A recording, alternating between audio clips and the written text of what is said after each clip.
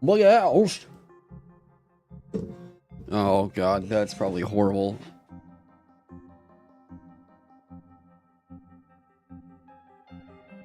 Yo! How are we doing? Yo! Hey, what up, Tin Can?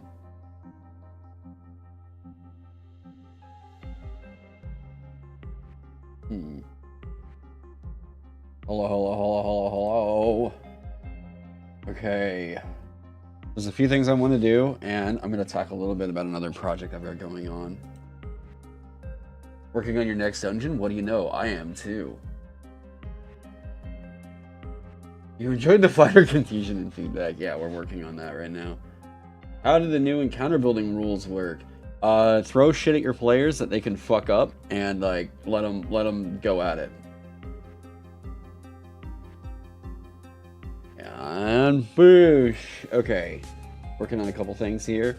Having to. By the way, if you ever want to like contribute something that you're like, hey Taron, this doesn't fucking work. Something seems weird. The easiest and quickest way to get a hold of me, if you're like, hey, something seems confusing, is to join up with the Land of the Blind Discord server, because it's very, very active. And this, people are always asking questions about the system, what all is going on. So we're gonna do this. The Land of the Blind for Vagabond queues. Bingo bango! Join up with that Discord, because that is the easiest way to really get a hold of me and see what's going on.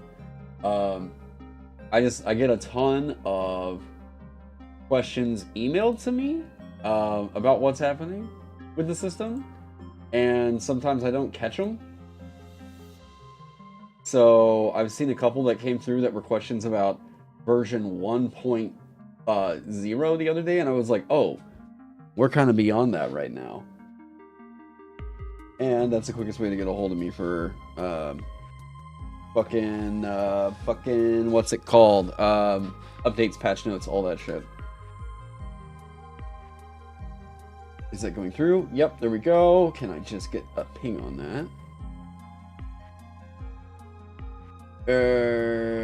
Oh, the grappled thing. Yes, I need to do a that originally was what's called a cross-reference. And the cross-reference did not update, and it just like deleted itself. So I'm gonna figure out what happened there, and we'll do that. Yeah, we're doing a homebrew jam too. Yep, that's going on over there. Like it's getting pretty fucking cool. And I'll tell you about the other concept I have for an adventure, and kind of the ideas I've had kicking around on it, and you all can see my crazy ass patch notes, or I guess I say patch notes, thought processes. Why is that? Opera, why did you give us emojis as... Oh, that's a thing you can pen? So you pin an emoji to the tab? That's weird. Okay, I guess that's... Alright. The homebrew legend himself is here. Oh, is that Felipe? Okay. So, talking about a couple things real quick. So I've been hearing a lot of thoughts as to what was going on with Fighter in particular. There's a quick fix in what happened with the merchant. But for the Fighter, we talk about this feature right here, and the way that this is intended to work, I think that the wording that is on here now is the way that this should be phrased. But if this is causing confusion, I wanted to hop on here, because if it was like still a problem, then it's got to get fixed, right? So, to everybody in chat, your job today is to tell me, while we're going through this wording right here, if there is an interpretation that is confusing to you, okay? So, as always, let's read through it first, starting off. Momentum, first level fighter feature, right? When you successfully parry an enemy's attack, your next attack is favored. Further, once per turn, if you have favor on an attack, you can forgo the favor to make 2 attacks instead. These 2 attacks can't benefit from favor. Alright, chat, let's hear it. Let's hear it. Your job is to tell me if any of that sounds confusing to you.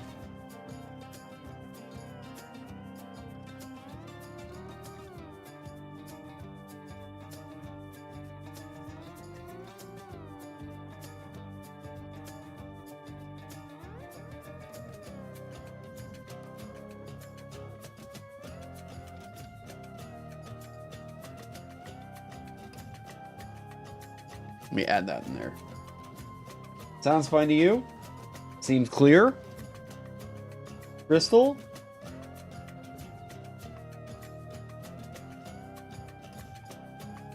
1 attack plus 1 attack with favor. B, 3 attacks. What does that mean?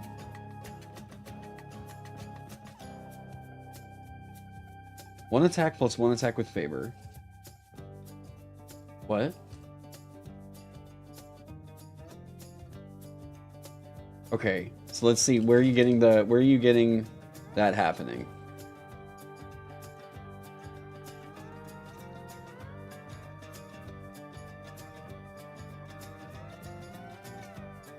Let's see. We want to see. And by the way, this is a pretty bulky ass thing in here. So I need to make sure that it's all fluid. I think grab means A and B are options you can make on your turn. Yeah. Let me see that. We gotta make sure this is clear. Other than your work on Vagabond, any plans on covering TTRPGs or anything like that with the channel? If I recall correctly, you said at some point you were gonna post music here on a second channel or something. I thought about doing a couple of like music tutorial things. Honestly, if TTRPG videos started plummeting and just not doing well and like this industry just fucking fell apart, then I would probably pivot over and start just doing strictly like guitar videos and shit. Mostly guitar education material, but yeah. Oh.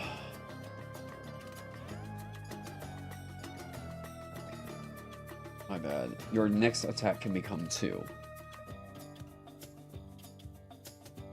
Yeah, so part of me wants to break these up because I think some people are getting the interpretation that it's only this attack that you make from a result of this that can get the momentum. And no, this is supposed to chain. This is supposed to feel synergetic, but also allows you to do things like this right here and not be separate. So if it's causing confusion, I would rather this stay in here and be really cool, and then deal with this as a thing that you can get later. Regarding the character sheet, is it possible to have a version where the statuses are listed there as well, or at least the statuses names? I think we can come up with a version of it that maybe has like a radio button that does that.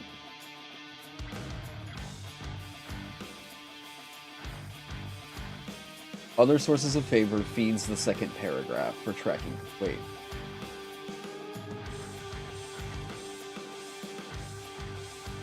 Oh yeah, if we're talking about... Or wait, sorry, I guess the way that you phrase that... Oh yeah, if we're talking about character sheets!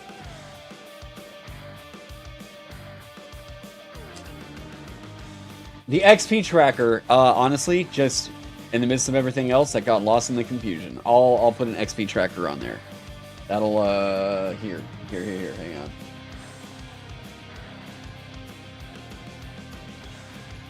Just so you know. Sorry, of everything that goes on, the character sheet, and like, I mean, you know, manipulating everything that's going on with that is probably one of the more cumbersome tasks. Because it's a little bit of a process, but like, we'll put it on there.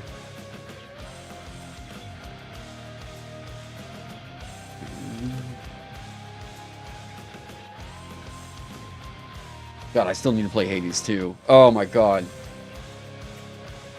I honestly, there's been so much cool shit come out that like, that's been one that's flown under the radar for me.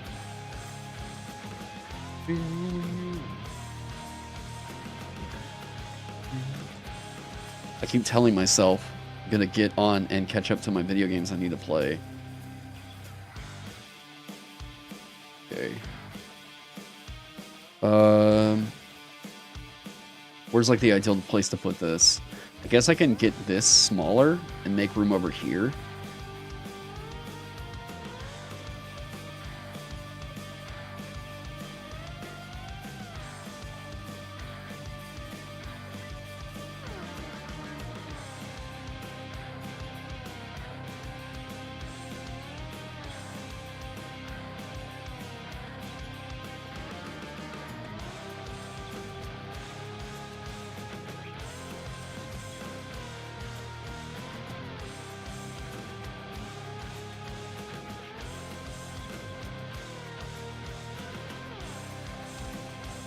Maybe.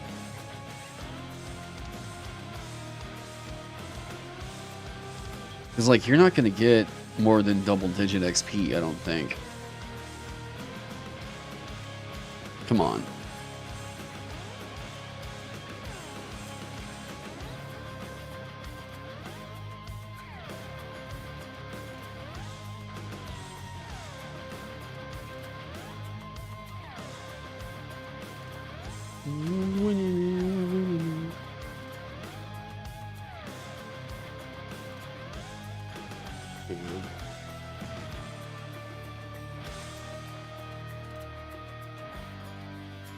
Apollo's scratching himself so loud I can hear it in here. Hey, what's up, Neo? You're wrong about, I think mostly user error makes sense with a careful read, though I do think having them listed as two separate features may have warded off my first move. Yeah, maybe.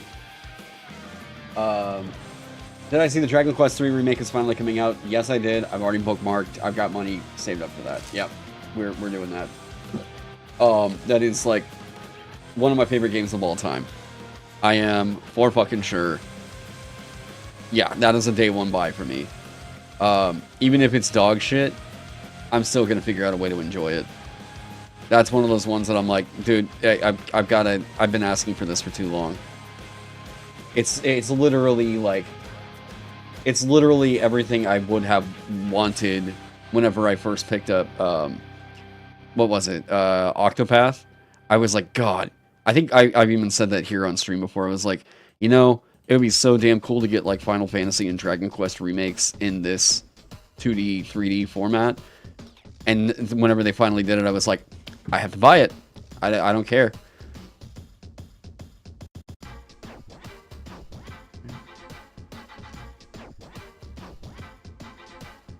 Yeah, I will figure out a way to convince myself that that game is a 10 out of 10, even if it's complete dog shit. Come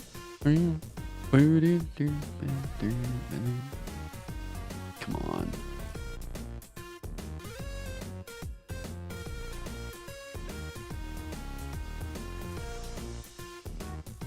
Got class here. Okay, here. Do this. Thank you. Distribute. No, spacing, right? Shit. I'm looking for distributes. There's not spacing in here. There's spacing in fucking Photoshop.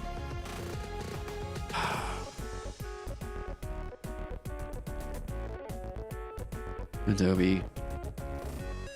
Every single day. I cannot wait for the government to fucking sue Adobe into the ground.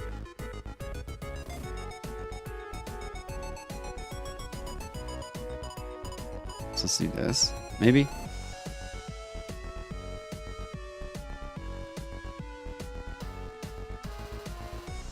Here.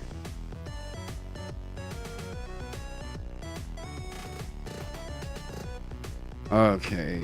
There's that.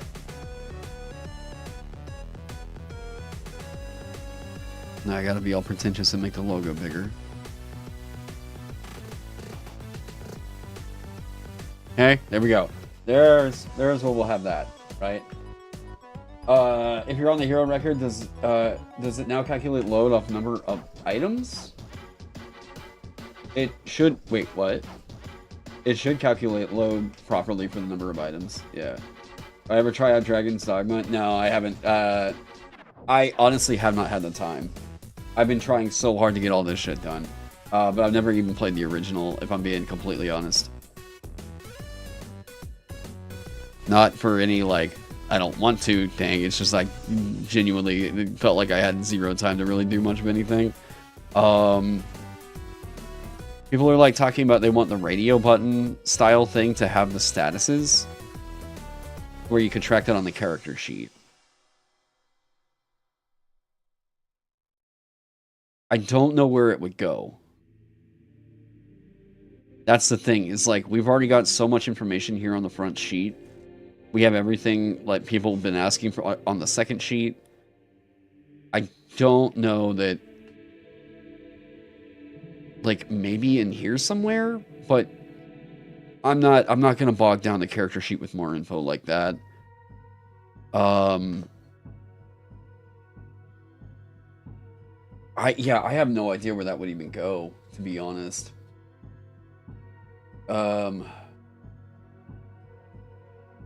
Yeah, up to 100. Yeah, that's what I thought. It doesn't calculate the items in the latest sheet. It just sort of calculates the item slots. It doesn't calculate the items in the latest sheet. It just calculates the max item slots. Well, yeah, I mean, because there's going to be different things that people would do with, like, bonuses and stuff.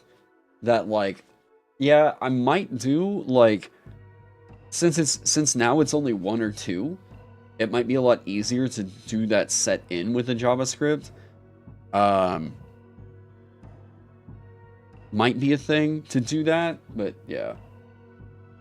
I'm missing an eye, or is it just cosmetic? Yeah, I wear a cosmetic eye patch. No, I'm missing an eye. Yeah.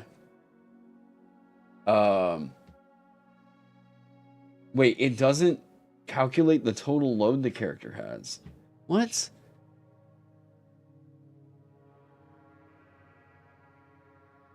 Weird question. With luck, if I strap a powder kick to myself and explode, if I spend luck, do I still only drop to 1 hit point?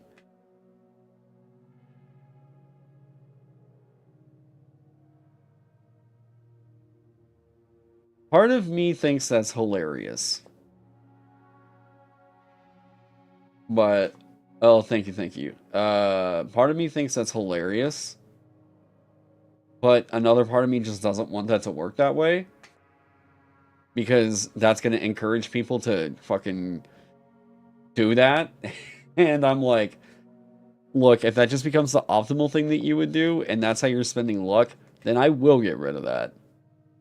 I thought it was by an attack. Because, like, plot armor could be, if you're reduced to 0 health, by an attack. Or by damage you did not deal to yourself.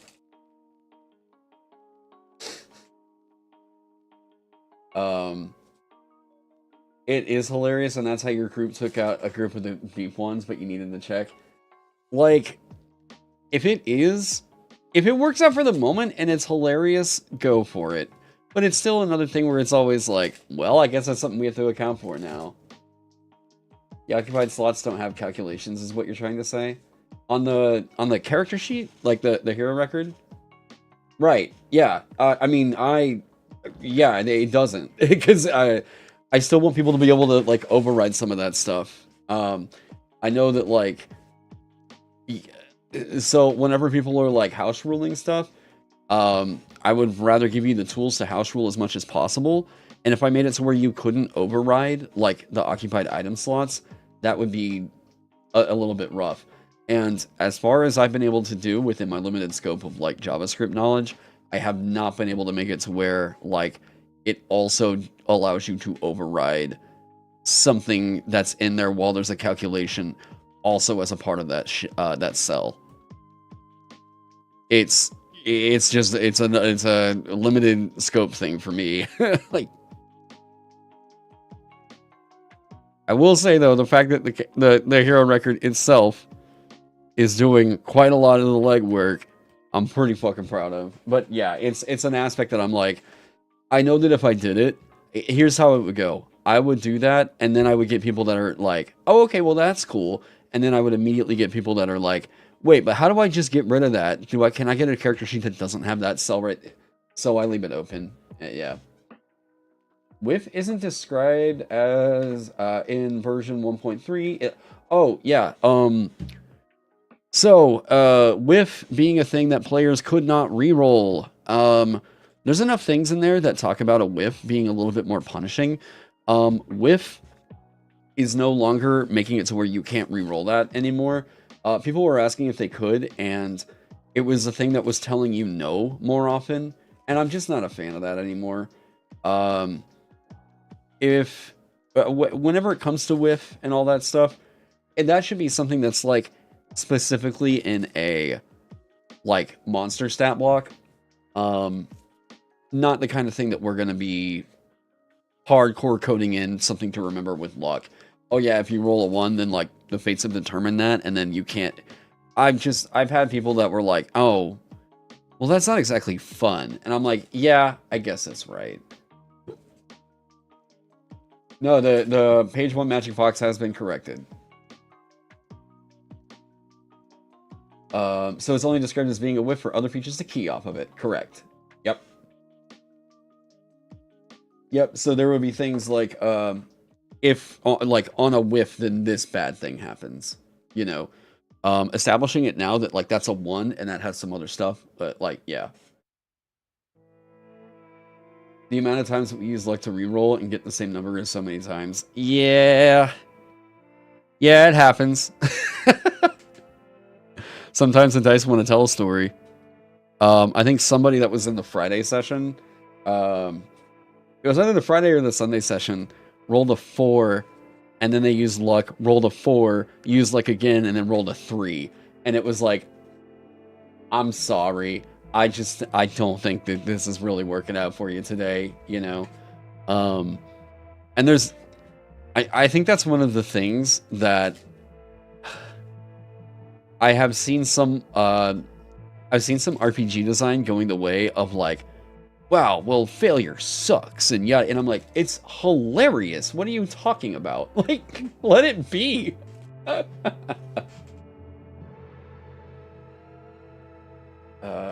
We decided to just say the fates. Yeah, the fates have decided that number. Yeah. Okay, so I will get that. That is a thing that we now have in here. I've got to do a whole thing to get that over to the PDF and everything. But let's get back over here.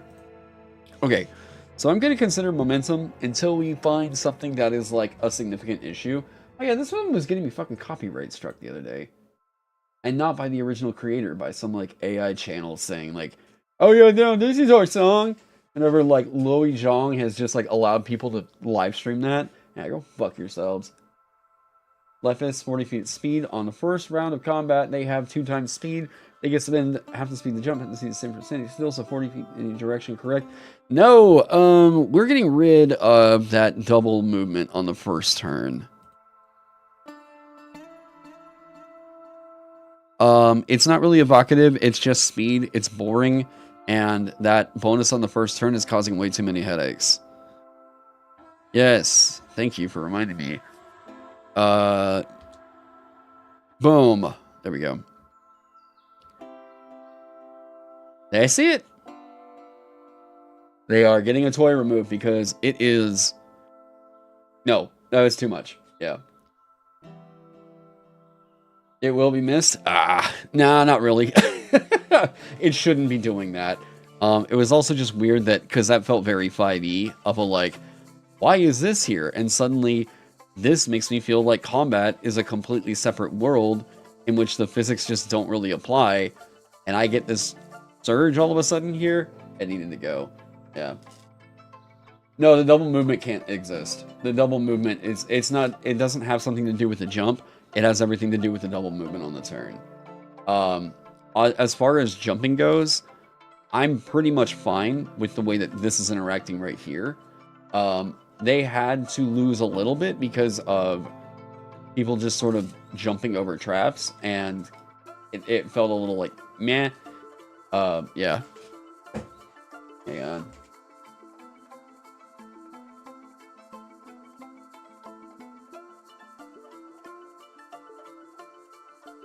He's like in there, like squealing.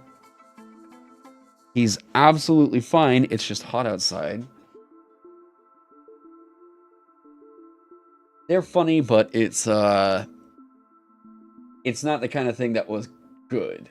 It's not the kind of thing that would make for a healthier game, is where I'm at with it.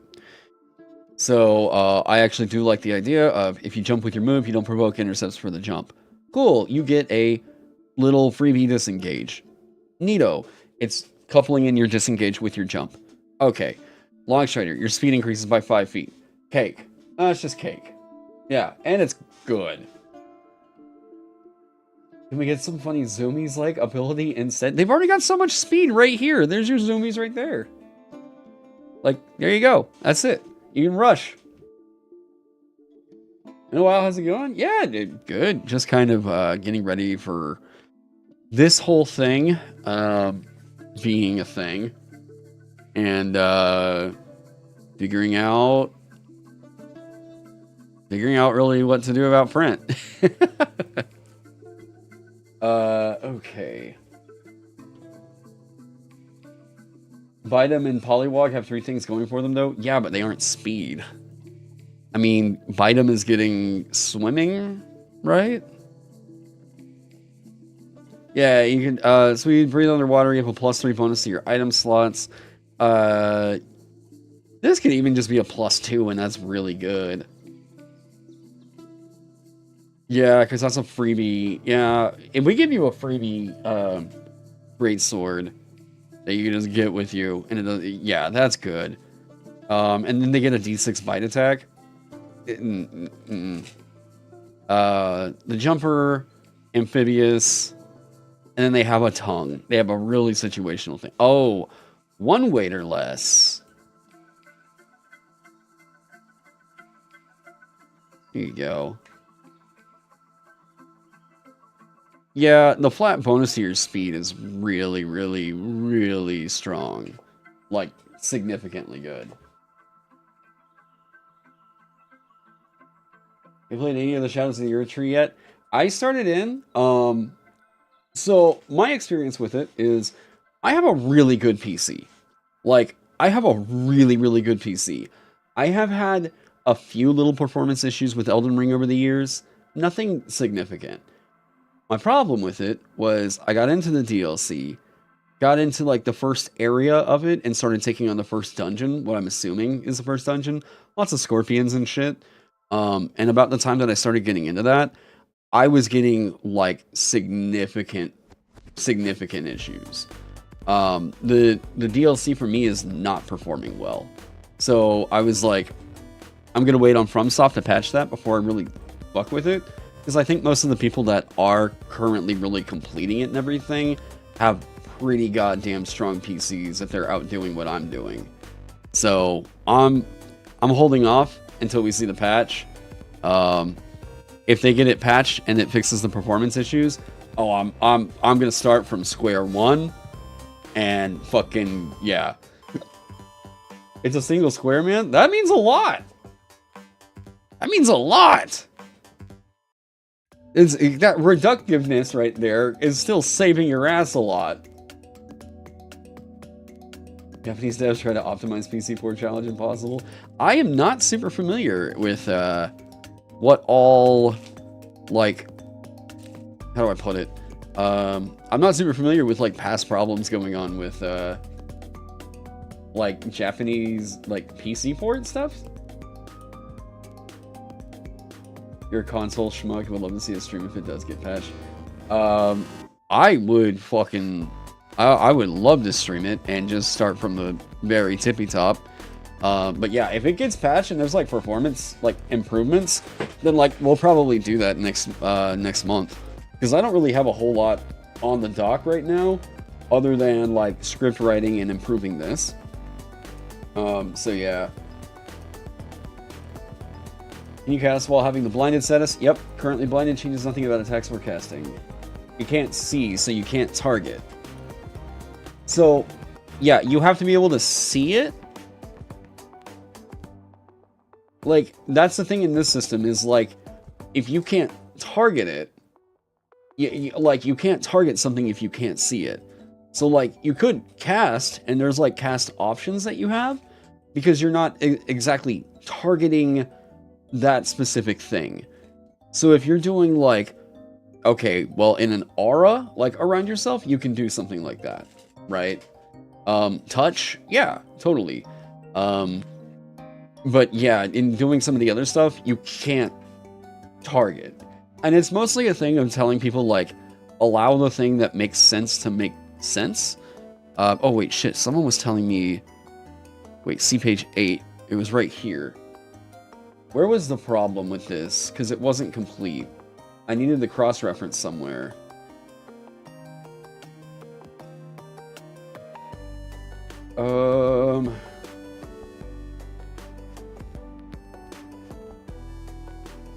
Yeah, there we go. I'm glad other people are seeing it. Yeah, exploding rolls. Yeah, exploding dice are more about flavor than power. Hey.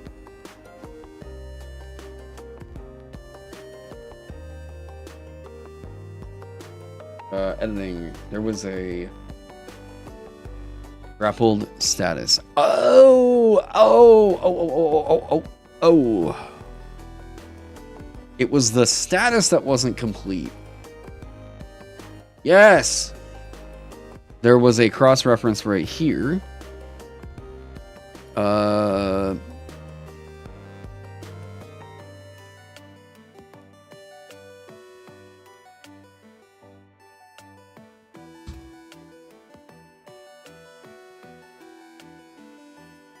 Yo.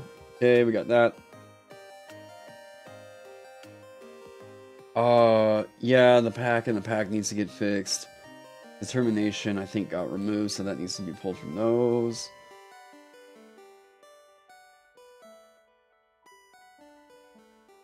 How much silver is a room at the end of Vagabond? That got added to they're added to the game. I put it in here. It's in 1.3. Look, right here. Resting benefits lodging. Bingo bango. Okay. So where was I? The bonding ritual scene task has an error. Throughout the scene. Yep, that's funny.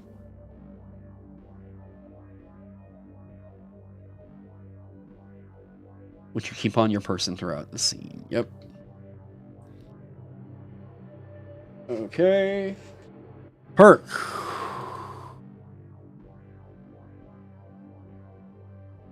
Determination is no longer in the game, correct? Double checking. Yes. Okay. Yet it was showing up in this. This.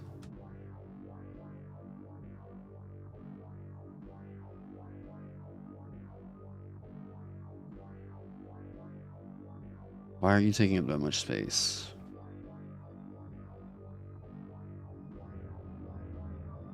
You should not be taking up that much space. Here we go.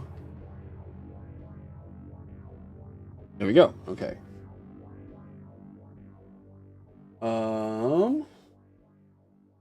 Got that. Okay, that's marked. Sorry, chat. I'm just looking at the editing channel in the Discord. We should be unifying that. Yes, this is... Wait, there's... Oh, yeah, we corrected that. Okay. Maybe get a list for the perks that start from page 76. So, from here forward...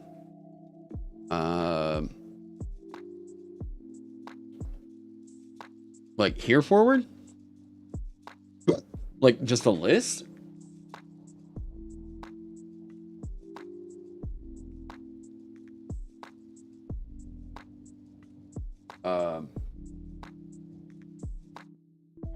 Somewhere in Oklahoma, I'm pretty sure that's where you were. Oh. I was like, what? So, the question is, can we get perks that start from here, Abjurer forward? Is just having them in a list, adding some, like, would it help?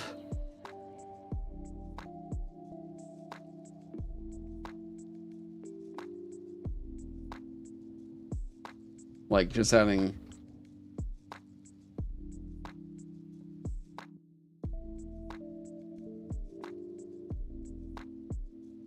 like this?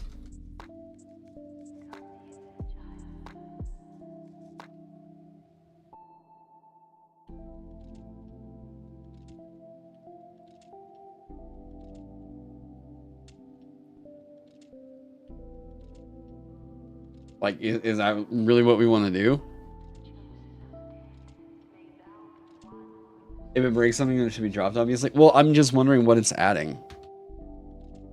Because, like, if the idea is that it's supposed to be, like, organizing it better, it just sort of seems like it's another way to reprint the names and take up some space. If it's a fact of, like, people like whenever things look, you know, the same from, like, section to section to section, then it would, yeah. It helps when looking through perks to pick. Does it? Like, genuinely curious, does it? Because it just seems to me like it's kind of doing the same because we have, like, all the headers here.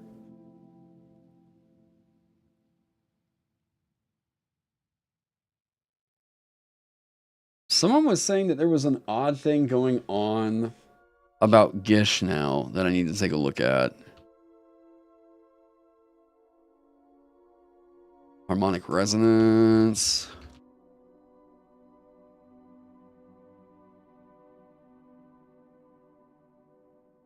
Ice knife. Impersonator. Like,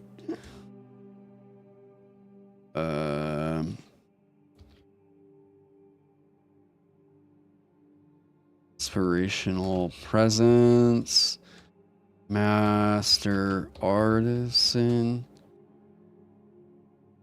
How about inspiring presence?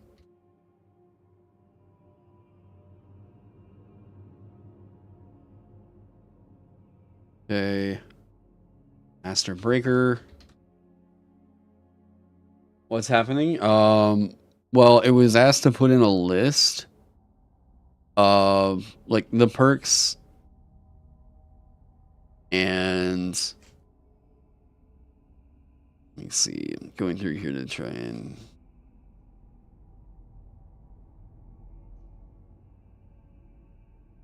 mirror breaker. Well, it's not a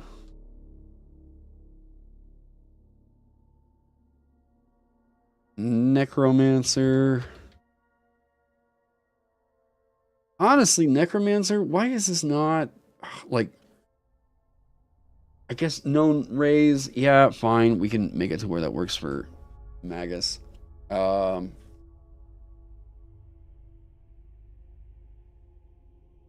also just doesn't really feel like necromancer to me. I don't know. I wanted to leave that a bit more open. I don't think we have to have that. Alblasted. Fearless athlete.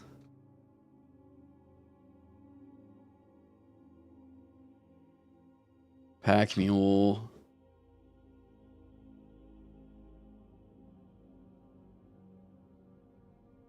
Yeah, yeah, the spacing. I saw that too, and I was like, "Oh, provoker."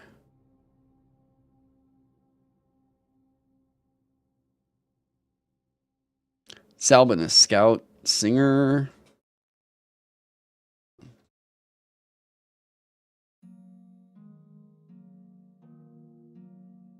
All right. Smooth talker. Oh wait. Smooth talker, solar flare, tough.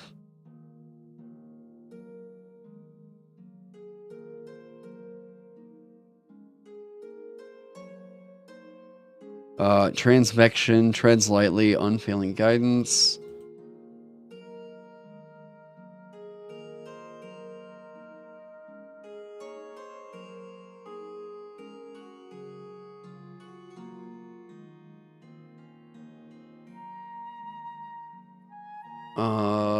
Ungermax, Vituperation, Wander the Wooded, Water Walker.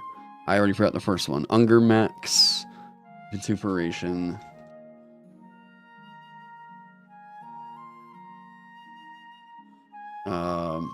Started with a W, Water Walker. Wander the Wooded, there we go.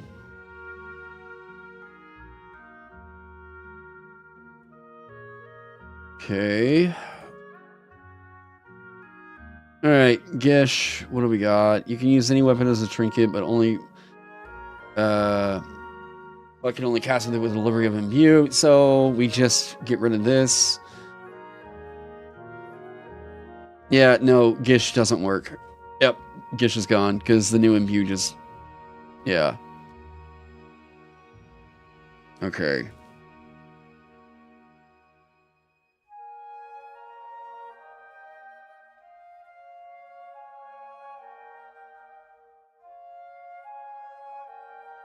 Let me do this over here. And you over here. Get you. We have story-based perks over here. Does this... That didn't cause a... overflow, anything like that? Okay, is there a way that we can... Oh, maybe. Aha!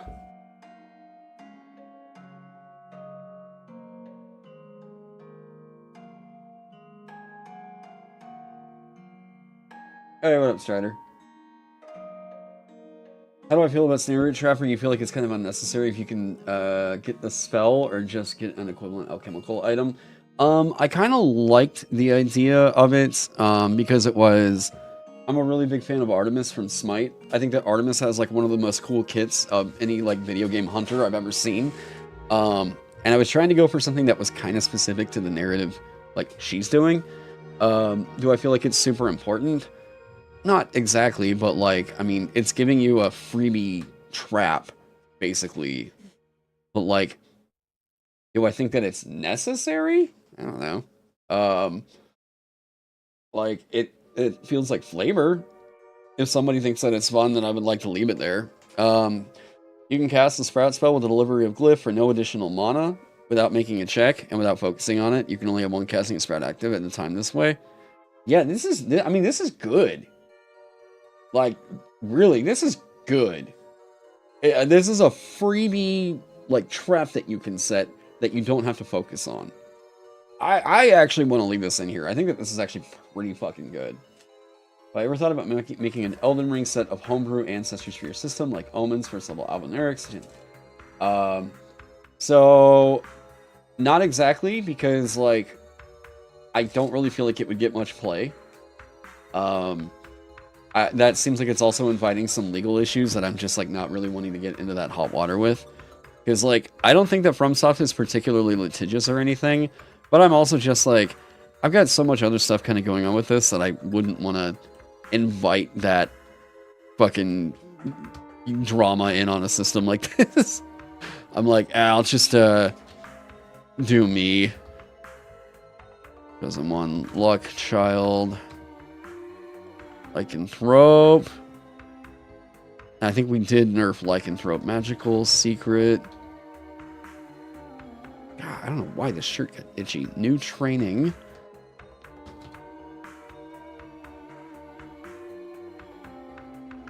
Risen and Secret of Mana. So Risen would need some...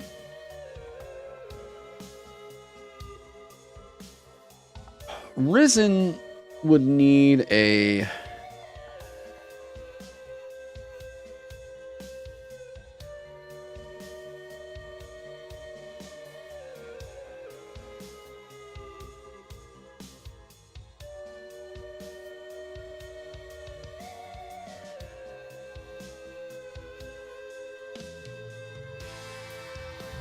That doesn't mean anything.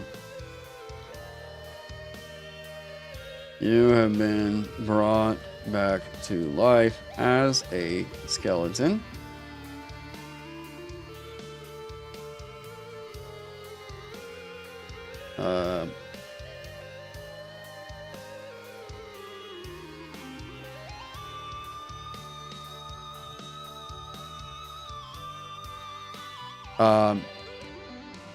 You have been necromantically risen as a skeleton.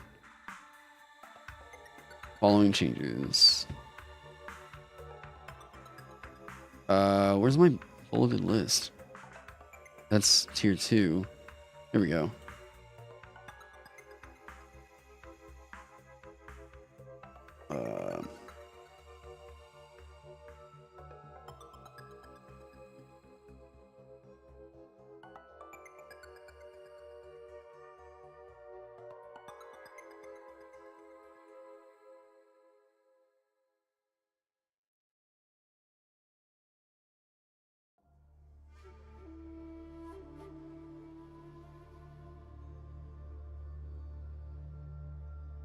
This needs to be phrased like...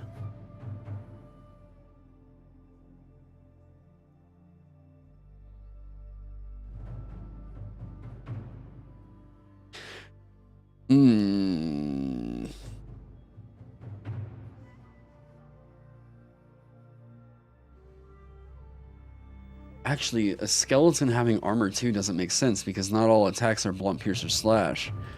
Like it used to be, but now that that's different, we can do this. Oh, alright, hang on. I think it's a little weird that the Magus' Spell Striker feature no longer has to do with striking with spells. I get that it's baked into Imbue now, but the name is tripping you up. I don't know, don't think too hard about it. I'm not thinking too hard about it. So no, of course I don't think it's weird, because it doesn't come to my mind. Skeleton?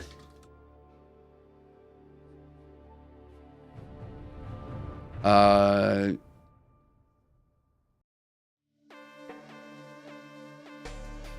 is it even really worth it in here to say, like, bows and arrows don't do much to it? I don't think that that's even, like, the kind of thing that's fun to track. Because, like, base armor and 2, armor's changed, you know? And risking getting knocked down. Wait. Wait. Oh, it's very Hunter-esque, yet Alchemist, Merchant, Rogue will still have access? Yeah, no problem. What if ranged attacks were hindered? If we wanted to get, like, if we wanted to knock down some of the blunt, or, some of the slash and pierce. There we go.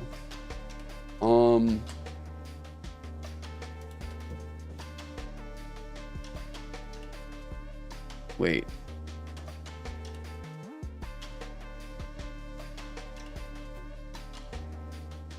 Or...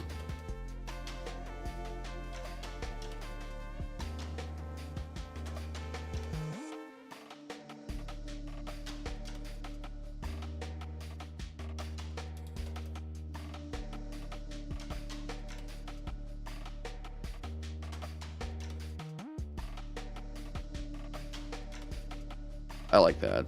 Get rid of this.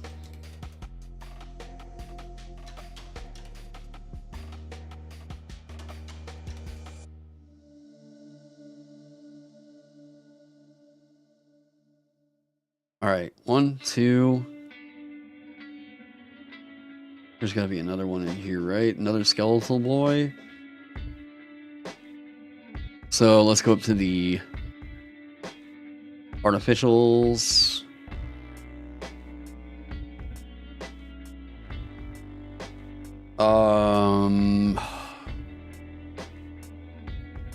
Bone Golem. Yeah, let's get rid of this right here. I don't like the fact that it's a little bit hidden, but like it's kind of the best we can do at this moment. And it doesn't, yeah, now it's no longer reducing the damage from attacks that aren't dealing those. I'm super fucking glad I caught that.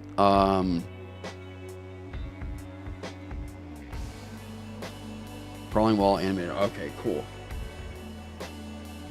Have you ever tried to cut bone? No, not in particular.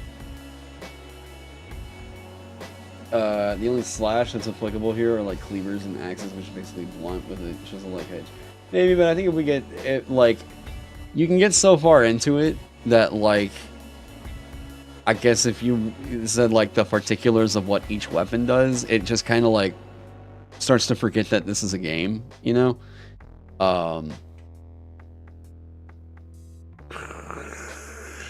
Okay. Alright. So...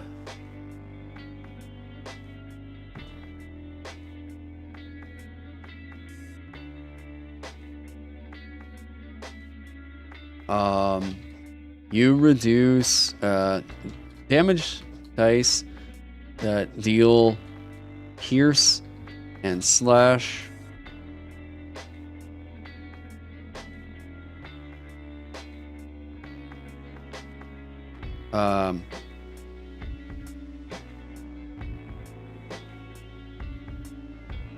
Pierce and slash damage you take is reduced by 2 for each damage dice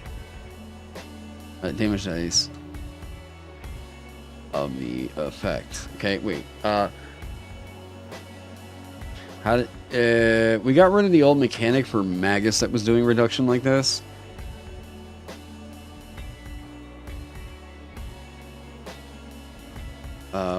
You no longer gain fatigue by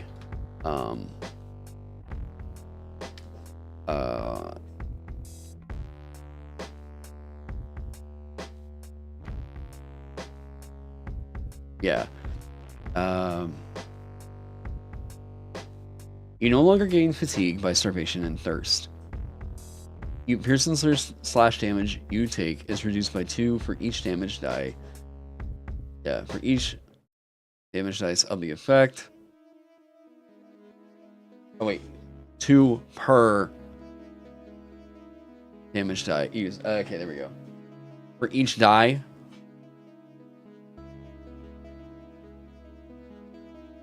Each damage dice of the effect. Each damage die of the effect. Whatever. All right. So you're pointing out the sword against the skeletons. Yeah, that's kind of what I was thinking. I think in Pathfinder, I think Pathfinder goes in kind of hard on that, and I think skeletons in Pathfinder are particularly deadly. I know I haven't cracked open that book in a second, but yeah.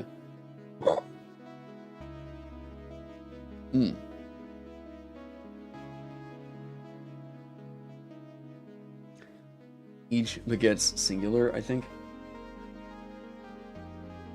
Yeah, you're a weak blood. I mean, yes, in general, but you're building up a tolerance. Hey, you'll get there someday, champ. You are immune. Why are you so tiny?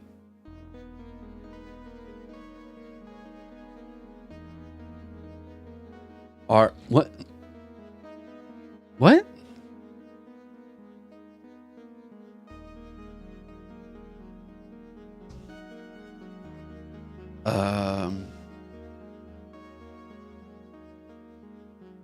Here? Oh no, a little bit further. Here.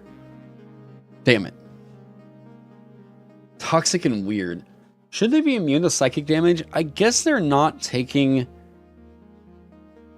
any mental, like, ugh. They don't have a brain to get fucked with. No, they're not immune to, like, charmed or frightened. They can still take psychic damage. Wait, do they in D&D? What up, Creed? What have you missed the last hour? Oh, we're just kind of chatting. What up, Gavin? You've been out of town for a bit, and who's accused of murder now? I mean, it kind of depends. I guess the villain for this week is Dr. Disrespect, so that's been fun. It has faculties, it should be damaged by weird. I think I'll probably leave it for now. Well, yeah, it has some agency in here. We'll get rid of that. Yeah. Dude, it's fucking wild. I think this skeleton... Alright, we're gonna have to fucking, like, rework the... How do you just... Hey, welcome! All right, let me get the threat level calculator. Threat calc. Thank you. Sweet.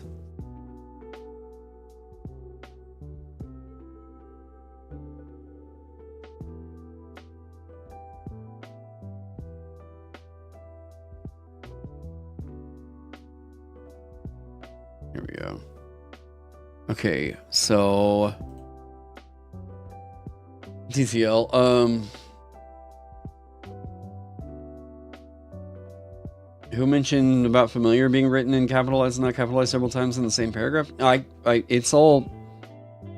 I mean, it got corrected. What do backpacks do? They no longer do that. No, they are just a container. Yeah, that's been nerfed.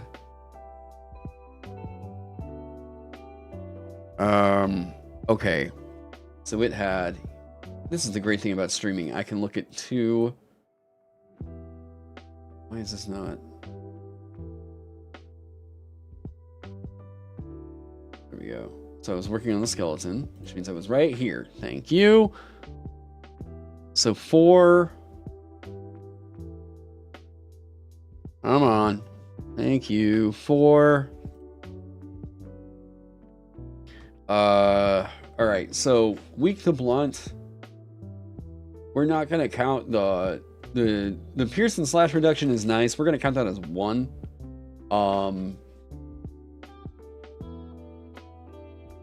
So 3 minus 1, so 2. 4 health, 2, so 1.0.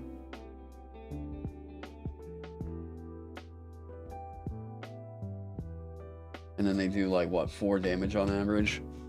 0.8. Are they the exact same? They're the exact same. All right, well, there you go.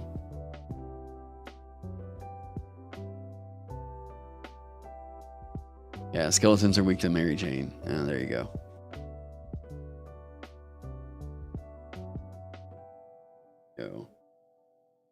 What's this system like? You've never heard of it. I'm trying to push it as a bit more of a fantasy action dungeon crawler rather than a strictly fantasy roleplay game.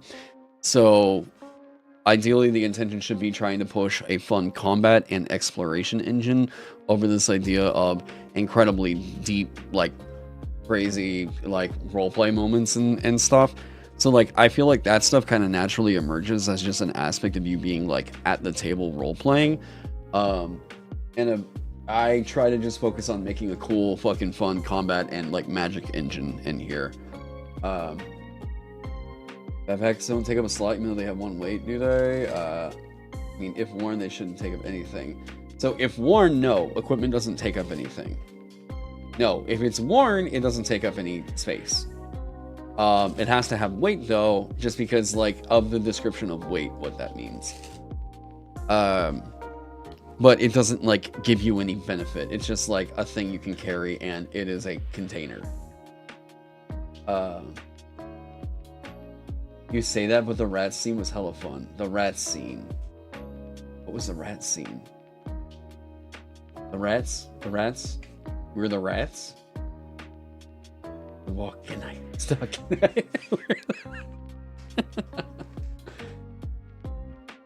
What rat scene?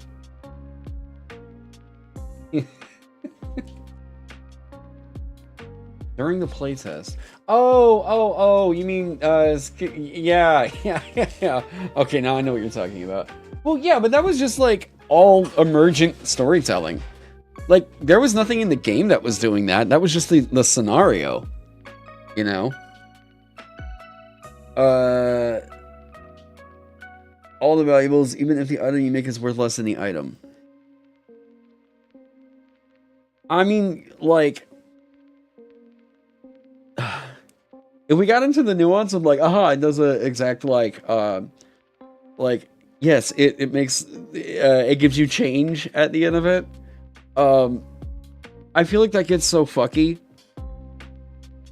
Like, I mean, what, I guess it leaves you change. I guess I would just kind of leave that up to the table, but like, to me, I feel like if we got so deep into the nuance of that, I'm kind of like, I guess it cracks this diamond and gives you Yeah, less accounting, please. I would just say don't, out of the sake of, like, just let the game, like, go quick, you know? Yeah. So, like, this is something that I see happening a lot, in particular with people that are coming to this game from 5e and Pathfinder, is, like, they don't really feel like they're allowed to let things just sort of happen and then be fun. And I'm like, just kind of like do the thing that works for the moment and don't worry too much about the rule. And if someone feels like, man, I really wish I'd gotten those 3 silver pieces back, just give them to him. It's like, it's not going to break or hurt anything. Yeah. Yeah, you really need change. You can convert it to silver, then convert the silver to the, yeah. There's also like other means of you being able to like break it up more efficiently, but it's also like, oh god, don't get that heavy into the simulation of it all. A big part of like what I'm coming up with here is like kind of a pushback against heavy simulationist games, because I find them fucking tiresome. I know so many people have been like, wait, you don't like Traveler? Like, why not? And I'm like, it's the most burdensome fucking rule system. And it's like, I just don't think it needs to be that goddamn complicated to do something like, I want to shoot something with a laser pistol, you know? Worst of the worst is definitely Shadowrun on that, but yeah. I just don't like heavy simulationist games, because I think it comes up with this mindset of like, before I can do something, I need to go search through a fucking 400-page rulebook to see how to do that thing. And I just hate that style of play. Like, thank you for wasting my time looking through a fucking book.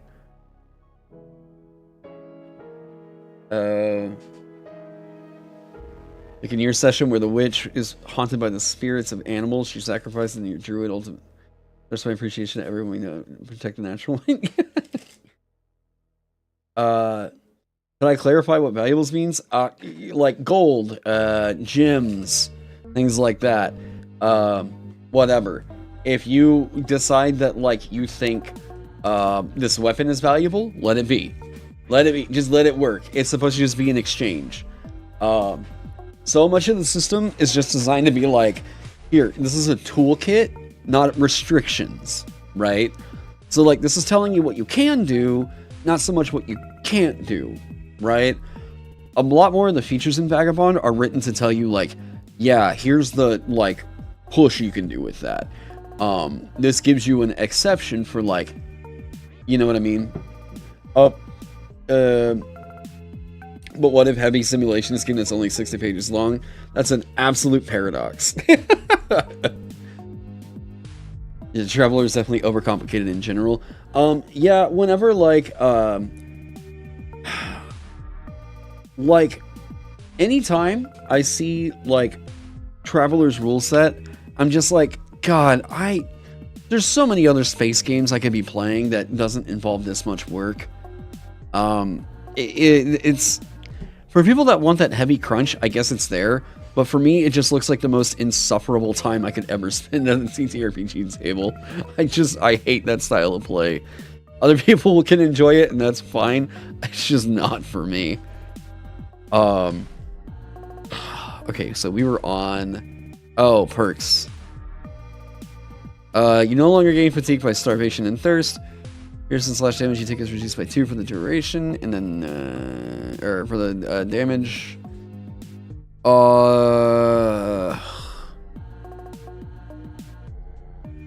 Where the fuck? You can't be sickened. We can probably get rid of this. I always thought it was goofy that, like, skeletons can apparently see and they don't have eyes. They must have blind sight. Oh, but no, we'll get rid of it. It's just goofy. And it's gonna create more like, well, actually. Oh.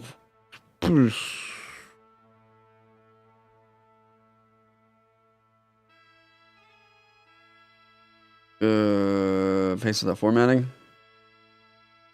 Holy water and silver weapons ignore. You take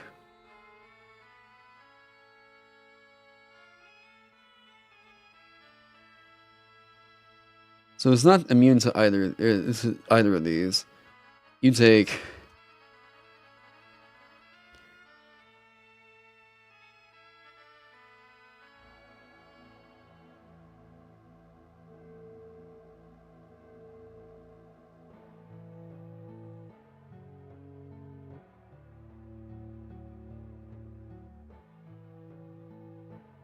What if we do this?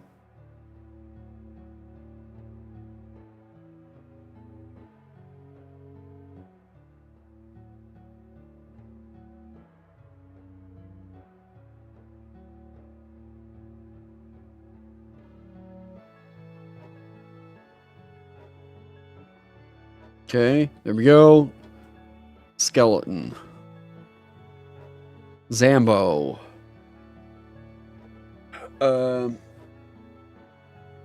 Pathfinder and D&D, they're immune to sleep and paralysis.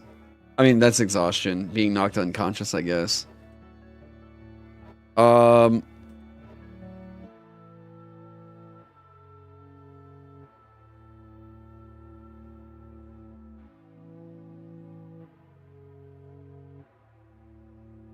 Yeah, I think that's kind of a universal thing with undead, isn't it?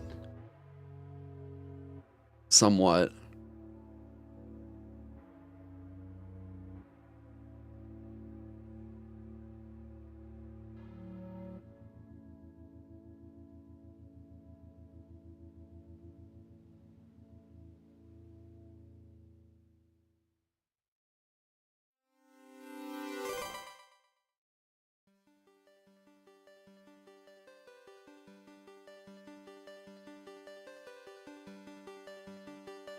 I mean, if you're just killed outright, then that's like, oh, okay, well, there he goes. Apart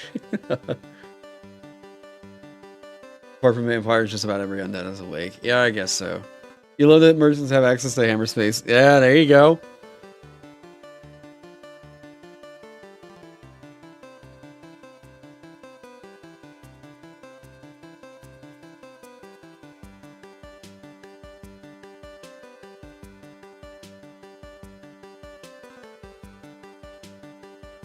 Okay.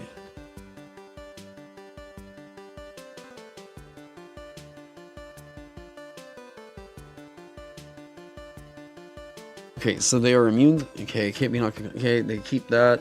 Nope, we get rid of this. So why would you go zombie instead?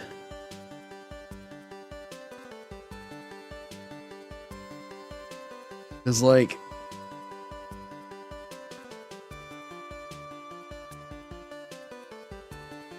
you can't be killed unless the damage is dealt by a crit, magic, or silvered weapon.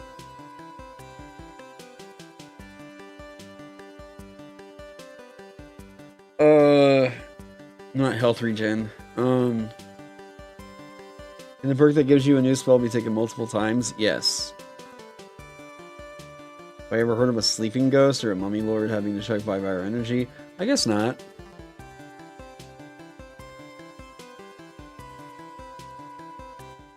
Here's how we can convey this.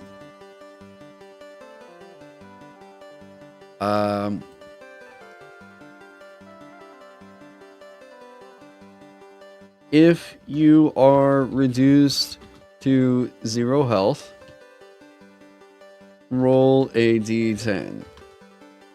If the result is equal to or lower than your might, you are instead at 1 health. Damage dealt...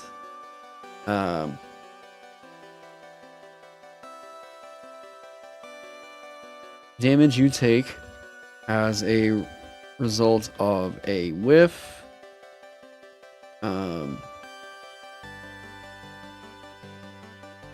save or check.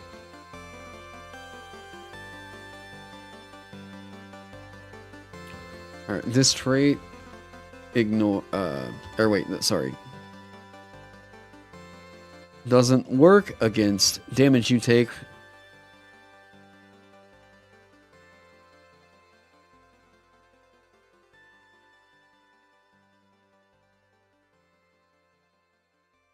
ore from magic or silvered weapons.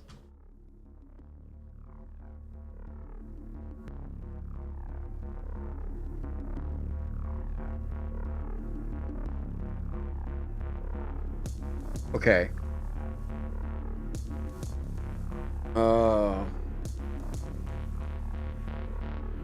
The citizens need your fit all booster stat blocks. Yeah, there's probably an idea for something like that instead.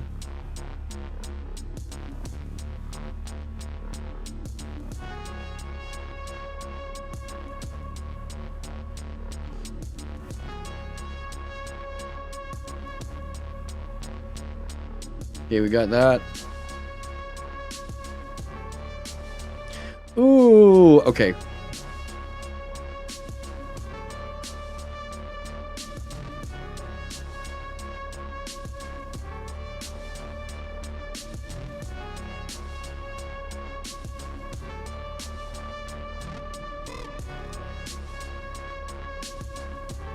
Here we go.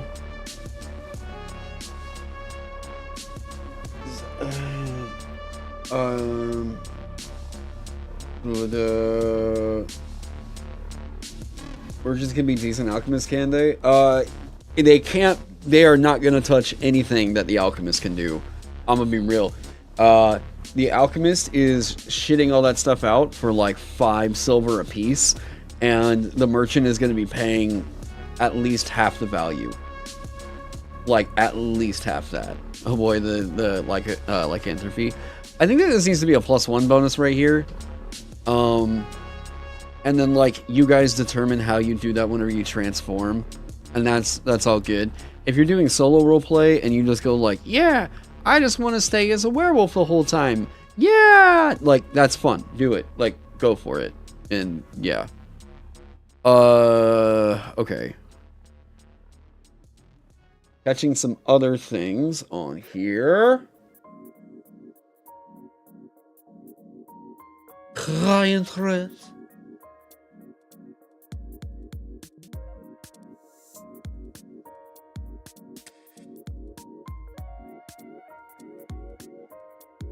Okay, so now that we've gone through all that, this is enough to do a hot fix with. And we'll probably do that later on today. So please, if you have some other feedback, let me know. I'd be happy to hear it and take it into consideration.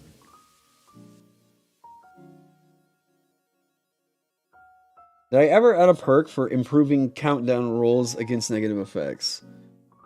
For improving countdown rolls?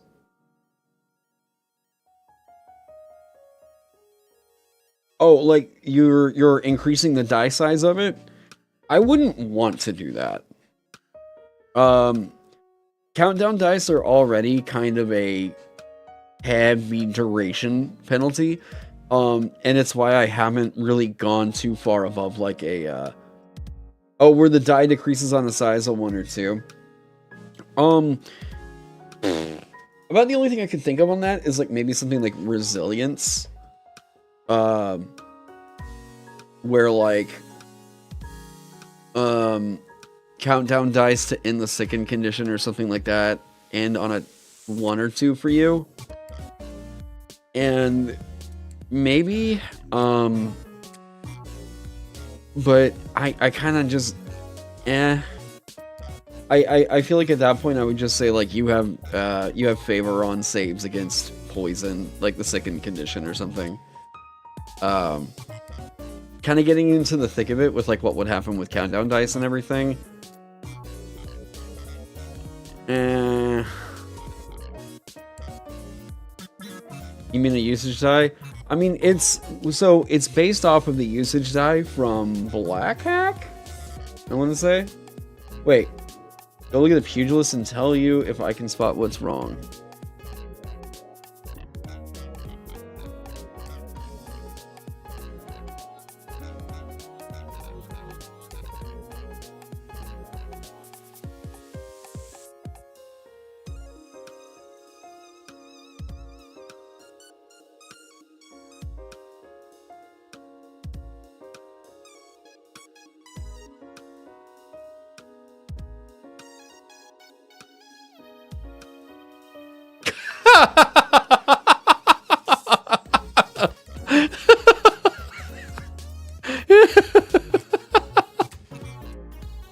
Was that it?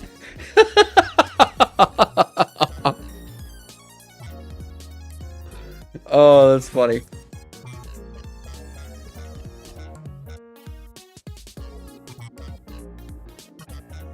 Yeah, that was it. Okay. So, Dig Deep is quite good. I think we would like to move this up into Prowess, though. Yeah.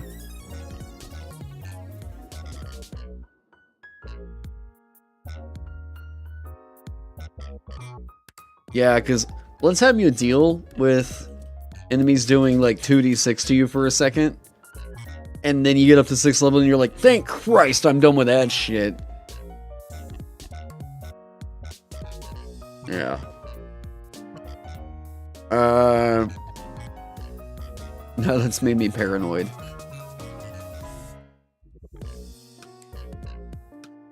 Yeah, see, Vanguard needed that way earlier, and then they get the like, oomph. Yeah, so Vanguard's supposed to kick in and just be like, oh, fucking yes. Like, let me just take all that fucking damage.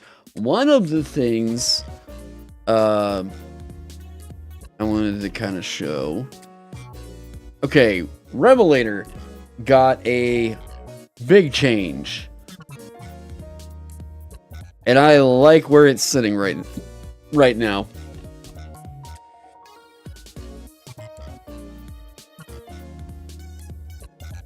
Alright. So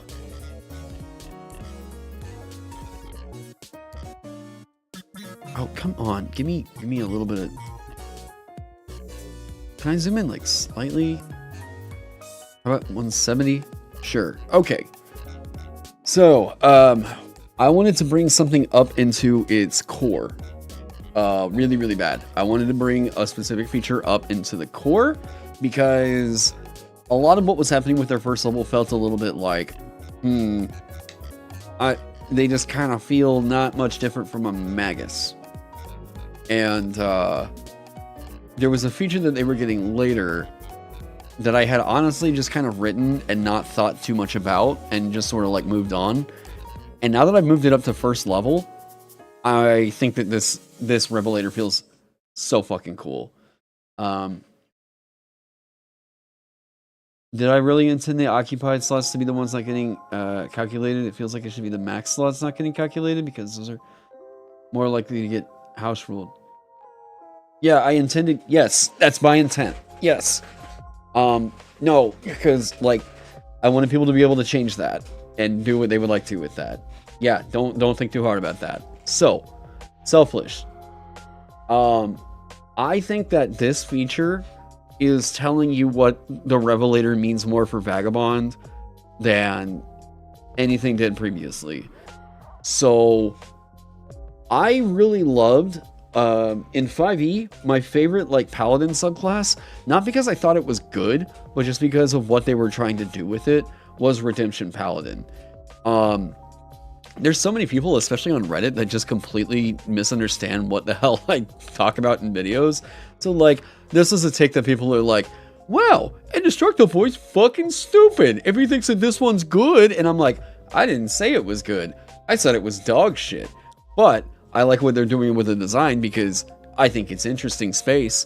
Would I play one? Probably not. It probably needs a major rework, but it's still cool that they were experimenting. So what I liked about Redemption Paladin from 5e was there was an old Pokemon deck that it was like the fucking Chansey Tank Wall. So essentially what you had to do with this deck was there was Chansey, and then there was another Pokemon named Alakazam. You all are fucking gamers. You know what the hell I'm talking about, right? Yeah, Jigglypuff Scoop Gaming. Yep. So the tactic is, Chansey goes out there, or another Pokemon goes out there, sets up a, like, fuckload of damage with this thing called Double Edge that's doing, like, 90 per punch, or 80 per punch. And then Alakazam has an ability called Damage Swap. So what you do is you just put another Chansey in your bench, transfer the damage from that Chansey over to a different one that you've got, and then use another card called Scoop Up. Scoop Up allows you to pick that one up, remove all the damage counters from it, and because Chansey's a basic Pokemon, you can just plop it right back out there, and it's fucking good to go for more goddamn damage soak. This deck, in like the first generation of Pokemon, was fucking insane. Absolutely fucking insane. Please tell me extensive detail about them and their zodiac signs. What would Chansey be? Aquarius, maybe? I have no fucking clue. Hang on a second. Paulo, hey, bud. Paulo. You gotta stop that. He only does this whenever I'm streaming, I swear. He'll hear me in here talking, and then he just starts whining in the other room. And I'm like, dude, we could have been hanging out all the time. Whatever. He just hates that I'm streaming, I swear. So I really liked this idea, and I liked that they were trying to do that with Redemption Paladin. The problem with Paladin in 5e is that that class is not really built to support what that wants to be. You know? So unfortunately it falls flat. But I like the fact that it still felt like that. So like with Selfless, this is, you are able to magically take on the damage dealt to your other like teammates, but it can't be reduced in any way. This is a killer frontliner now. This is taking a crazy amount of like, send that over my way. I'm gonna like lay on hands myself, and that's gonna allow me to like supercharge up and then be ready to go. This is allowing you to pull damage away from your teammates, put it on yourself, and heal it up. This is a different playstyle than the original Revelator, and I am super stoked to see what people want to do with this one. It may not be appealing to everybody, but goddamn, I am actually really excited to try this one out. Out of any time I've ever come up with a Revelator concept, I've been sort of like, well, this is what people are going to want. They really want the old Paladin feel, whatever. I'm just going to give that. It needs an aura. It needs a smite. This was the first time I really took a look at it and was like, what would I be doing different? So what, like, if I was to design this class from the ground up, what would I be trying to do with the concept? So moving Selfless all the way to first level was where I was like, yeah, I would play this. This feels like the kind of tank I would want to be. And it feels like a different tank from the Vanguard. Feels like a different tank from what you would be doing with the Paladin, you know. The flavor on it is way cooler than lay on hands. Well, but like I think they work synergetically really well.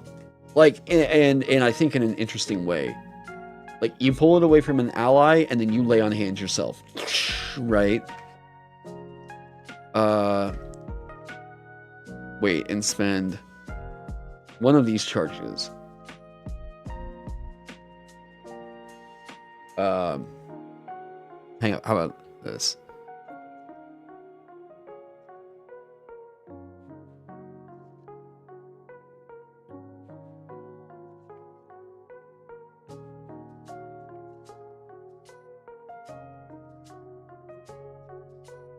And spend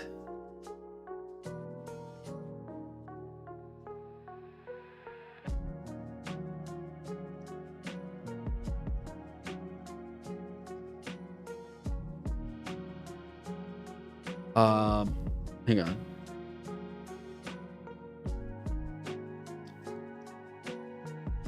Hang on.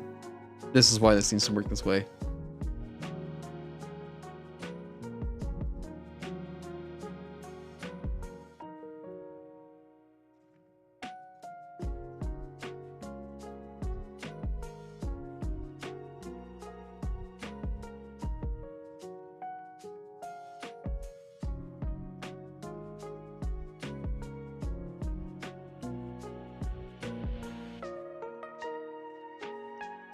I don't think this needs to say this. That always comes up with such a weird interpretation where it's like, well, am I really a being? It's like, yes, you are. Like, let it be. Let it work. Like, well, it says touch, so I don't know that. Yes, you can touch yourself. It's fine. In fact, it should be encouraged. It's a healthy mindset to be in, alright? Touch yourself more often. Why don't you allow damage reduction for the Selfless feature? Ah, good question. Because there are plenty of ways in which you could get immunity and just reduce any of that damage all the time. You could just like, hey, I have immunity to toxic. I'm going to take that damage instead and reduce it all to 0. It completely kills a lot of monsters. And I wouldn't want the idea that, like, this buddy got attacked. I'm going to take it instead. And, like, because it was from an attack, my armor is going to tweak that. No, just, it can't be reduced in any way. This is the easiest way to get rid of all those instead of having to account for a billion of these different things. The header only signifies 2nd and 6th. Ah, gotcha. Yeah, it's an anti-chainsaw juggling measure. Yep. Yep. What the fuck is that horror story, Gavin?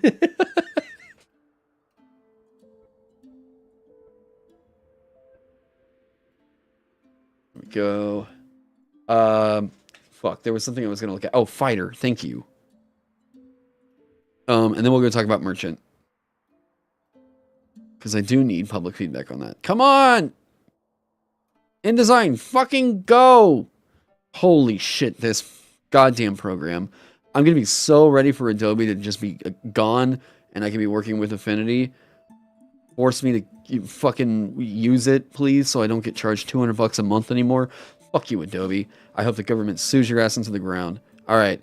Fighter. 2nd level, 6th level, every 4 levels hereafter. We don't need this right here, actually. We can can that. Long story short as to why. It doesn't scale with the rogue. And it just says it in its class stuff. But because it says right here, you gain an additional property with this feature every 4 levels hereafter. Now we don't need to put it in there. Yeah. I did make the change to situational awareness. Yeah. Someone on Twitter was pointing out how the incapacitated thing. What was it? Oh, it was something about a redundancy that already happens whenever you like would be incapacitated anyways, and I was like, oh, well, that's interesting. I'm just gonna pull that now. Yeah. Started working with Affinity yesterday. A little bit of learning curve, but it's going well. The only thing I didn't personally like as I was looking at it was showing me each of the separate pages, but I'm sure I could just like work on that as like, give me a spread view instead, you know? Like, if you give me a scroll like this, great. The transition should be pretty cake. Here, actually, is it doing it because of this?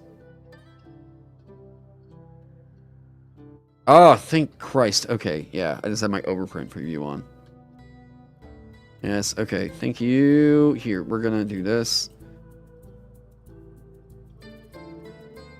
Oh, wait, no. Huh? That's probably also why my computer is like, hey, I'm feeling a little overworked here, buddy. Let's see that.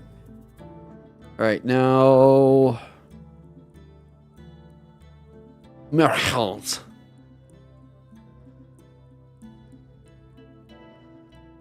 All right. Let's talk about this because I wrote it last night. I don't think it's perfect, but it is a shot at it right now. Most likely the one that I'm going to have to take a look at is going to be Gold Sink and Hedge Bet. Everything else feels pretty all right. So, Merchant, starting at the tippy top, right? You just remember that someone in my Discord does their layout work in MS Word. Yeah, and I keep highly encouraging people like, hey, get away from word processors and get over into an actual layout software. Microsoft Word, if you keep trying to do something like that, it's not a layout software. It's not. Yeah. Yeah. So, Merchant. We'll skip all this for right here. Presence, luck is going to be their key stat. You'll see why both here in a second. Craft and influence and 2 other skills, and then any 2 tools. Going up here, starting at the very, very, very top of their features. You can perform the appraise task as an action rather than a scene task, and learn if the item is cursed if you pass. Alright, this felt like a fun idea. People were asking specifics about different items the entire time we kept playing, and I felt like this could be a fun idea as either a perk or something else, but it felt like such a natural fit on the merchant. Now, Gold Sink. This is going to be where the class is going to feel a bit like, whoa, okay, here we go. Gold Sink. You can make attacks with crude weapons using influence, and can skip your move to take the use action. If you take the use action to place valuables into a container and close it, you can open that container and magically materialize an item of your choice of equal or lesser value to the valuables you placed in it. The item materializes in your hand and the valuables disappear. What I think I'm going to do about this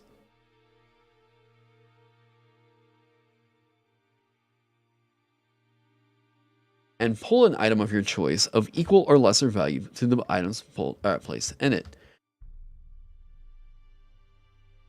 For the purposes of the story,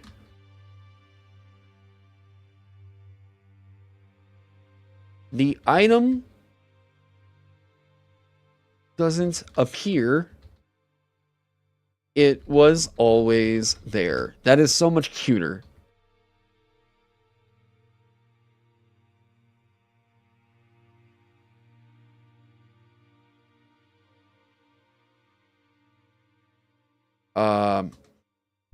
The valuables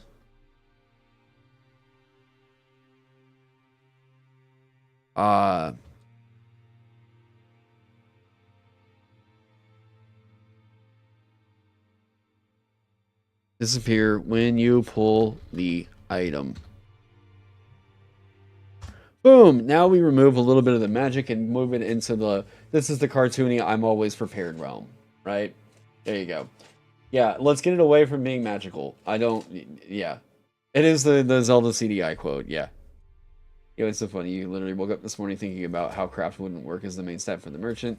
Need to tell you, glad you thought of it. Yeah, it's supposed to be the, like, I came prepared, resourceful feel, right? Expertise at second level. If you wanted to go over and grab resourceful because you wanted to just, you know, spend luck to do this thing, there you go. You got it. Hedge bet. So this is going to be experimental. Once per turn, you can use your luck on an ally's roll. If you do, roll a d12. If the result is equal to or lower than your luck pool, the luck is not spent. The die becomes a d10 when you reach 10th level in this class. Alright, so this is like kind of the character of a merchant in fantasy. Not so much something that I'm like, narratively, what does this feel like in the story? How do we dictate this or whatever? This is more of a superpower, I would think. Or it's kind of meant to feel like you are a support in a non-magical way. Almost like kind of a leprechaun-y feel with this thing, right? So this is supposed to kind of evoke the feel of merchants as mystics. If you play games like Fire Emblem, okay, like Anna in Fire Emblem, how the fuck is she in every single game in that series that spans centuries? You know what I mean? Merchants that are like in every single town, like merchants that are doing whatever, there are supposed to be a, like, wait, what the heck is the Drainlance race? And what is this sort of thing? Wait, what? Pelton or something. Not familiar there. Yeah, Tingle! There we go, right? Like, Tingle. How the fuck are they always here? Oh, okay. Yeah, the luck pool and not the luck stat. Yes. Dragonlance. Is there a... So, I haven't read Dragonlance. Is there a, like, iconic merchant in Dragonlance? What's the merchant's role? Support? Yep. You are support, and because Vagabond is really embracing a lot of the, like, hidden weaknesses of monsters, you're actually quite good at just coming up with a solution for a lot of problems. The Kinder? Well, no, I mean, are they, like, actual merchants? Like, is there an iconic merchant in there? Because I was trying to think of a few. Didn't they have magic pockets? I think they have like a hammer space. We gotta build a party of all supports at some point. Yeah, so their role is gonna be they provide shit for the party. They are able to allow things like the rogue is gonna try to get sneak attack off, but like they kind of can't right now. Guess what? The merchant's gonna be like, I got you, buddy. And then like, yeah, Mary Poppins type beat. There you go. Can you be a cursed items merchant, or does that step into wish territory? You do what you want. You do what you want. That's a flavor thing. That has nothing to do about a restriction. So, from there, look. If this feature name didn't show up in this merchant, I know that this is immediately gonna fucking date when this was written, but like I had to put this in here. Diamond hands. When you materialize an item with your gold sync feature, the item can have a value equal to or less than double the value of the valuables you put. Here we go. Of the valuables you placed inside it. So, yeah, imagine a merchant villain. They use diamond hands to fuck with the economy. So this is an expedited craft. This is crazy good. How will this merchant affect the economy? Yep, there you go. Like, this is supposed to be a goofy ass. You're dumb, what's the reference? Diamond Hands was a meme that was going on during the GameStop boom. So, no, it's not a Balatro reference, actually. But Balatro has To the Moon, which was another, around that time. So, back whenever GameStop was getting short stocked, or short sold, whatever they call it, that was a meme that kept going on around that time of investors that were posting, like, everyone's going to have diamond hands because everything they touch is, yeah. So Diamond Hands and To the Moon were, like, investor fucking memes around that time. So, yeah, so I love the idea of this was you put something in there and take out something incredible like this. Yeah. So, what do we think? Oh, and at your 10th level, by the way, is Hedge Bet. The die, it's reduced down from a D12 to a D10. So what this means is that if you're playing a halfling merchant, yep, that's right. You're not spending the luck, or you don't spend the luck if that D10 rolls an 8 or lower. You don't like the name Gold Sync? It's a TTRPG like reference meme thing. Yeah. I like it. Movie Diamond Hand. Diamond hands refer to holding tightly onto the tightly to the stocks. Okay, I didn't know the specifics of it, but like I just always saw diamond hands everywhere. To the Moon is a bigger meme, maybe, but like that's not really what I think this would feel like. I don't know. I just think Diamond Hands feels a bit more fantasy, I guess, in a way. It still feels too magical. Yeah, a damn face is a cold sync. So what you're doing here is you are getting a little bit more agency over the story. This is a fairly goofy kind of a class that I don't think is going to appeal to everybody, but we're not really going for realism here. We're going for like how these have been expressed in fantasy. Name it Midas Touch. I mean, but this is funnier. You can grow your luck pool with crits, right? That is correct. That is correct. And if you're just dishing out luck like this, I would be a little bit worried about that. Alright, fuck. God damn it. Yeah. Yeah, it can't be luck pool. I thought that was interesting. It can't. Clarify, you can't change a sword into a shield, can you? Let it work. Just let it work. There's no reason why not to.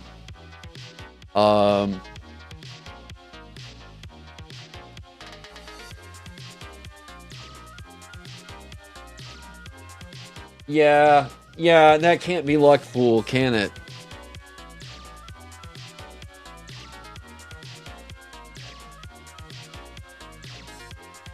Well, yeah. No, luck, you can pool luck up above your luck stat. There's nothing that says that that's a max.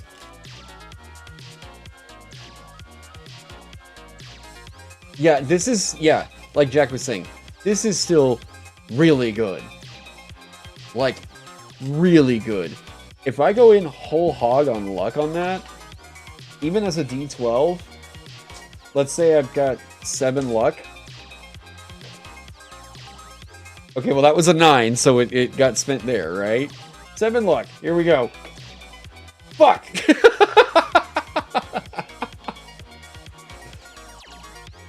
The merchant is basically a JRPG player with access to the U. Yeah, there you go.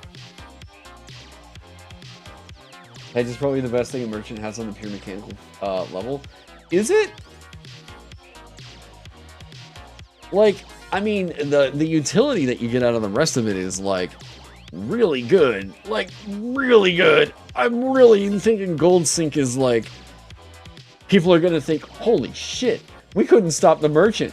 He just fucking, like, there was just rope. All we had was rope. That was like, oh my god, there was so much rope in that room.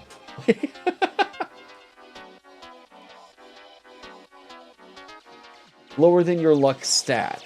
Lower than your luck stat, yeah. You're imagining fun synergies with the dancer and merchant already? How do you justify not having the sword in the future? Ah, you sold it. There was like, oh yeah, here. Whatever. Like, yeah. It's just like, let it be fun. They wanted to do the like exchange of it. Let it be there. Yep, it's literally having a portable item shop.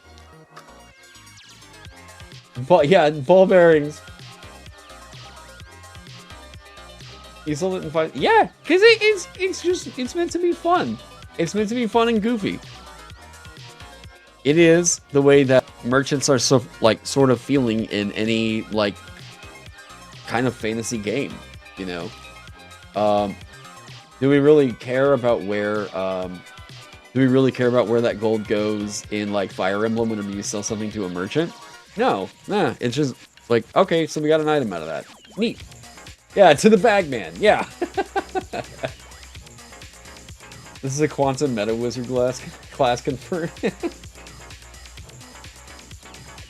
Yes, or you do that, right? You rewrite the events of the past by changing items in Schrodinger's box. Yeah, there you go.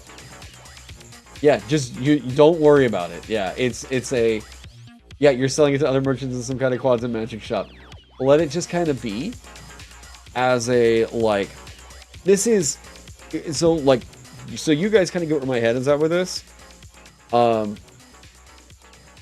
don't feel like it fits in Vagabond. I'm the mastermind of this thing. I'm good. Don't worry about it. I have a direction for this that I'm thinking this is heavily inspired by a lot of video games, a lot of fantasy books, and this is the kind of thing that I'm like, if people want to play a merchant, I think this hits the vibe. Merchants have traditionally been about like travel buffs, about like easier access to items, making it make sense within a TTRPG, and in a way that I'm like, this feels like it has a fun mechanical function, is what I'm gonna do.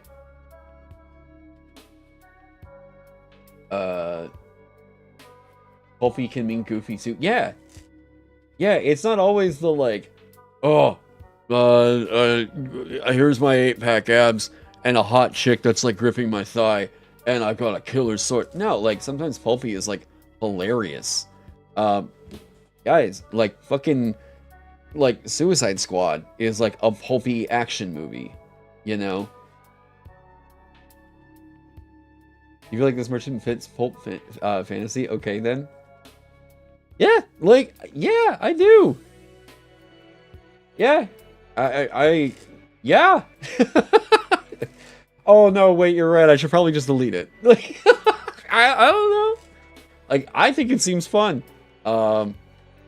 And to me, yeah, I don't know. Iconic Merchant and RE4. So someone was mentioning that too. And I agree. Like, yeah, can't tell me Conan the Barbarian isn't a little bit goofy. Yeah, even like, what was it?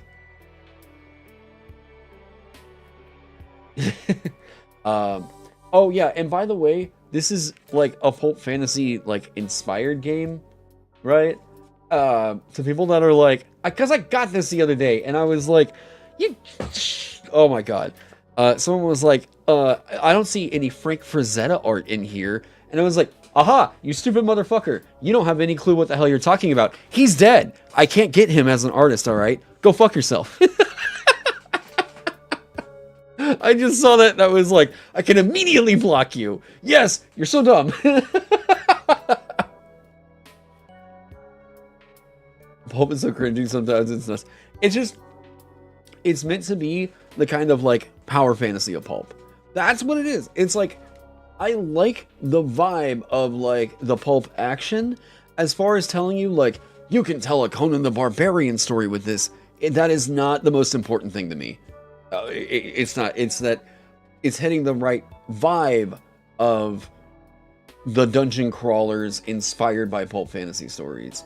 You know, for D&D to be inspired by Conan the Barbarian, right? Like, that's... We're not really playing Conan the Barbarian when we're playing D&D, you know? And expertise also grants a training. I feel like this needs something to make it more exciting than just what you get every odd level anyway. I personally don't really see the need, you know? Plus, I mean, there's a perk that grants you that extra training. Is there any particular reason why Merchant is Complex 5? Oh, it's only Complex 4. Oh, wait, is there any particular reason why the Merchant... I'm guessing that would mean, is it Complexity 5? It feels like the optimal way to play it would be to have an encyclopedic knowledge of the game's items, would be to be the most effective. Maybe? I still think that, like, so, here's the thing. I think that this is less complicated than the Alchemist, because the Alchemist has to engage with a crafting mechanic in here. To, like, you know, make sense of that, right? This is just straight up a, we put money in a bag, I draw something out, like, just like I'm shopping, right? So I think it's a little bit less complicated. Diamond Hand should state you can't sacrifice items you make with it to avoid the infinite money glitch unless you can get nearly any magic item. Wait, what? You can't sacrifice any? Diamond Hand should say you can't sacrifice items you make with it to avoid the infinite money glitch. Otherwise, you can get literally any magic item.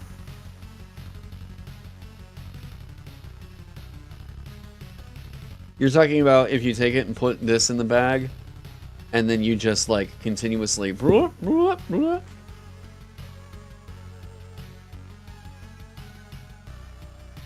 I guess, like, the thing that you say is, like, an item you materialize can't be used as a valuable for another...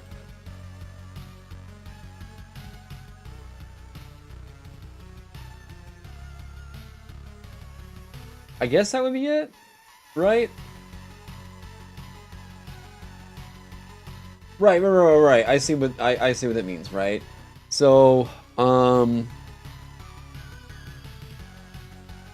guess. God, that sucks.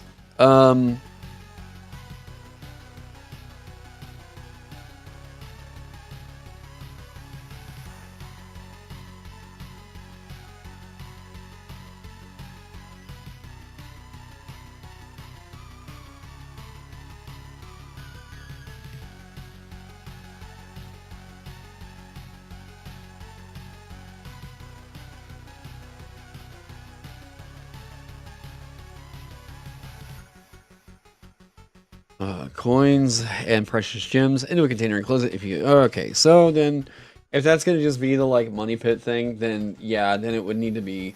We can't just, like, keep chewing up relics with it, right?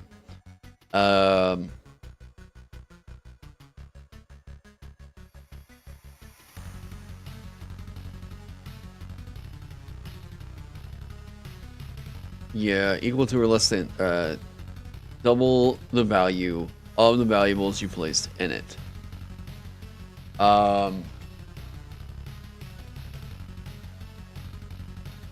It can produce gems, so I would say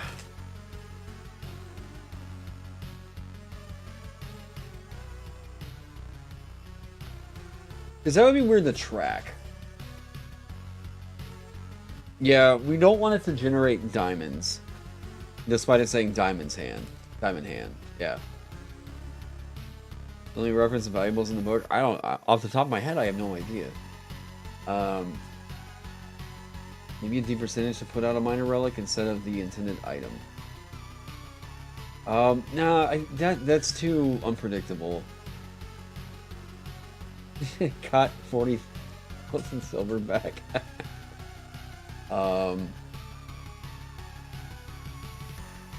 Does the effectiveness of the merchant rely on smart use of complex mechanics? If not, it's not complex.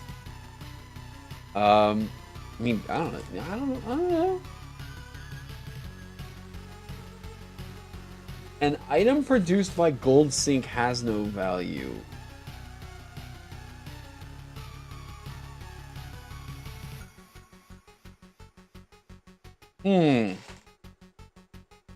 That still feels weird.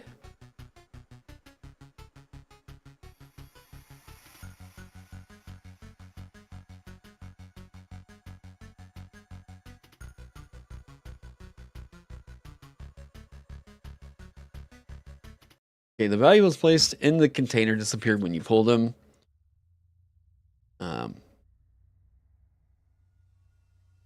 And any item pulled this way can't be used as a valuable for this feature.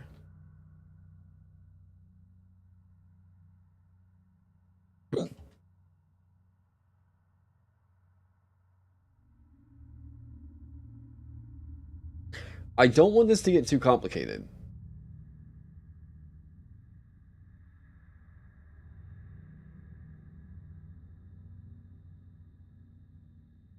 I don't want it to get too complicated.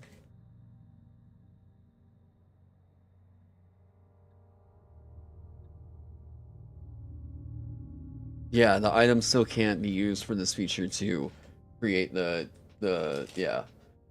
Are gonna be refunds? No. No, this is a thing that you should know. This was a thing that I did and I committed money to. Here we go. Oh shit.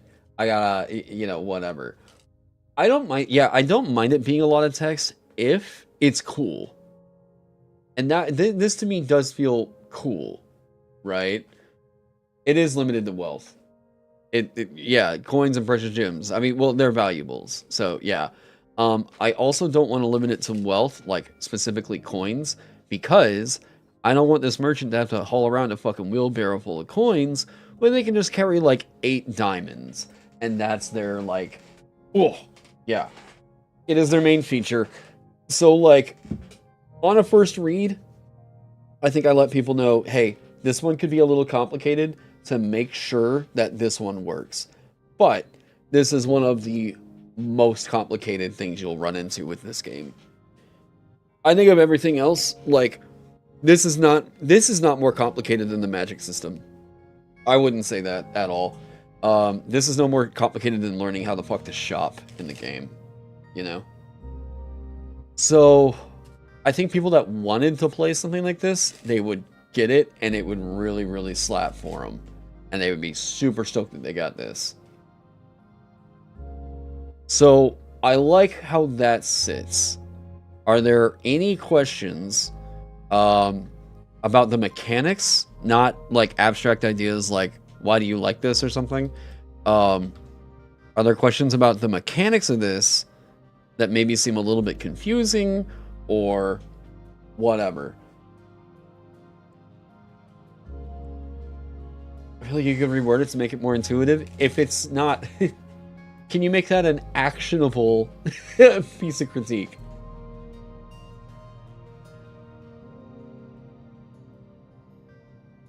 Anybody.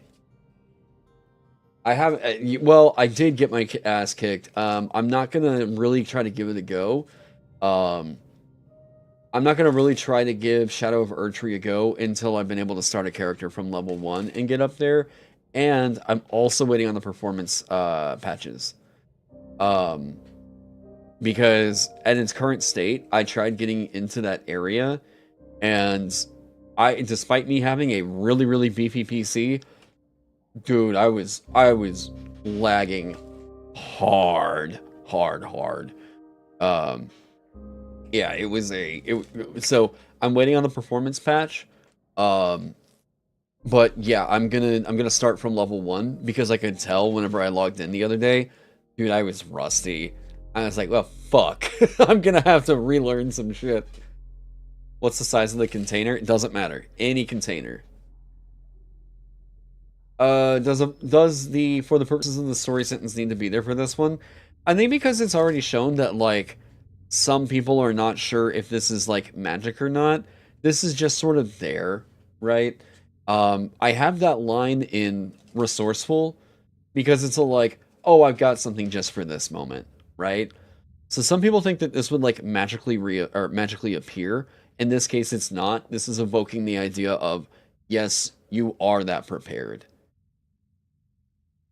You could just put in 400 gold and pull out a diamond and use it again later, but you could put, but can't put, wait. In theory, you could put in 400 gold and pull out a diamond and use it again later. No, it can't be used as a valuable for this feature.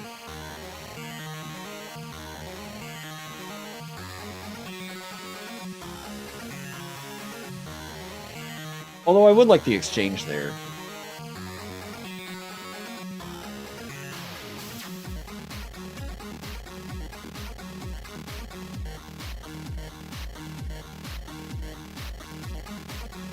D12 mention.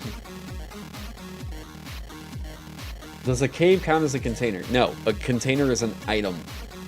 That is a structure or a location. Containers are backpacks, sacks, jars. Does your mouth count as a container? Look, if you want it to, if that's what's funny to you, do it. Someone asked if a dwarf's beard was a container. Go for it. Go for it. So the shipping container counts as a container? Yes. There you go.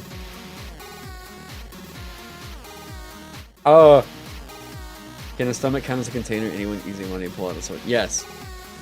Yes. If you want to use your mouth as a container because you just want to do that, sure. You put some gold in your mouth, you pull a sword out. Okay. If that's the kind of fantasy that you guys want to do, go for it. Does a room count as a container? A room is a structure, but if you do something like, hang on, let me do this real quick. Put your hand in the door. Pull it out. I've got this thing. Oh shit, what do you know? I had this all along. Sure. If that's funny, go for it. The sword is always there. Yes. Yeah, I was about to say, we are getting in a bit of the is mayonnaise an instrument level kind of trollish question going on now. I think that's what's happening. Okay. So, moving on from there. I actually think that we talked about all this. We did talk about Luminari yesterday.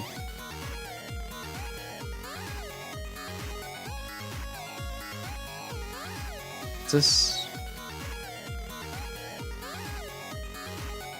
Aha!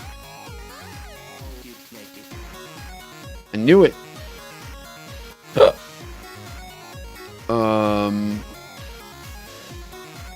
Trying to keep these balanced for the design. There we go.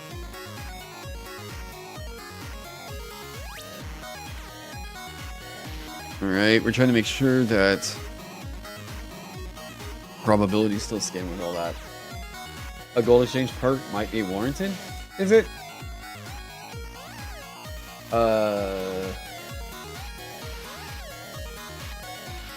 Nothing for merchant, but this Barb's Rage and Bloodthirsty. In their damage rolls explode on a 1 and the highest value.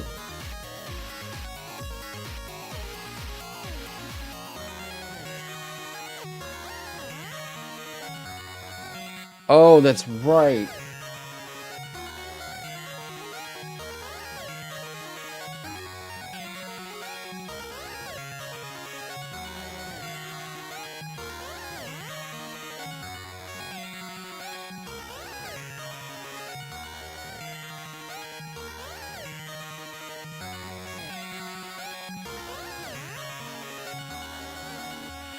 Yeah, we don't need that to go infinite, because that's going to make them snowball so fucking hard, and it's just a waste of time.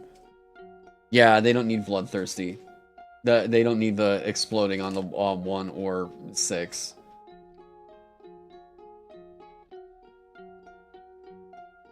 Heavy armor is weird because you don't spend speed to dodge. Oh shit! That was from a, sorry, that was from an old hangover. Thank you. Thank you for pointing that out.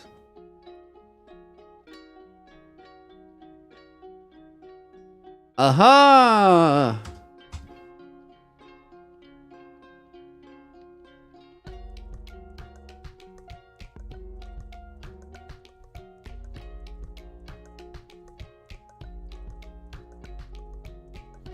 There we go.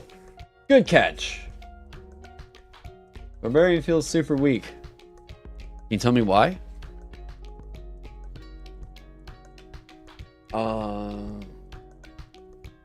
Heavy property. Thank you.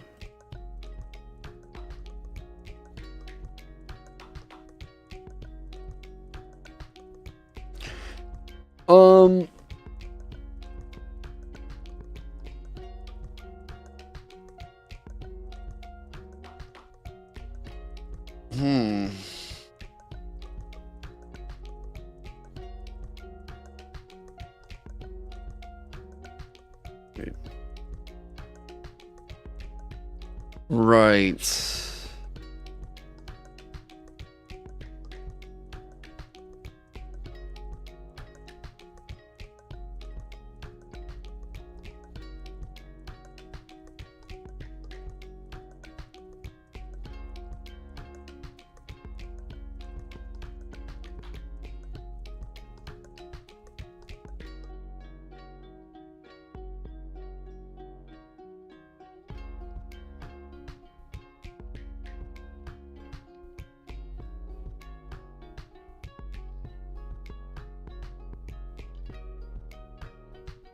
While it is equipped.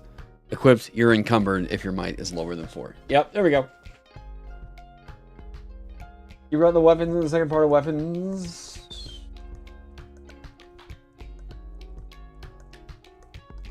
You got old weights. I updated it on the back page. Oh, fuck. Oh, god damn it.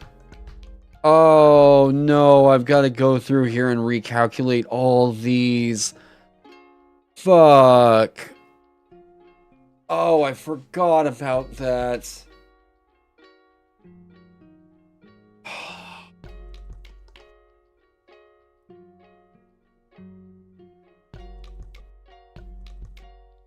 God damn it. God damn it.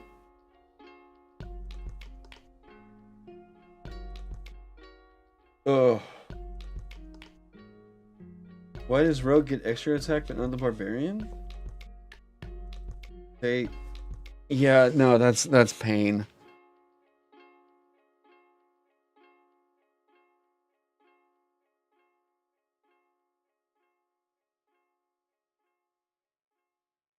Why does Rogue get extra attack but not the Barbarian? They get 2 attacks during the first turn in combat.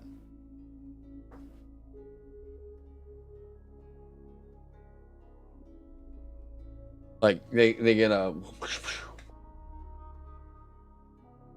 What's the issue? It means I have to go through this entire fucking table and recalculate how much weight each of these items encompasses in order to give you the occupied slots over here. I forgot about that whenever I changed the fucking weight in the system. So yeah, hang on a second. Hang on.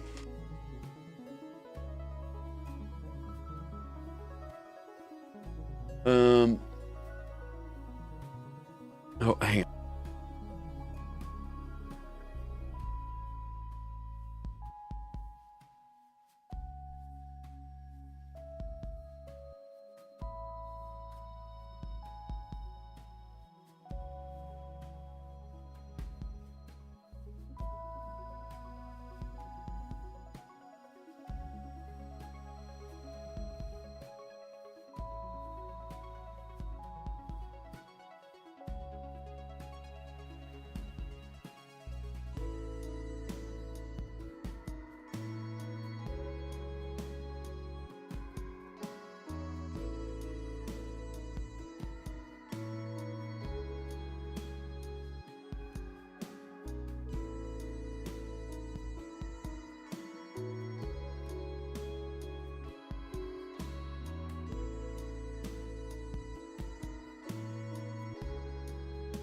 It's a snack this fine back. Barb, could you probably use the boost?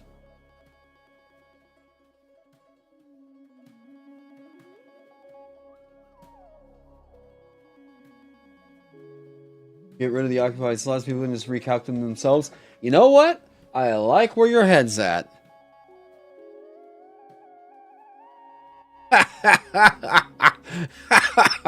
Oh shit! Oh, what do you know? Oh yeah, you all figured that out. Anytime someone's like, hey, what happened to that? They can go refer to this moment and I'm gonna be like, no.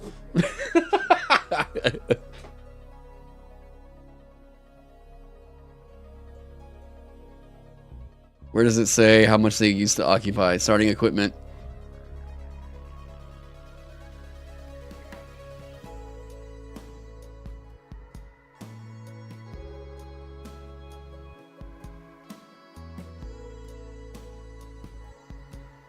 Hey.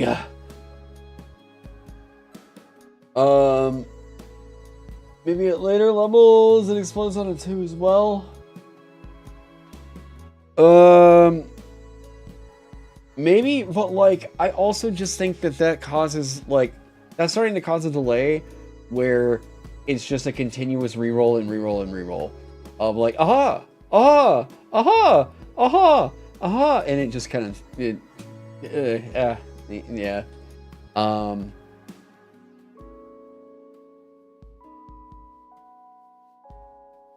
Dodge less parry attack. If you pass, you ignore one of the attack's highest rolled damage dice, but 90% of enemy attacks only use a single die. Is that right? Yes. It is based off of basic expert damage structure. Yes.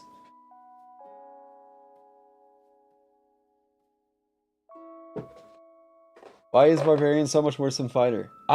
You're asking questions that are like, oh, how do I put it? Like, you're asking questions that seem like they're prying in on something, and I'm like, why is Barbarian so much worse than Fighter? I don't know, some of that is subjective opinion, but like, I can't also like encompass I can't do the thinking for you. So if you have a question that you're like, hey, is there a certain reason why this feature right here isn't really like, you know, or something, tell me something actionable and I can give you you know, some more info there. But otherwise it just sort of seems like why does this class suck so much more? I'm like, it feels like a pry, you know. Yeah, I don't even know that it's loaded. It just kind of, like, maybe, I guess, is that it? Or like, yeah, I need a bowl.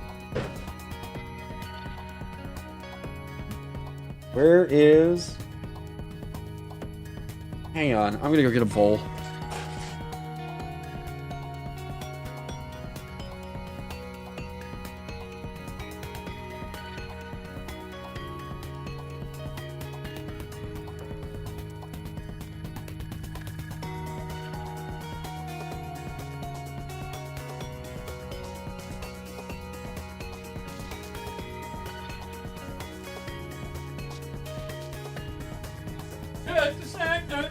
back. Goldfish. Fighter gets extra attack for free. Fighter get weapon properties that are super powerful. He gets exploding dice that don't even add 1 point of damage to rolls.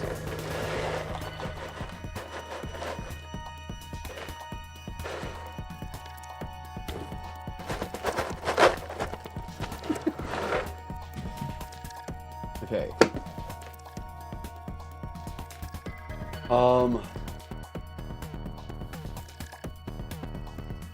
Barbarian gets fatigue for extra attack. Okay.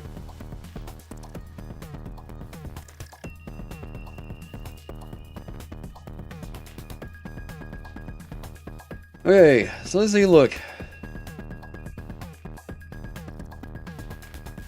So, once per round, you regain up to 10 feet of speed that you spent to move closer to an enemy. Okay. That is a 10-foot bonus to speed. That is crazy strong. Vanguard also gets it. But... okay.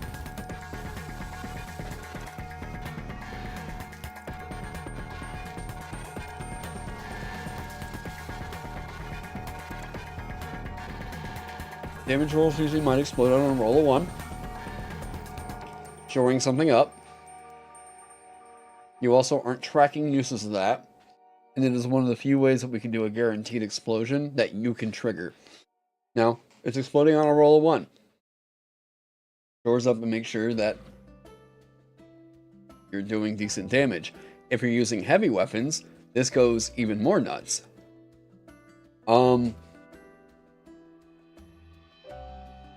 You can intercept an enemy that deals damage to you or an ally. If you thought that, like, you didn't necessarily have, like, extra attack or, like, an equivalent, this right here is, if something hits you, you can hit it back. So that's an extra attack right there. And ideally, that should be pushing you into the front line. That's not fatigue for an extra attack. That is, you should be, or if you're where you need to be on the battlefield, you are getting another attack at 2nd level. Like, that is, yeah, they do get an extra attack. It's baked in right there. And also the fact that it's an intercept means that it synergizes with a bunch of other shit. Bloodthirsty. Your attacks against bloody beings are favored. Cool. Snowball. Fucking snowball. Right? You think this is about rip and tear? If you make an attack while berserk, you gain 1 or you can take 1 fatigue to make another attack. So this I mean, you can do this to do like 4 different attacks in a single turn if you wanted to go fucking ape shit. And you don't suffer the issues of it. This is a huge Nova. Like, it's fucking wild.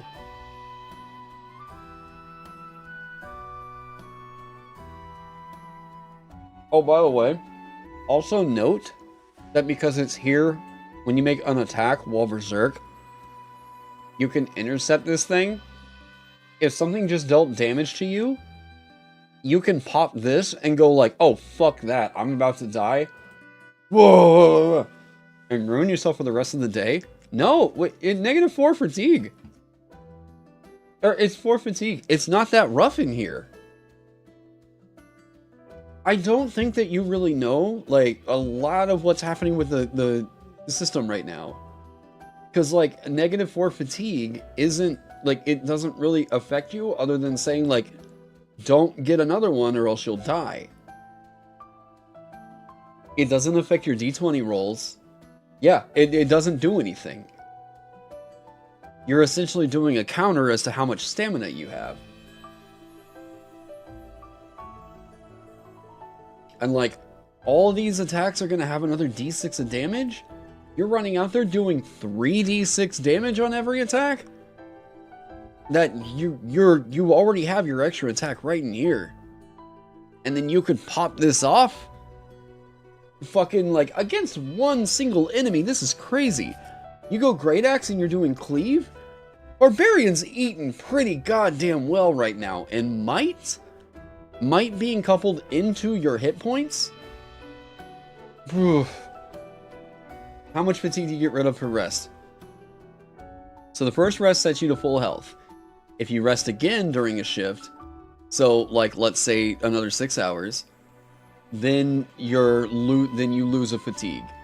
So if you rest again while at full health, you lose another fatigue. So it's a couple days of like, okay, well yeah, we're resting up because holy shit, he just went wild out there and fucked him up in that fight. Yeah, that's like, yeah, but that's if you blow that like whole crazy ass Nova like that. Nope, it restriction.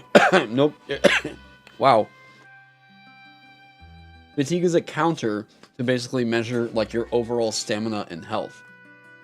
And yeah, and barbarians even ignore that. Yep. Look at fighters 10th level, being able to swap the weapon mastery properties and stuff. We're talking about harrying. Yeah, they get to make another attack.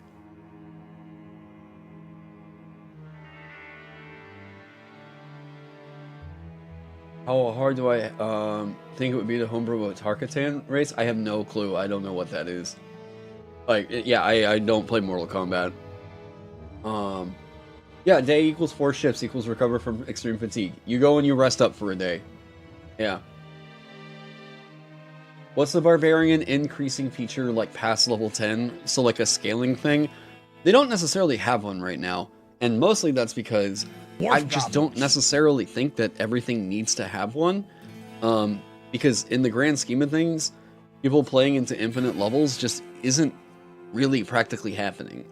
So what's happening with this is like, I guess you could say, if you wanted it to just deal additional damage in here while you're raging, equal to, I don't know, your damage rolls using might deal extra damage equal to your barbarian level divided by 4 or something, then like, I guess you could do that.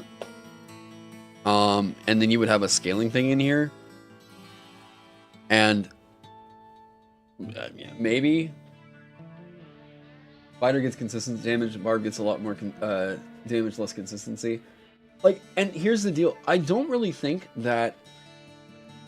I think a lot of the people that would be playing Barbarian are going to be way happier rolling more dice that explode and feeling like, oh, that's cool, rather than like, oh, yeah, more numbers I get to add together, you know?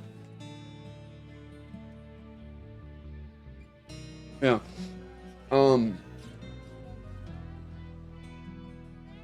You meant fighter's 10th level, you meant 8th level. Right, so they get to attack twice whenever they take the attack action. That's... I mean...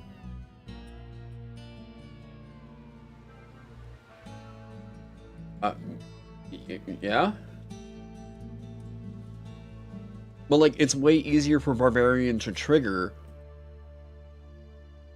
like, stuff like Fearsome right here. I mean... yeah?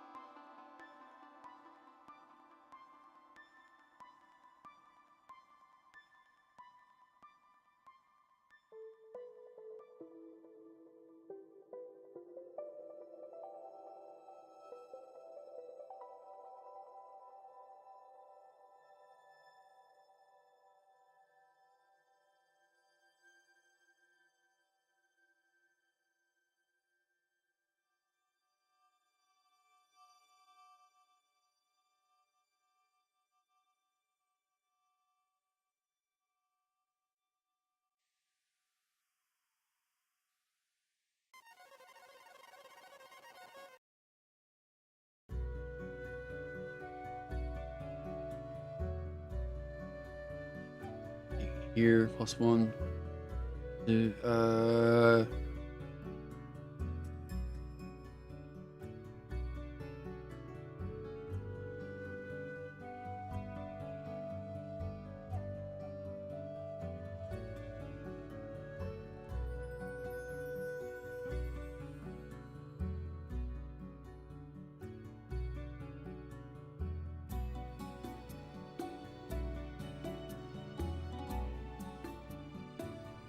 There. +2.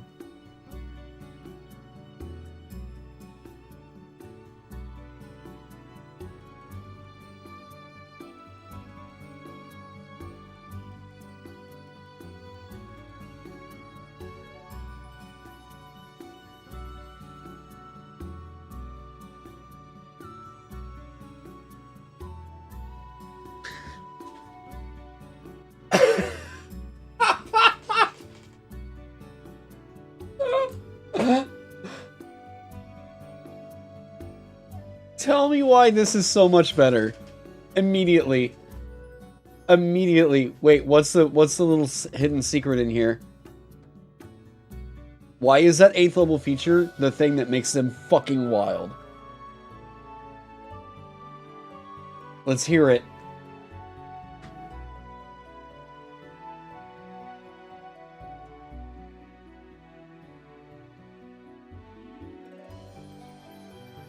Chat, who's got a guess?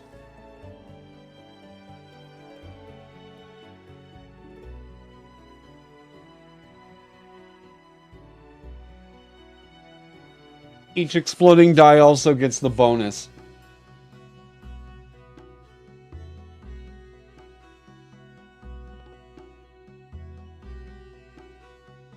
Yep.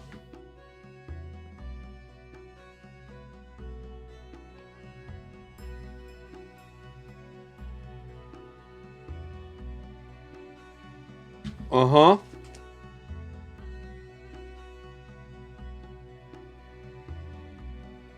Is there a missing space? No, there, it's there, Jack. It's just that I'm doing justified alignment, so it makes the kerning look a little bit weird sometimes.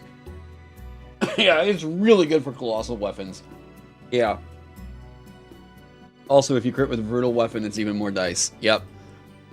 This is pushing you directly into all the weapons we wanted to push you in for a barbarian. And yes.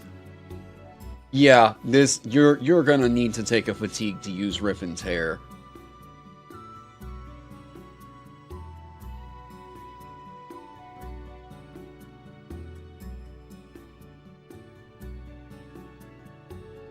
Yeah.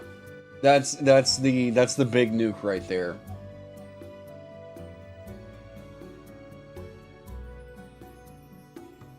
This barbarian hits like a fucking truck.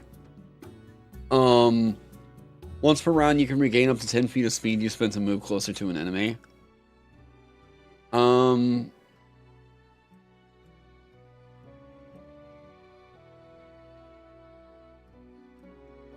don't like this. This is too much to track.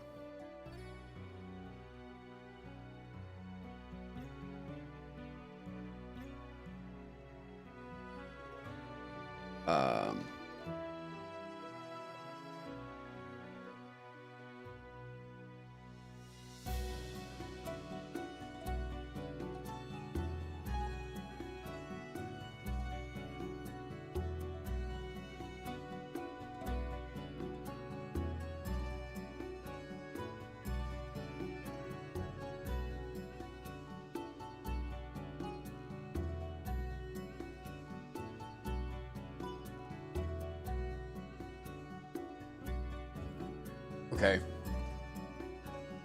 The wording is a little bit strange. It's not easy to track. I didn't want to just give you a flat bonus to speed.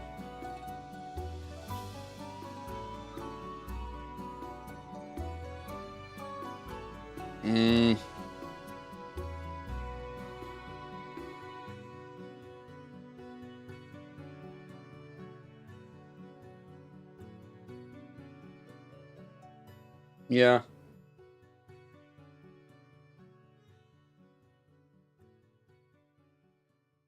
Damage you see. Jesus. Colossal Hammer crit is 3d6 plus 6 exploding damage dice. Oh lordy. Are you adding in that on a crit it also adds your might modifier to that? The might stat, rather. So I think it's 3d6 plus 13?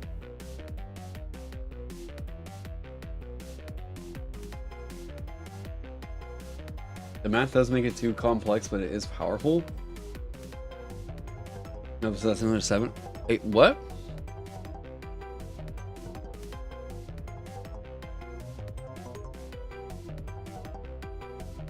It's not a matter of ungrateful, it just sounds kind of like... Yeah, it's not a matter of ungrateful, it just sounds cynical or like negative. And I'm like, what? Yeah, it's great. It's really good.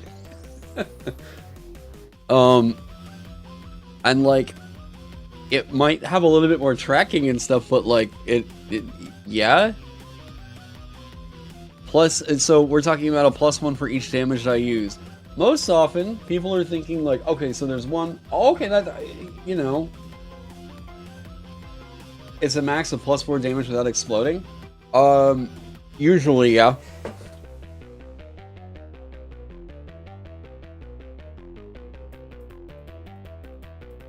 Yeah, if you're playing with physical dice, you can just count how many you rolled and add that. Yep.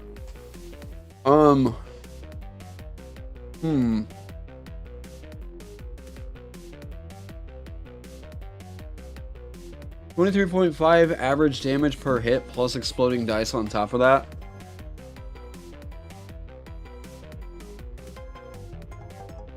But we're talking full on Nova. Yeah, and on a crit.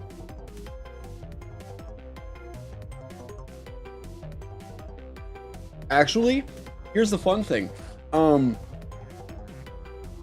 For anybody that thinks that, like, mages in it...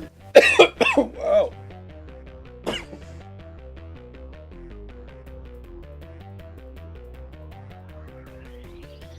Oh my god, okay. Yeah, that's at a much higher level.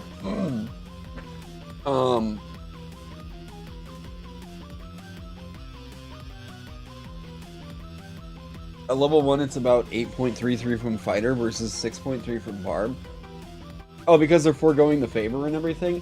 Yeah, but, like, that's the deal, is that Barbarian is going to crit more often, whereas Fighter is, like, getting more attack out there. So, like, Barbarian crits bigger, you know?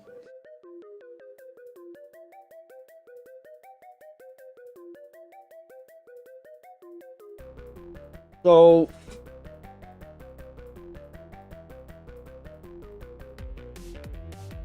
yeah, I like the bigger crit.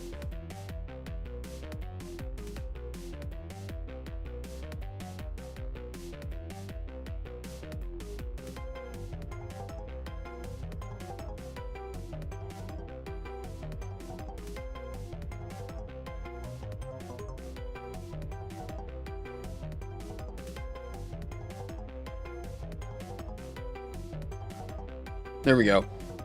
That way it works with fucking Draken and the breath. Yep, grab a Colossal Sword and you got Keen as well. Yep. It's very good.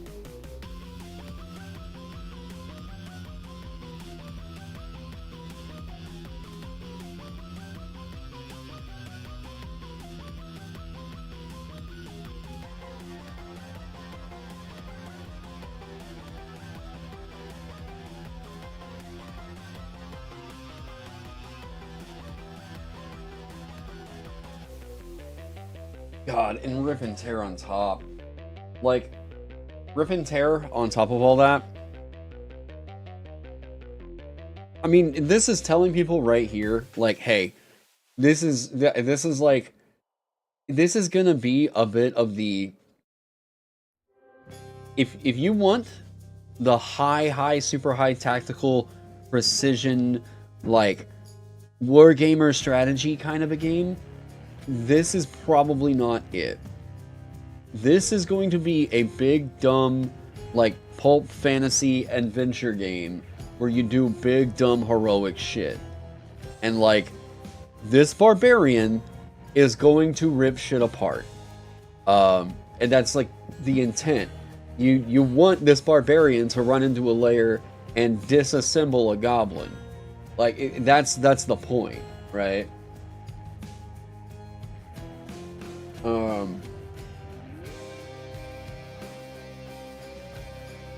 think a saying from Magic the Gathering methods for blockers: attack with all.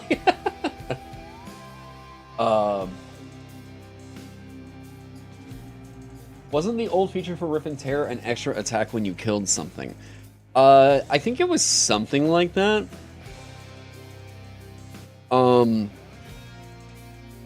There may have been something like that at one point.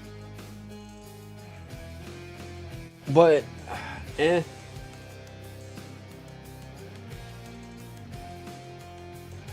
Maybe swap brutality in the bonus die part of rage?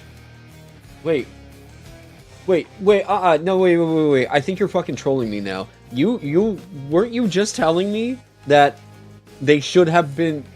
I thought we just went through this whole conversation because you were like, they should be different. What? I think you're fucking with me. I legitimately think you're fucking with me now. What is happening?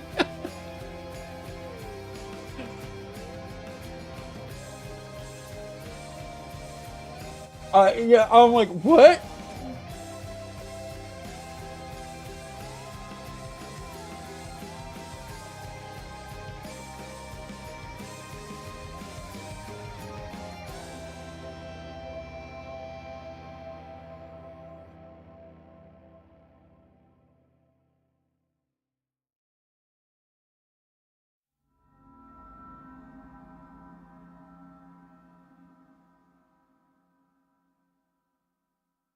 I'm fascinated by this. Hang on, I'm observing.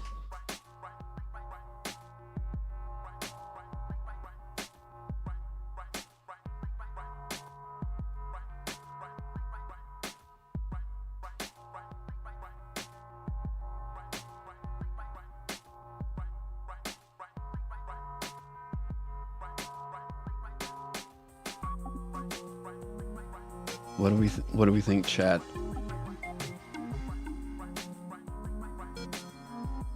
What's going on?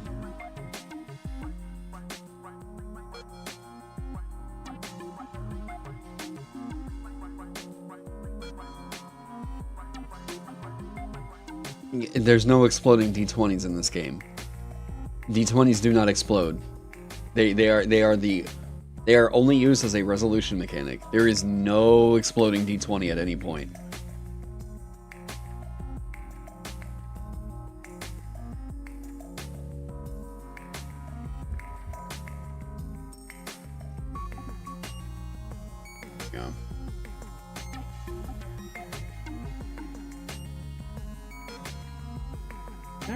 Thank you.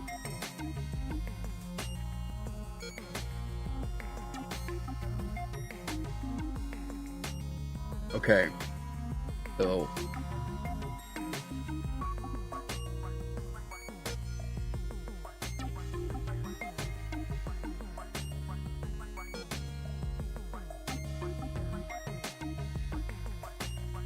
Rip and Tear seems kind of weak unless you have fatigue mitigation. Wait, you're not supposed to mitigate it. What?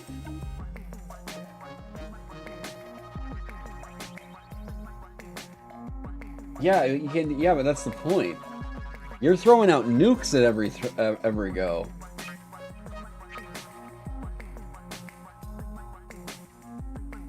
Like, just for reference, all other spellcasters to get up to that damage range, and this is only going to be like the one target, they're having to blow 7 mana.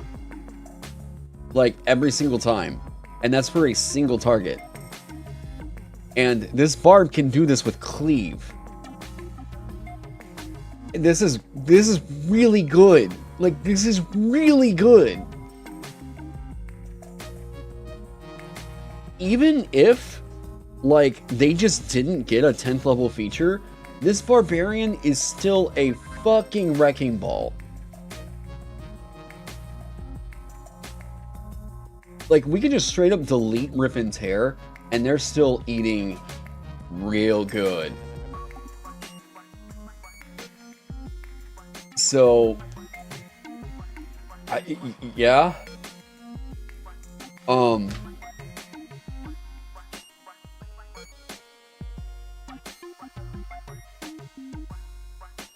Well, what they're talking about... Okay, so let's talk about this. Some people are operating on an assumption that I think that Fatigue operates in the exact same way that it does in D&D. This game is not based on 5e. This is not based on 5e. Okay? So throw all the 5e preconceptions out the window. Okay? YouTube chat died.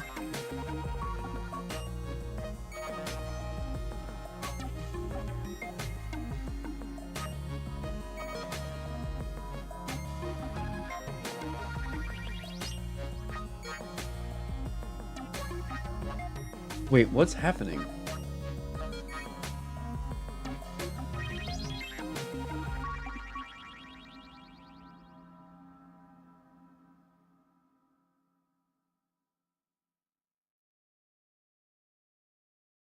Wait, I can see you guys on YouTube. Yeah. Like, I have the YouTube chat pulled up over here, but it's not working over in Restream.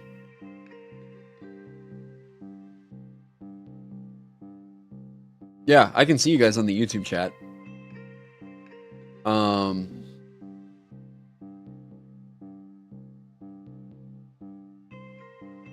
Yeah. I don't know. From an outside observer, Rip and Tear compares really badly to harrying. Well, it's not comparing. I mean, it's not comparing it to harrying necessarily.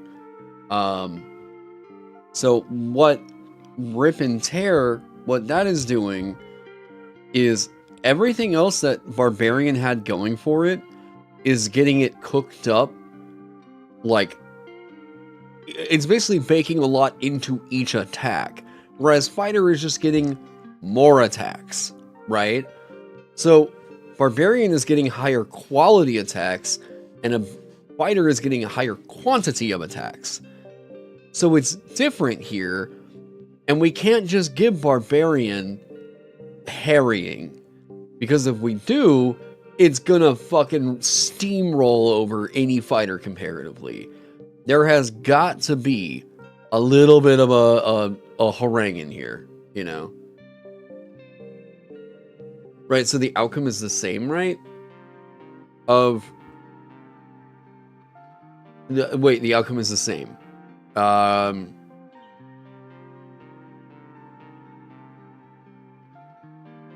outcome is the same. That... Wait, what? Oh, okay. I'm gonna move on from that. I don't know, we'll see how it goes. Okay. Yeah, your message didn't see because I didn't see it on the stream overlay. I don't see anything loading over here. Yeah, let's see something. Let's go here. Here's my camera. This is me, right? You guys' chat should not be loaded right now. So whenever I reload it, it should update Restream.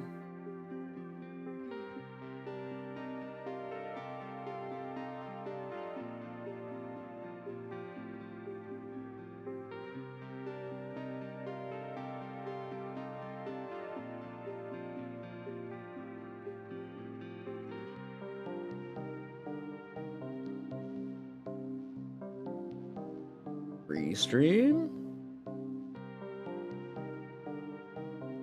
Yeah, now I'm just gonna look like a crazy guy. Because, like, nothing's gonna be in the video. And I just look like a...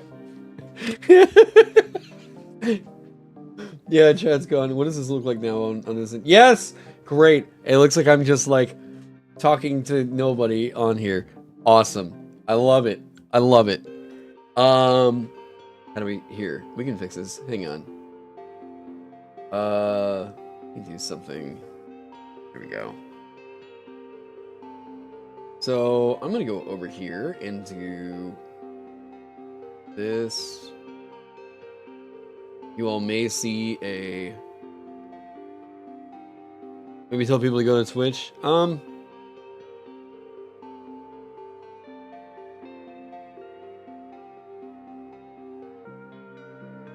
got an idea.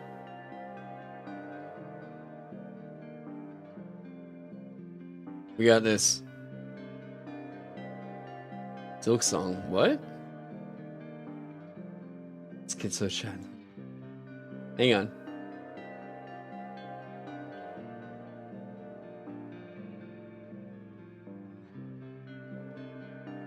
Right?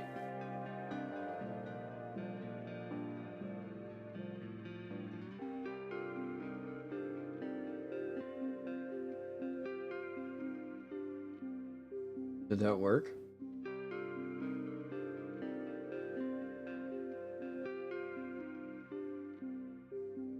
Hey, hey.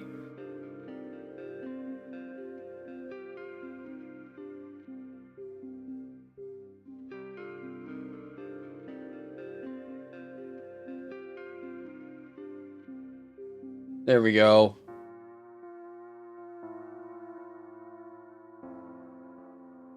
All right, sorry to anybody that's over on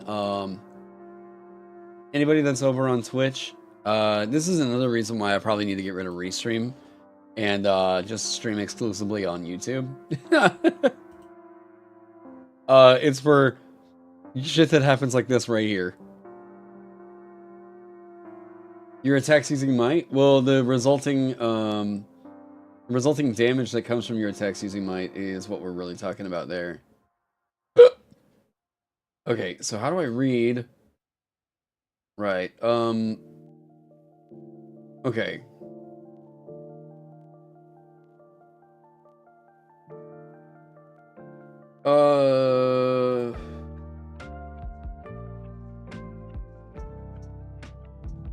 No.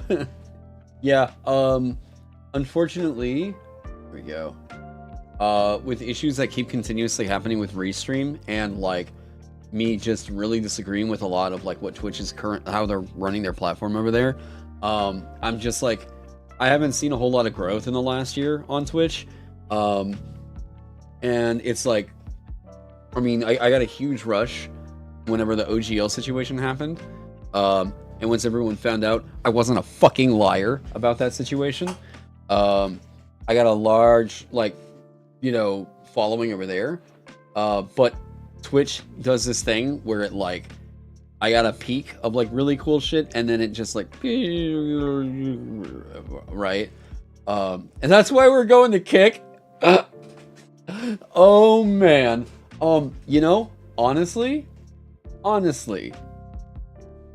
with what's gone on, I don't know that Twitch can say dog shit about Kick anymore. The way that things are being run over on Twitch, I don't know, man. I don't know.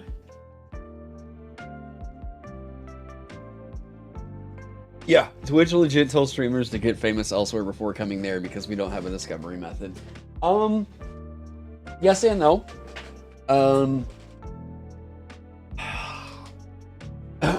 In general, I probably agree with you. I would agree with that, right? But we do know of people who did get big on Twitch, and that's like where that's how they got big.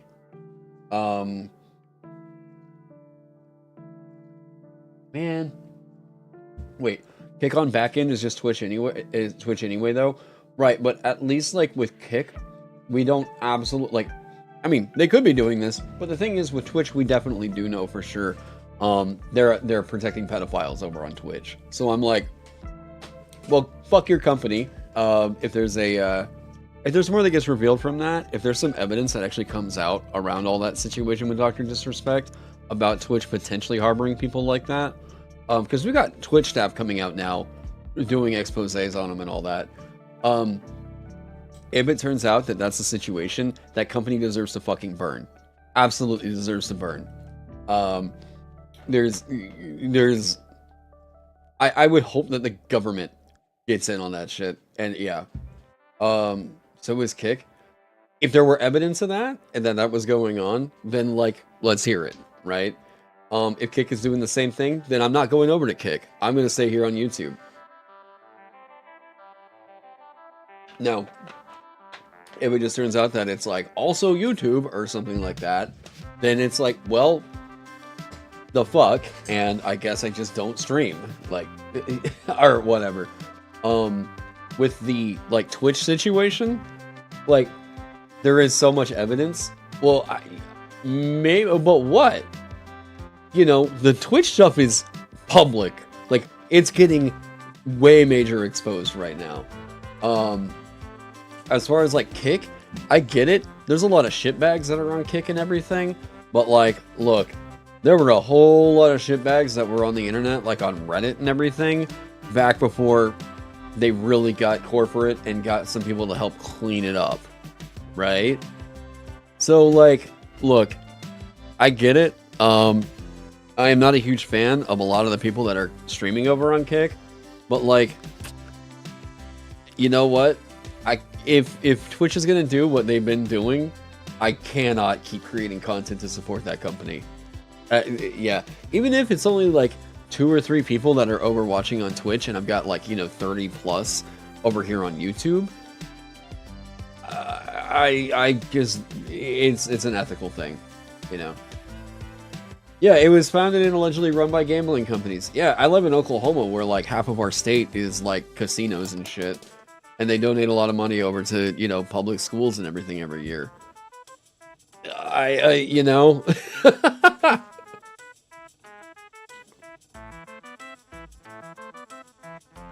There's a video called "To Catch a Kick Predator" showing how Omegle streamers literally distribute CP on Kick. Because if that's the case, then the government needs to step in. Like, there needs to be some investigation on that. Yeah. That shares CP on it. If that's the case, then that needs to be reported to the police. That should be way more public and like reported. Because like, if it's just like, it just sounds like more of the whole, yeah. Look up endless depravity of Kick and to catch a Kick predator.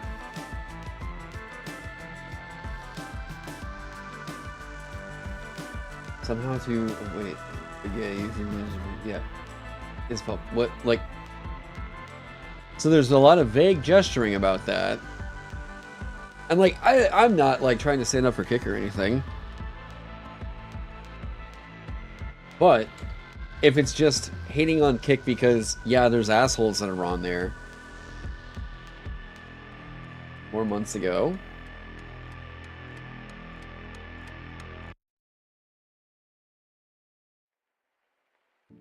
Okay.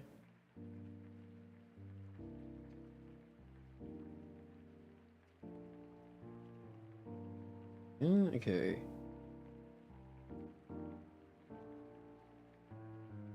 How long is that video? Oh shit. 47 minutes. Okay. Without knowing any context in that, I will like pin it and watch it later.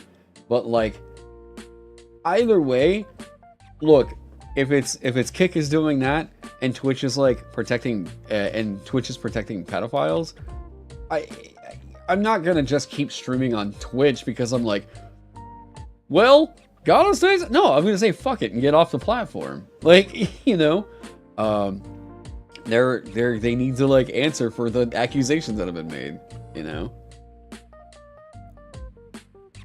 And like, I don't necessarily have plans on moving to Kick, but yeah. Anyways, yeah, there is a changelog document that people can view. Yeah. What is happening? Well, welcome to the tangents that happen on streams. Okay, so someone asked to talk about Dancer. Here's my deal with Dancer. Alright, so to people who don't... Let me explain what's happening here, okay? Some people are not going to like this class. Like, I'm just gonna put it out there. This class is not the kind of thing that I think if you're doing comparative balance to something like, oh, a DPR measure or something like that. This is not the kind of class that is going to look good by mathematics, right? What this class does that tells me things like this have to stay in here is I have a girlfriend who has extreme ADHD, OCD, and both of those cause her to have decision paralysis. Her anxiety gets to her to the point of whenever she's playing a TTRPG and she's thinking about what to do in a combat, she gets so worried about making the quote-unquote wrong decision that she locks up and doesn't enjoy playing. This class is one of the first times that she's ever told me she likes TTRPG combat because she can still contribute by giving her actions to other people. This one is heavily inspired by Fire Emblem. Okay? So what I would recommend to people who are used to only analyzing things and seeing them by what is the damage output, it can't be good unless it does damage output. This class is designed for people of probably a different neurotype than what you have, right? There is also the fact that this still works and is still fun if you're cool with embracing the idea of an action economy support. If that's what you want to get in for, absolutely come and do this. But if you're mad because this isn't like, I say mad, if you're upset or you're just like let down by it not being a whirling sword dervish dancer, that ain't it. Go over and go rogue or go over and go fighter and then pop in and do the dancer thematics if you want. This right here is going off of the dancer concept as it was introduced in Fire Emblem and as they have developed it on Final Fantasy, right? So, there are some means in here where you can get extra actions from chaining critting on dodge saves. Right? Hey, what up, kid? This class is able to do more out of critting on a dodge save. Dancer is a damage dealer if you have a barb, fighter, gunslinger, etc. in the party. As the way that I'm gonna phrase this is, it's like, imagine that you have a character who is essentially, we have a duplicate of somebody else in the party, right? Like, we can essentially keep replicating the actions of other people in the party. You know, you're giving other people a chance to shine. That is exactly what this class is about. So, if you're looking at this and you're thinking that, like, this isn't any good because the DPR is basically 0, you just don't really get where this is coming from. Yeah, on-demand action search for other characters, haste spell. This is huge. The biggest issue with playing, or my biggest issue with playing the dancer is I'll insist on using my old DDR mat during play, and I can't take that number.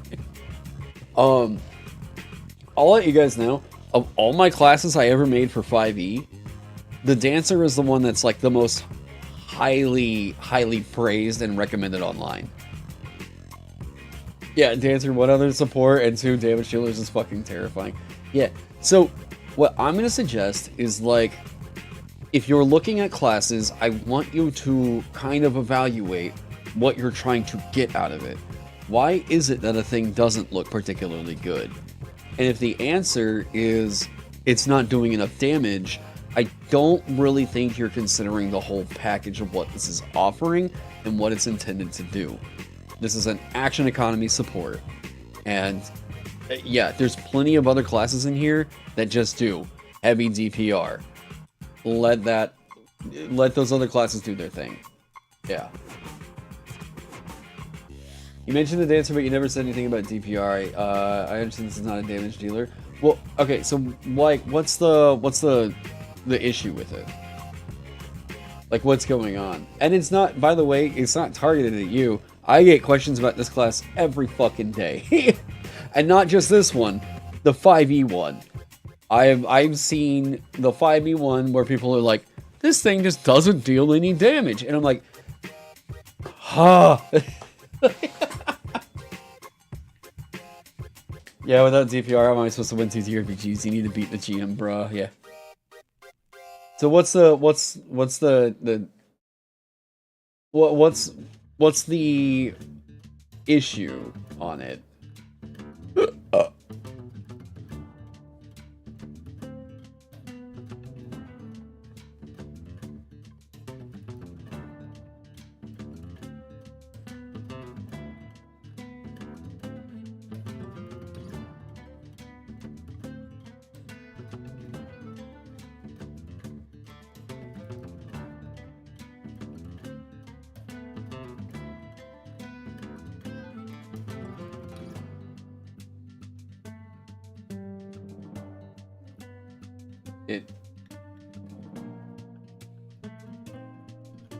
I mean, I'm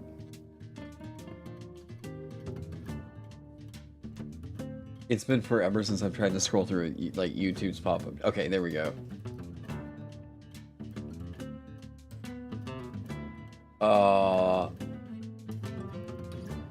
It was really good, don't get me wrong. I just feel like it feels like giving away your turn without really doing anything yourself. I understand now that that's something that appeals to people. Yes. Yeah, it's a class made for, like, I mean, giving this up, and then you get the favor on the dodge saves, and then this says up here, if you crit on a dodge save, you can take an action. So you're acting on the off turn here, right? So if you crit on that dodge save, you get to move up to half your speed and take an action. So what you can do is you can decide, I want to cast a spell, I want to attack or whatever over here. But effectively what you're doing is around 25% of the time. No, sorry. So 10% of the time, you are giving your party an extra action each turn, right? Yeah, you can also step up with that extra action. Yes. While also getting to move up to half your speed, right? So you can do that. It is boosting in the overall action economy, and then as you keep advancing as a dancer, that chance gets more and more and more frequent. It's, yeah, and it probably has the least tracking in the game as well. Yeah. It's like a class that's intended for a playstyle flavor for different. Yeah. So, as of right now, the thing I like, yeah, I would consistently try to reinforce is like this class is doing things that are trying to make the game a little bit more accessible. So there's that. The other function is like it's evoking the feeling of what was going on with like Fire Emblem, right? This is what the dancer, like anybody that's ever played Fire Emblem sees this and they go, uh-huh, I get it. I know what's up. And I like the idea of having it as a martial action economy support. Oh, later, Jack. Thanks for hanging out, man. So yeah, at this point, I'm very happy with the dancer, unless we find some like pretty rough spot that happens with it. Oh yeah, and Feather Step. Okay. Oof.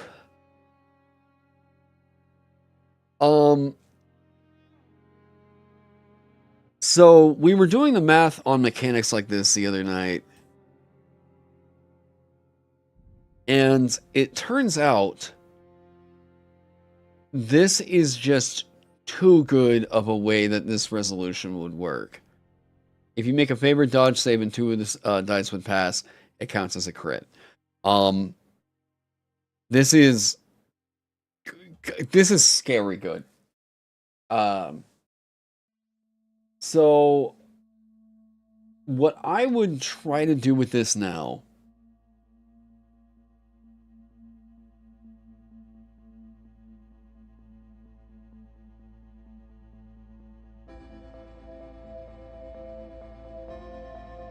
I would do this. Nope, wait. Is that... Why else would you use step up? Yep, that's right.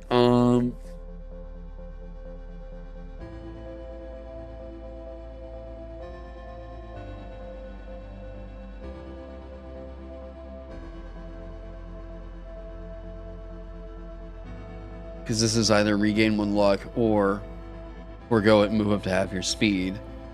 But you can easily trigger that over here, and this is giving you an extra action. Yeah, we found out the other night that this is just generally too good.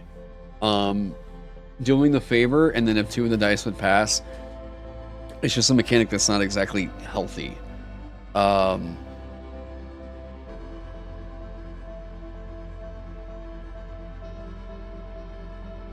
So yeah, it really shouldn't be a luck generator.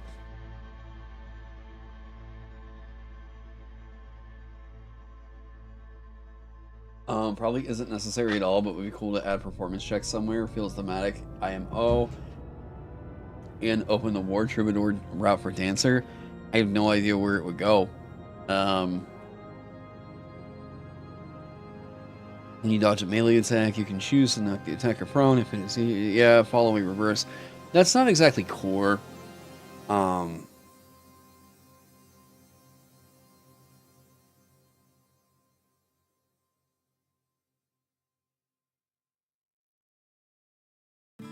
Evasion is very good.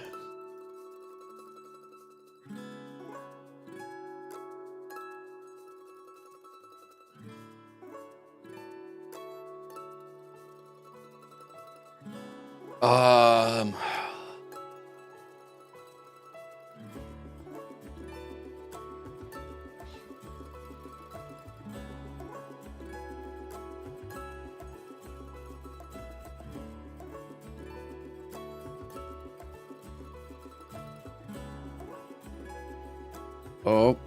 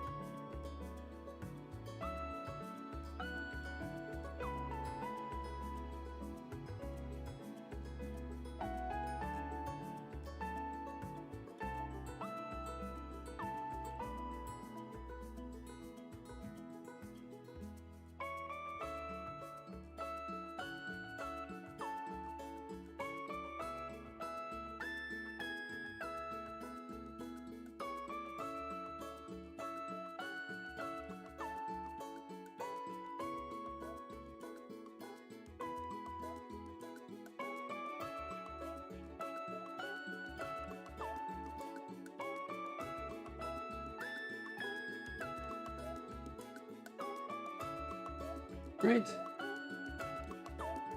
Right.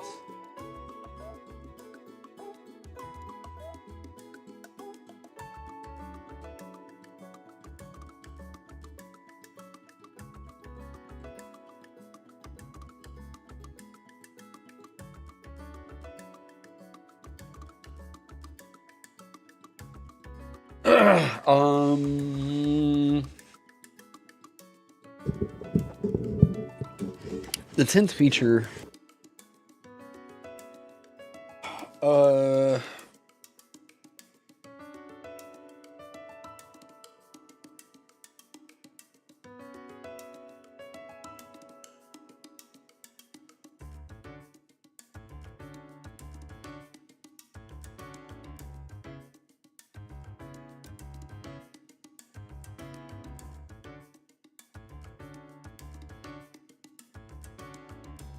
I don't know how much I like this.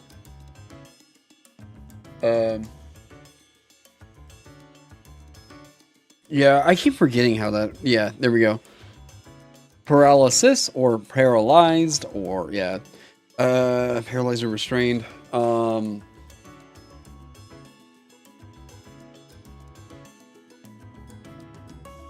Very un-American spelling. Sorry, I forgot I wasn't speaking in God's tongue.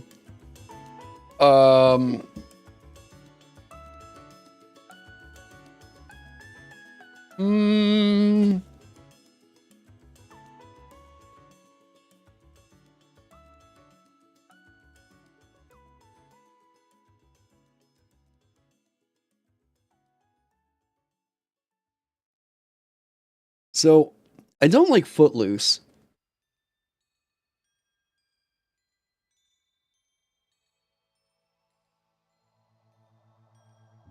I don't like Footloose, because double time is such a huge thing. And you get to that point and it feels like it's pushing back against something you got earlier, and that's step up.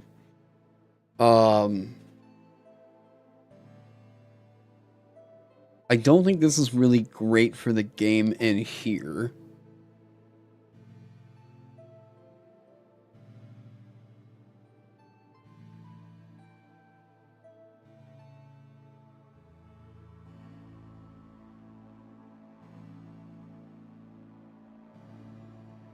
Hang on. This isn't gonna stay.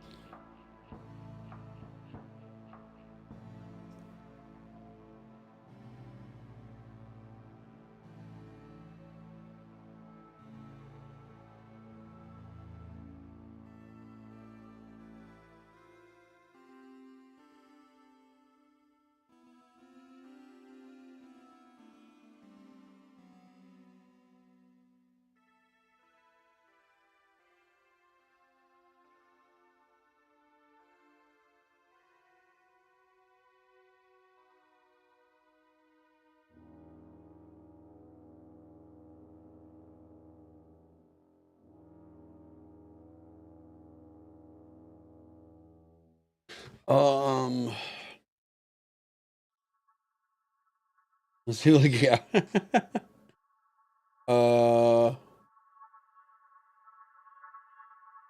Defense with it. Yeah. Um,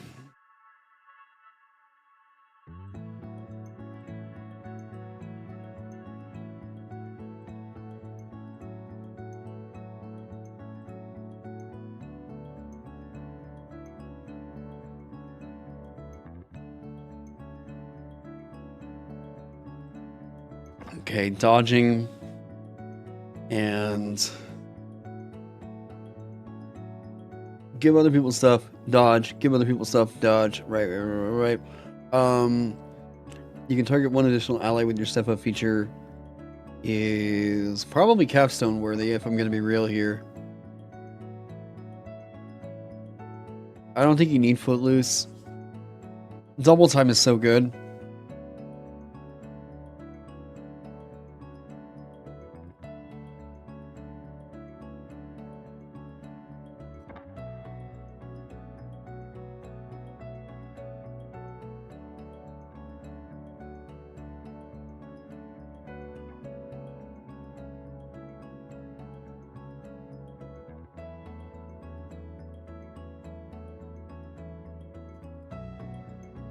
Double time deserves to be a capstone.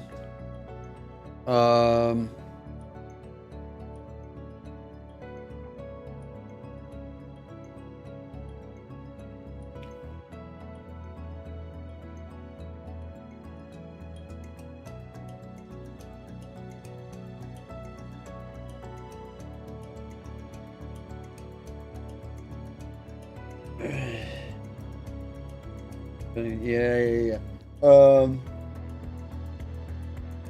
What about a feature that increases your speed when you step up? I don't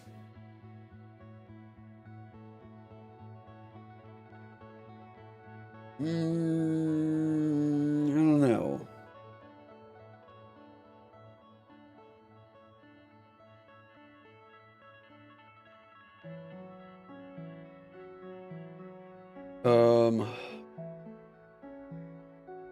Gotta find something to do with. Not a fan of that Footloose either.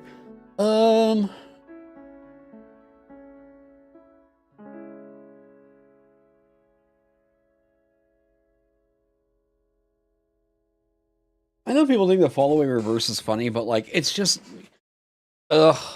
I guess it's a little bit of setup. Like you're kind of, if you get into the front line, then like, yeah, there's this, but like, really, what the fuck are you doing in the front line?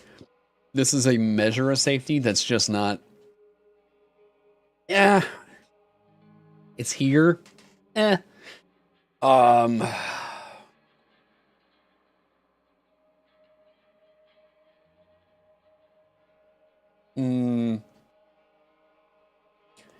so, I think you can use a different 8th level feature.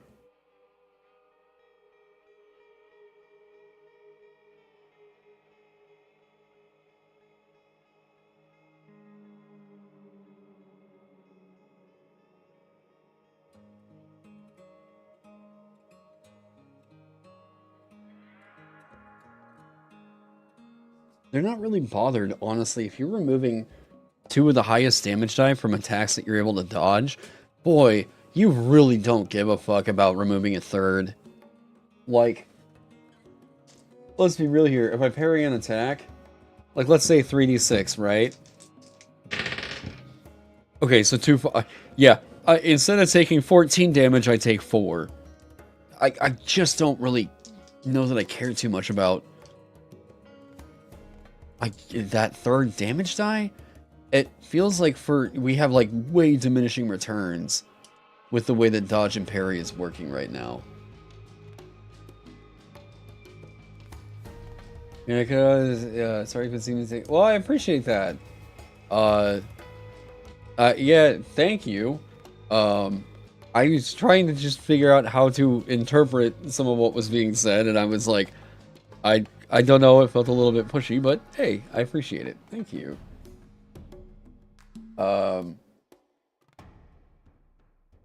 Allies benefit from step up game and movement buff or something?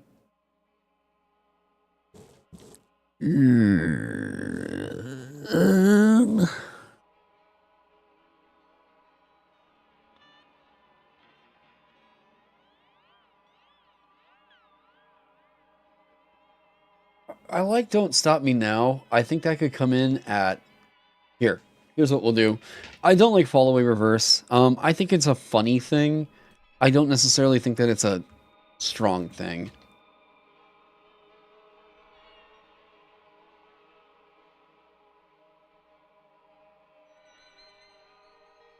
Your speed is not impeded by difficult terrain, and you have favor on checks and saves against being grappled, paralyzed, and restrained. Boy, that's a good 2nd level. It's not a great 6th level. That's a really, really good 2nd level. I don't know. I guess like it's funny to call it Don't Stop Me Now, but I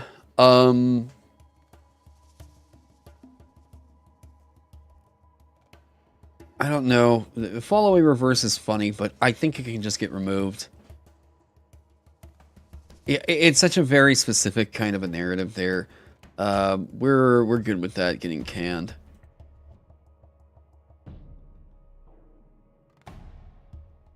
Sixth level, your speed is not impeded by difficult terrain, so we're gonna move this up to you and the target of your step up feature.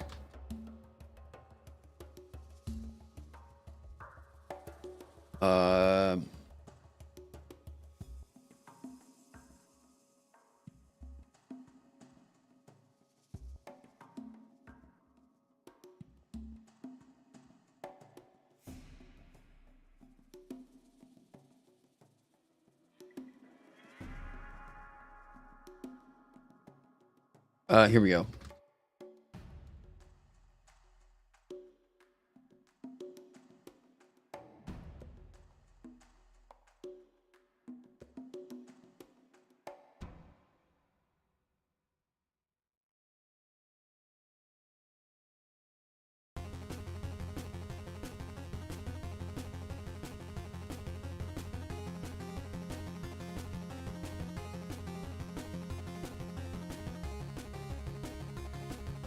You can throw this around a lot. Yeah, that's really good. Allies that get the step up action are berserk? What?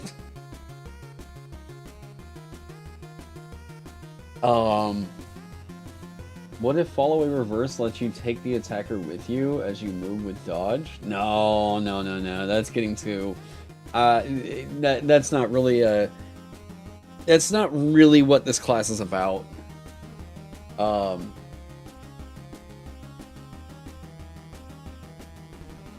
a little underwhelming? That can get doubled. I mean, it might be a little bit underwhelming, but you're able to throw this out a lot, and like, look at this. You use it, you get a +5 bonus to speed for the round. If it's used on an off turn, you're getting another one over here. You can throw this out to multiple allies here later on. It might be underwhelming. It might be.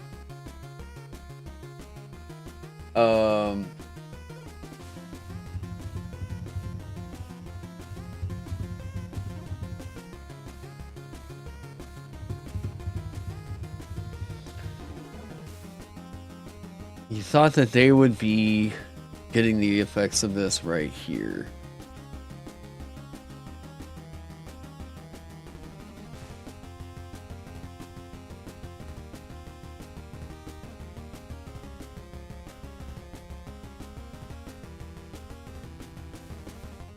That's kind of funny to have the two working in tandem like that.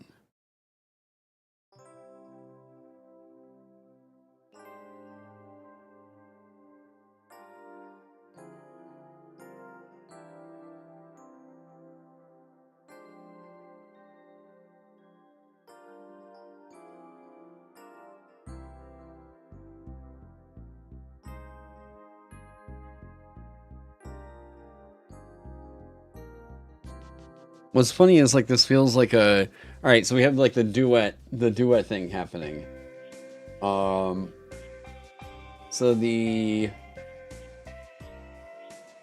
this would be...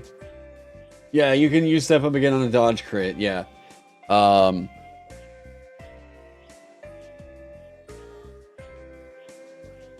guess if we want to be that cheesy with it, right?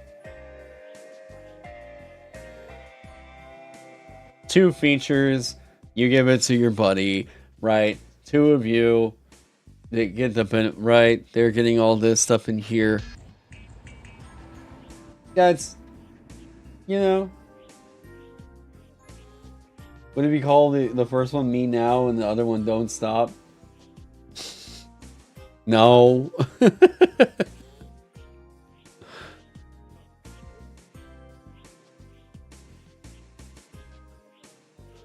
Here we go. What about dance partner for the name? Two to danger. Wait, what? Why the fuck did I say danger? Did I Freudian slip something? What was I reading? Dance partner. I think I saw dance partner, and that made me type danger. What the fuck? Is my brain broken?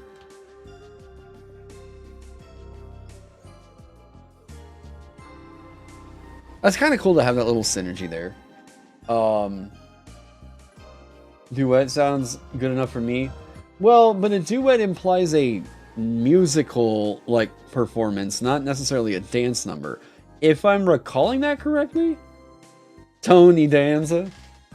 Hold me closer, Tony Danza.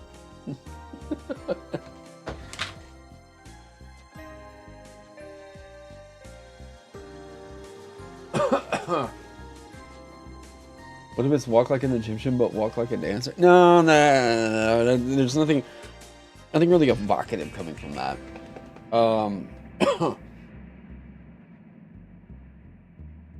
Feels weird when it can affect three people with the name.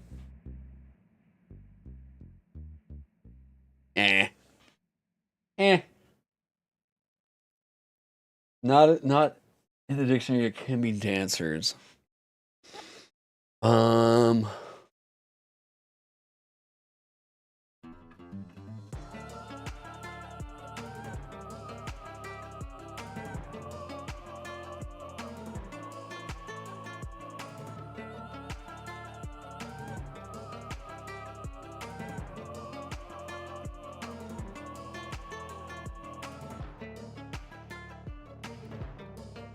I kind of like that.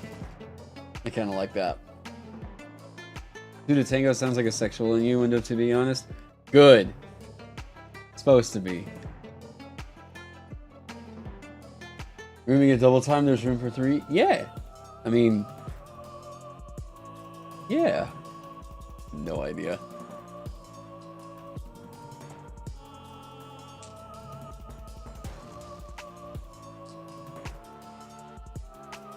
Oh, my clothes are tiny dancer. Sounds like you're teaching your party to dance. It's really cute. Yeah. All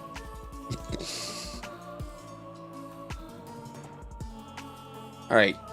So we have an 8th level feature that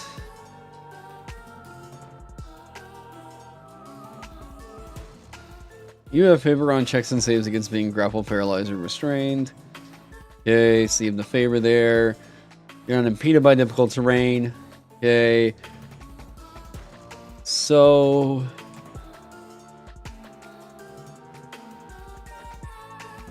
your dancer level divided by 4 means that it's a 2 right here. Oh wait, no, it's been a 2 for a second. It's about to be a 3. Whoa, whoa, whoa, whoa, whoa.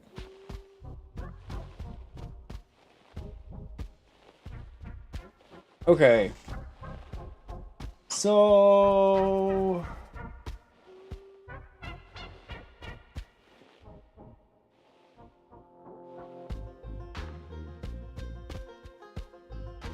yeah.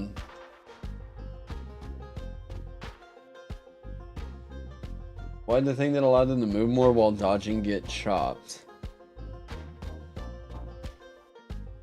Why did the thing that allowed them to move more while dodging get chopped? Oh, like they can move further or whatever? It just wasn't exciting. Yeah, in general, the feedback I was kind of getting on that was that people just sort of felt like it was... Oh, okay. Plus, it was only occurring on a crit. And it was like, you know, who cares? But whenever you get an action, whenever you can dodge, then that feels a lot more like, ooh, I can do other shit. Oh, cool. Yeah. They're way happier whenever, like, the crit thing is big enough, like, an action, to be like, oh, okay, 5% of the time I get that thing, that's cool. I can deal with that.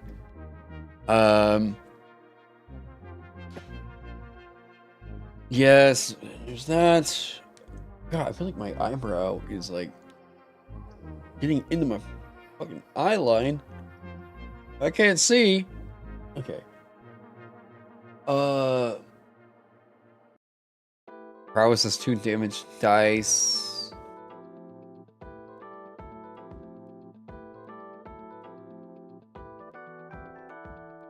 Prowess says 2? Like the number?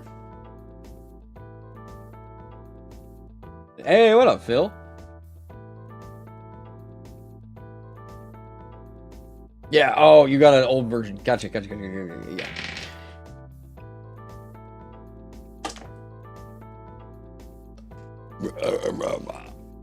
All right.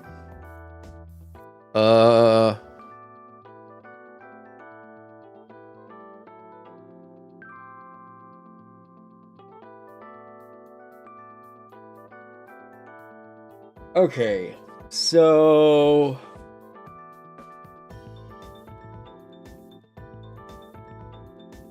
choreographer's there. That's fine. That's cute.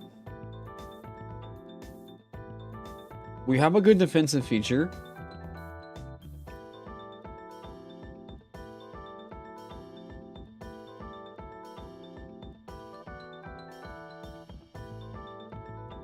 Oh man, I might need to take a nap. That's the great thing about working from home. You can nap any fucking time you want.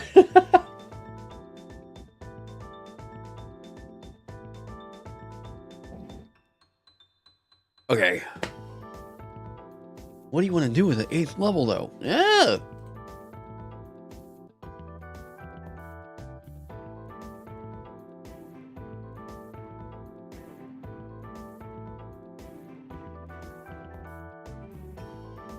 Okay,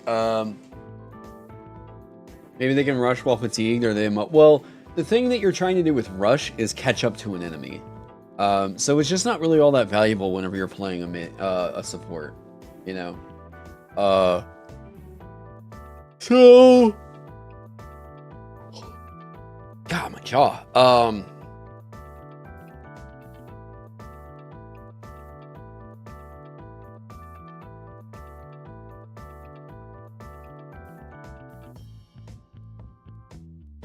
Yeah, plus I eat nothing but goldfish today.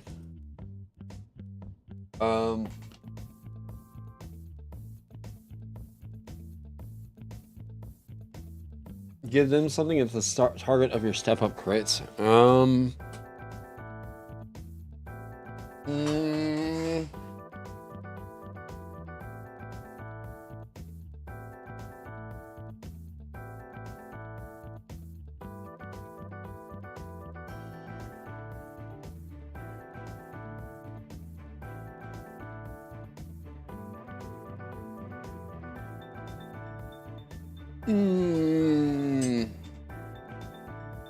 Eat greens for energy.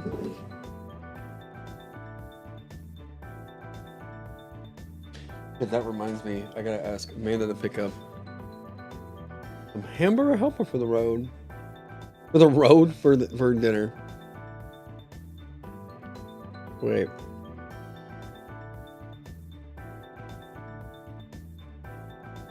That just sounded really good to me.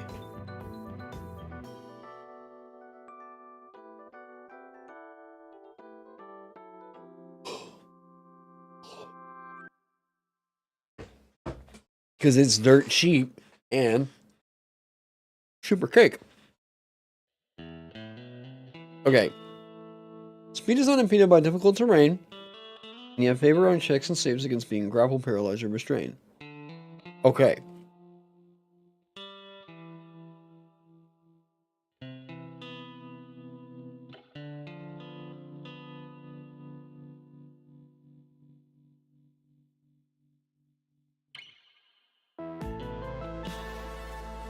They got that with evasion. So we have a cheaper... Okay. So... anything against charms? Nah. Hamburger helper for the road. I guess I meant to say, like, from the road? I don't know. I don't know what I would say. Yeah, I can't justify why I said that.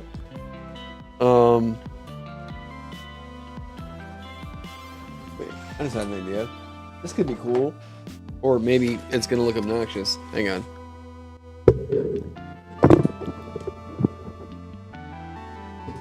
Right? Is that too heavy? And then... Oh, wait. Look at that chat. Ooh. Isn't that cool?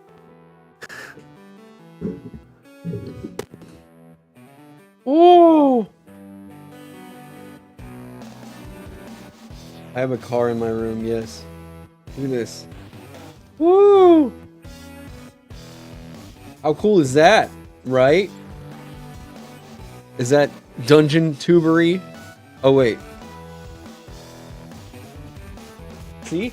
Oh! Does this dancer get a whiff in the starting equipment? They can. You just have to get it.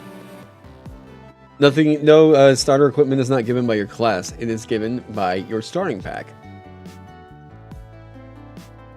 Look at that. And look, we're thematic now, right? Hang on. Do I need to do... Wait. Oh. Oh man, I was hoping for more like creepy colors in the background. Oh well, whatever. Maybe dodge, you still suffer secondary effects of the attack?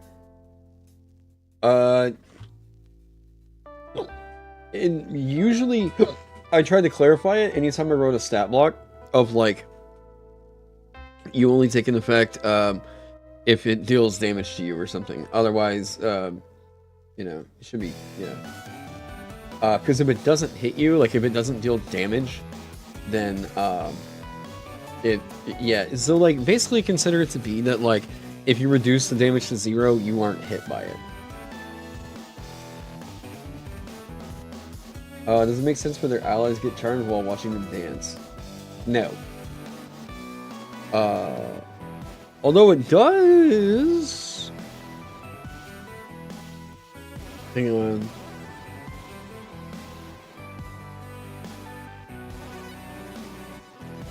Chat, what's the really, really good hamburger helper? Let me see.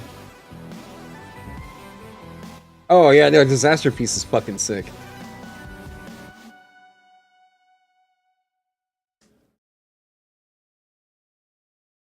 Ooh.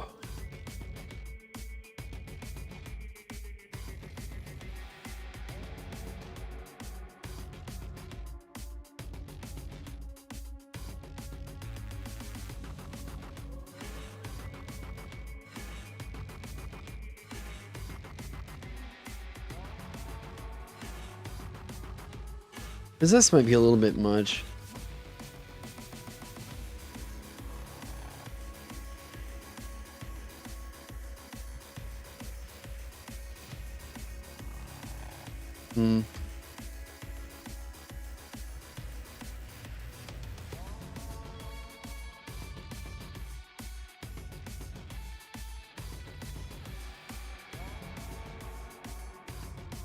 So there's this idea of like counter charmer, maybe in something like that. Can I just name the 8th level feature Hamburger Helper?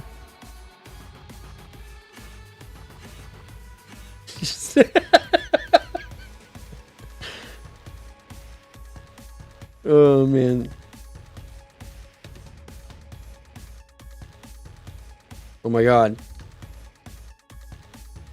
I'm getting fucking exhausted. Here, yeah. Just is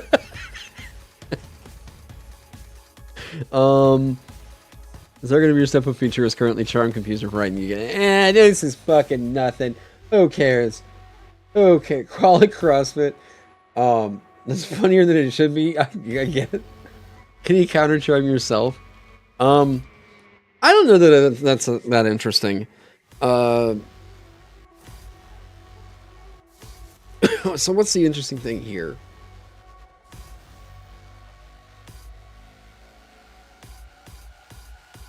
We've already given it, you can give your buddies this other thing.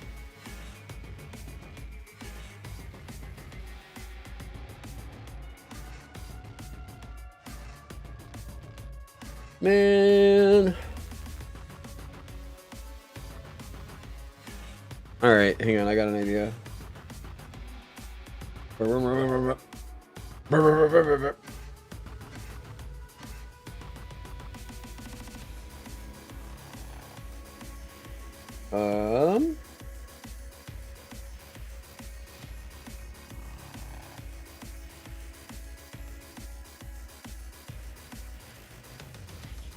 gonna look at an old friend.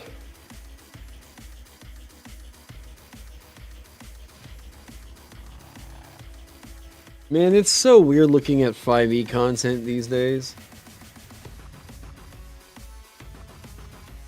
Step Up does have enough.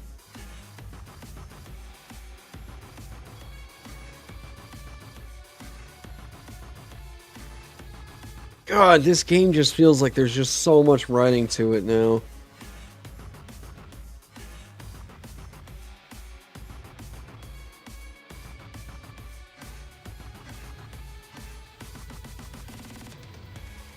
Yeah, we've kind of got this in here.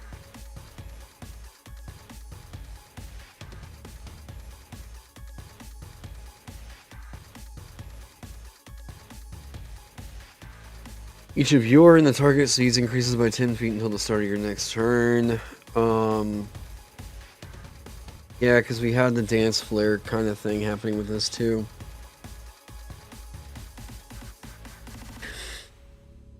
Yeah, but we have this as a perk.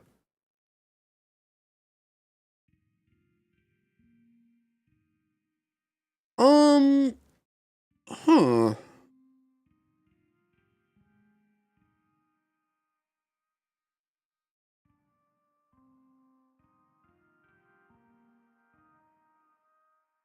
Your friends have been talking about D&D 2024 and you don't think you could possibly be less interested? Like, I guess I'm happy for the people who are happy about it, but like, it even seems like everybody's kind of like, really? Like, this is it? You know? I saw a Twitter post the other day that I thought was kind of funny where it was like, yeah, it's like DLC for a 10-year-old game or like basic patches on certain things and they're charging you $70 for it.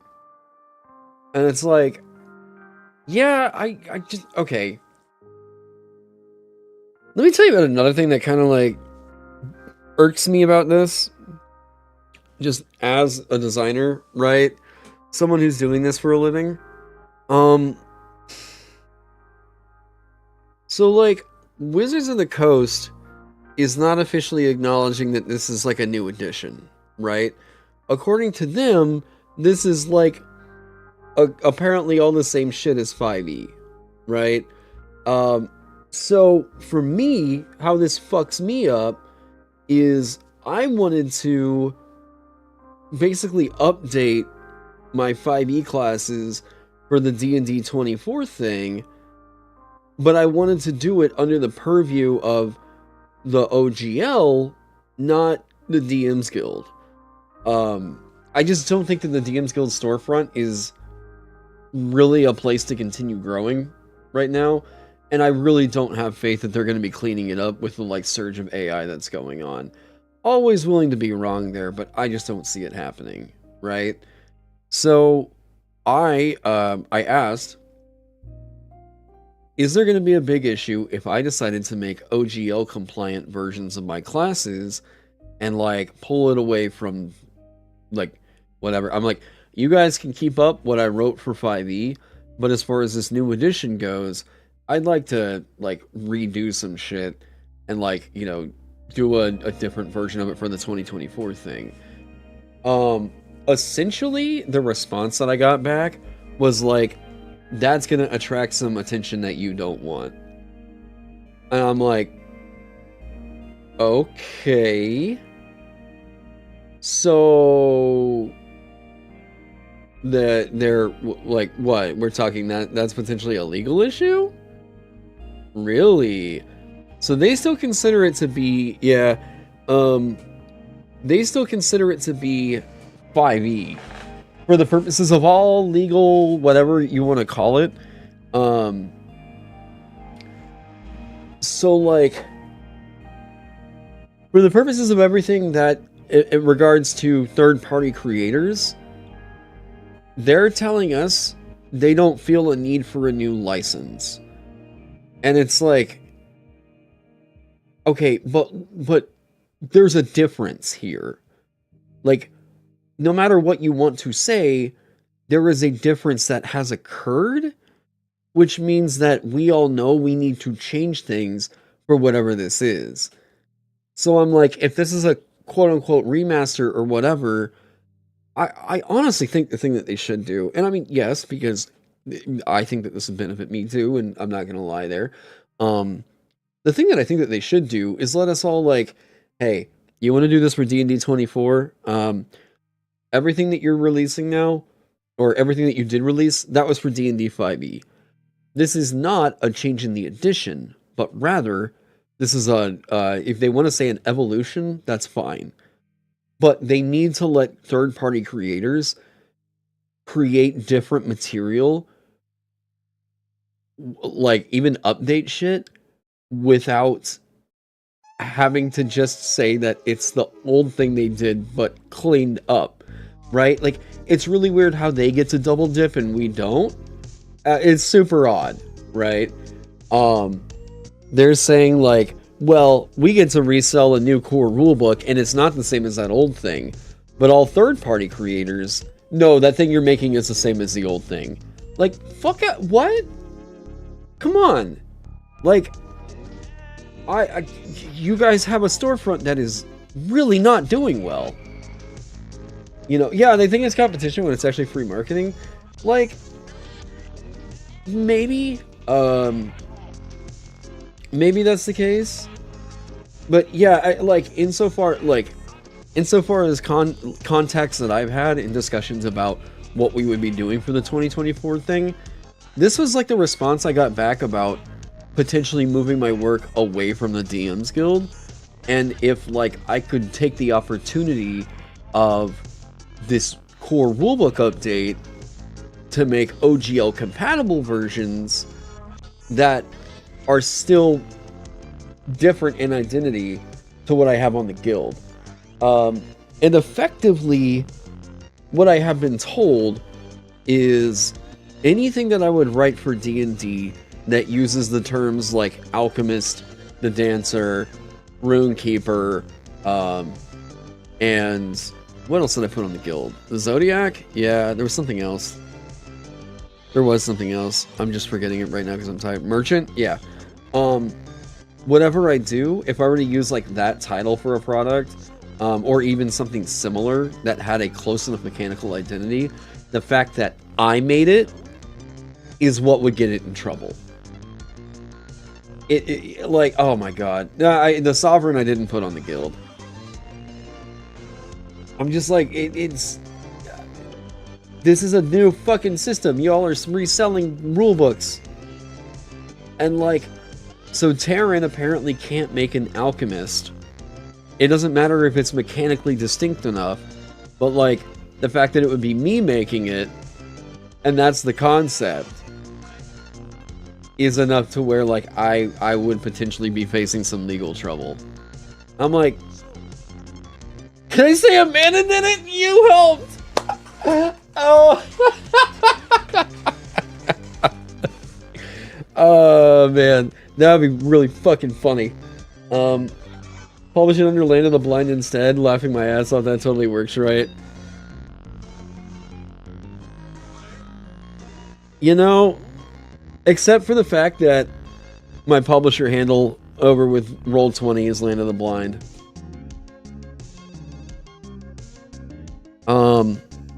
Yeah, I'm just like,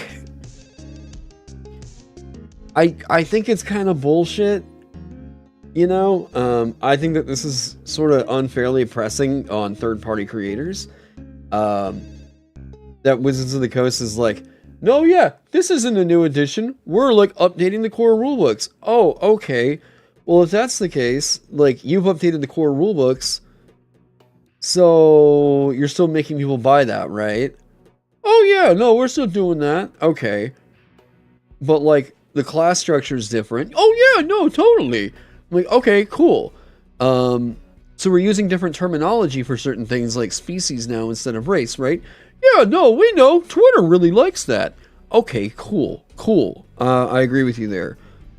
So because the core rules are different and we're using different terminology, doesn't that mean that the SRD doesn't really work anymore? Like, there's no, like, we have to come up with a new SRD for this, right? Well, no. I mean, it's the same edition. It's just, no, fuck out of here. Stop. This shit's so infuriating. It's like, it's not just a fucking semantic thing anymore. It's not. Like, this is actually affecting business here. And not just WotC business, our fucking business. So, like, if they're gonna say that, like, we gotta wait on this different SRD, then I'm like, fuck you, that's a new system. Yeah, then if you make a new SRD, you've made a new edition. It's what you've done. It's what the fuck that's for. All right. So yeah, to anybody that's like, I've made this 5e thing, I would like to update it, and whatever. If Wizards of the Coast is really gonna try to fight and say that, like, this isn't a new edition, but we're using a new SRD.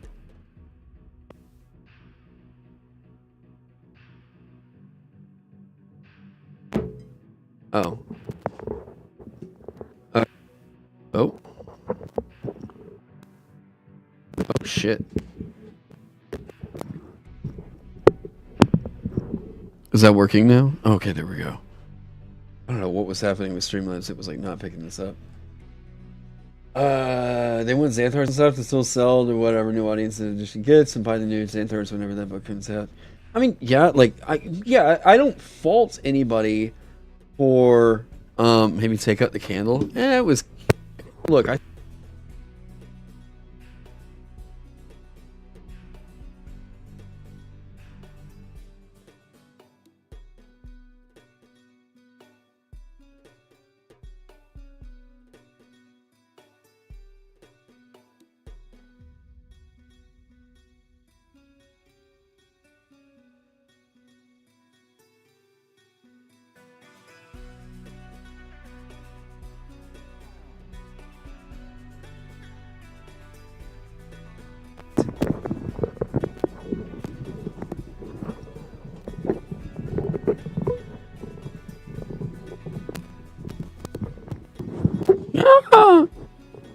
that work?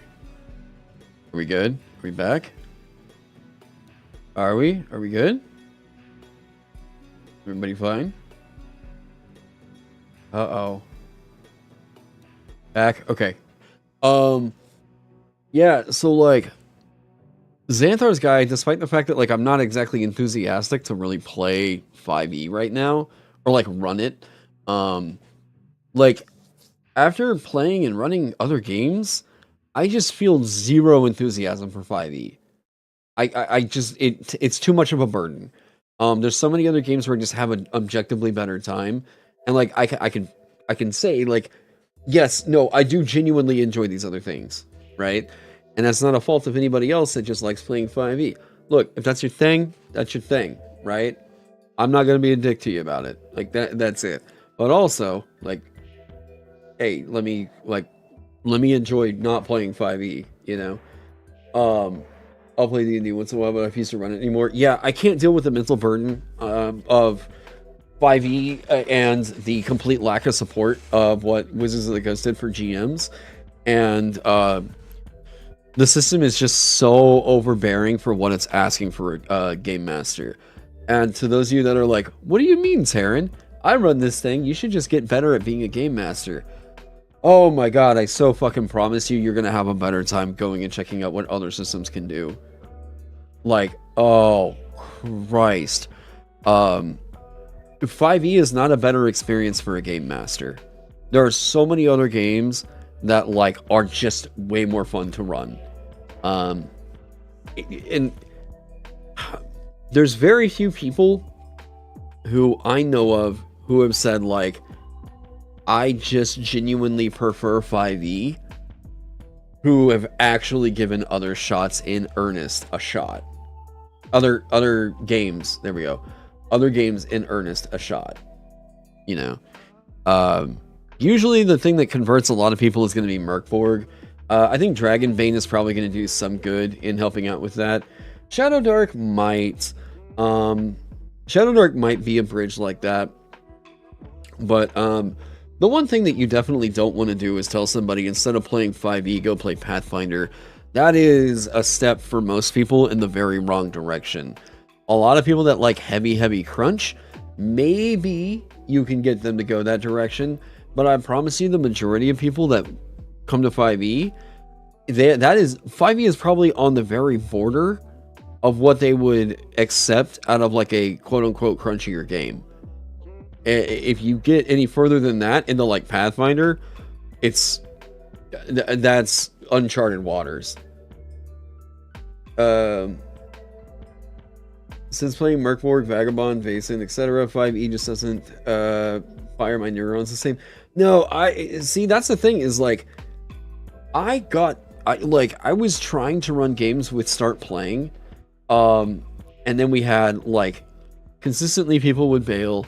And I kind of got to a point where like there was a 3-week span where people hadn't, like, we had to keep, you know, canceling things or doing whatever.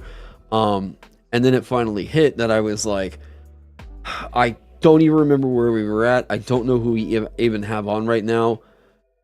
And I dislike 5e so much. I'm gonna just go on ahead and get out of it, you know. Do we have cover rules for Vagabond? No. No, hiding behind stuff doesn't necessarily give you a benefit other than you can't be targeted. If you're actually hiding behind the thing and the thing can't see you, you can't be targeted. It's that cake. It has nothing to do with like half cover or anything quite like that. the more and more I tried to fiddle with that, the less happy I was with it at the end of the day. But some people can always like house rule it if they'd like. Do we have dragging rules in Vagabond? Like as you grapple someone and move them around? I mean, if you grapple them and like your speed is halved, they're still coming with you. One of your friends is a firm 5e stand, and it really seems like it comes down to them being familiar with and being unwilling to really switch over. DC20 has definitely piqued their interest, though. But see, like DC20 is just a 5e and Pathfinder hack. Oh god. Ooh, oh wait. Ooh, did Taron say it? Oh god. Ooh, spicy take. It's the same shit, different day, you know?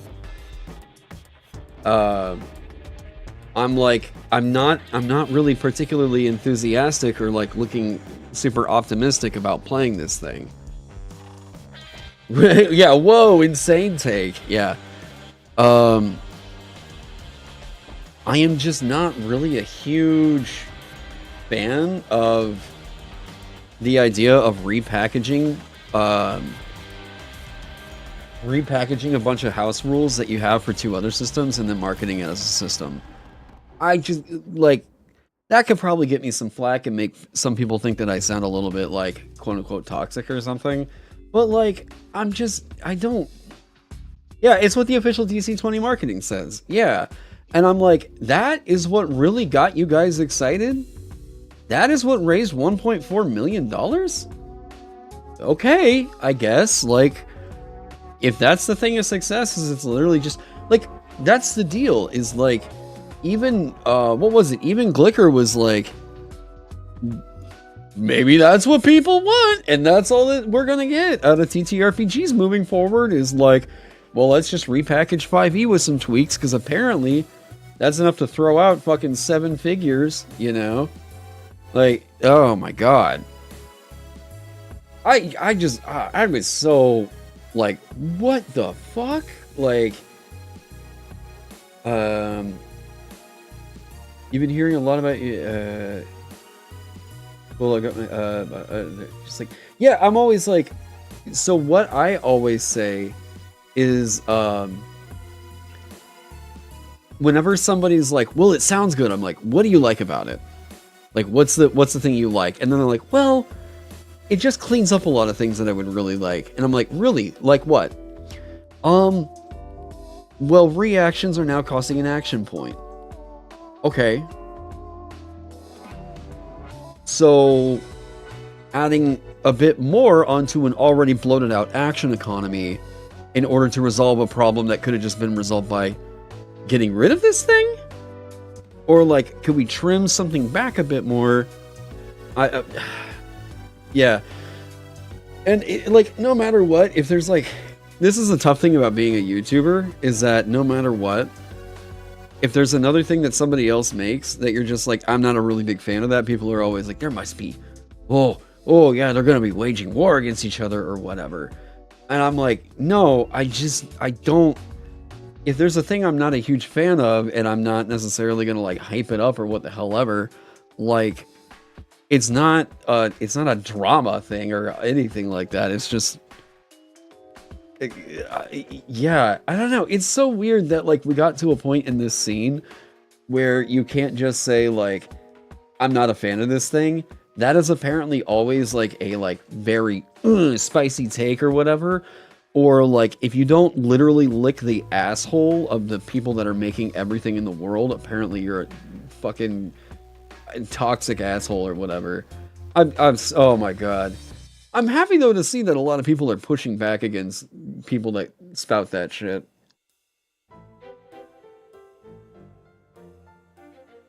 It's the game made from the dreams of 5e players. 5e players ain't designers though. You mean the marketing is working and 5e does so yeah, well, whenever you spend over 20k in marketing, that'll fucking do it for you, that's for sure. Yeah. The words of Taron don't reflect the reviews of Land of the Blind or Indestructoboy. Yeah. I don't like the trending thing, them's fighting words. Yeah, yeah. It's more so that, like, if you quote-unquote rocked the boat, that, like, oh, well, hey, this thing is going really good right now, and, like, we're able to make content off of it that's getting views. So if you say something that's negative about it, you're fucking with me now. And it's like, God, seriously? Like, holy shit, are we not going to be even slightly critical of this art form? Like, fuck around.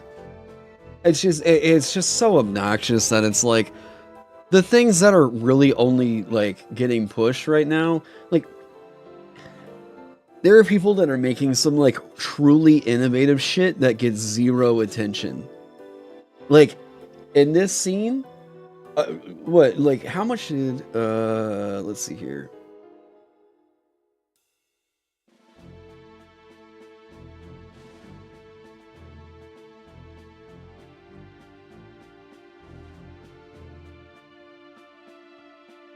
Yeah, like, I think Eat the Reich is one of my favorite things that I've actually read in the last, probably since, like, you know,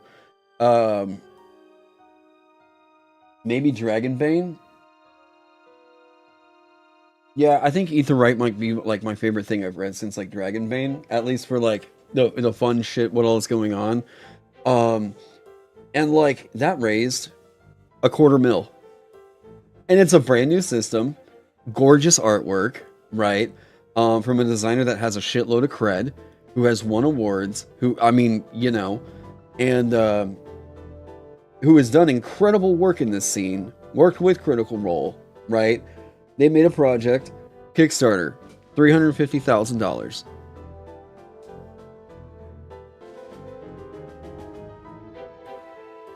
Like, that's still very good. It's still very good that they were able to, like, raise that money, but, like, if what is getting big in this scene is just fucking 5e hacks and shit, we gotta seriously talk, like, the fuck?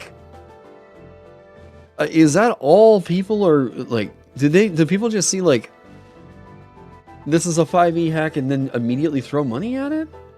Yeah, I'm really looking forward to trying Triangle Agency myself. Yep, what did that raise? Brand new system. I've actually got that coming in October. I just got the PDF the other day. There we go. Yeah, another one. $350,000. $379,000. Yeah. That's incredible. That's very, very good. That's where we would expect it to be, right? Like, that is an independent TTRPG project. But it's a successful one, right? But it's a brand new SRD. Like, this is a brand new system.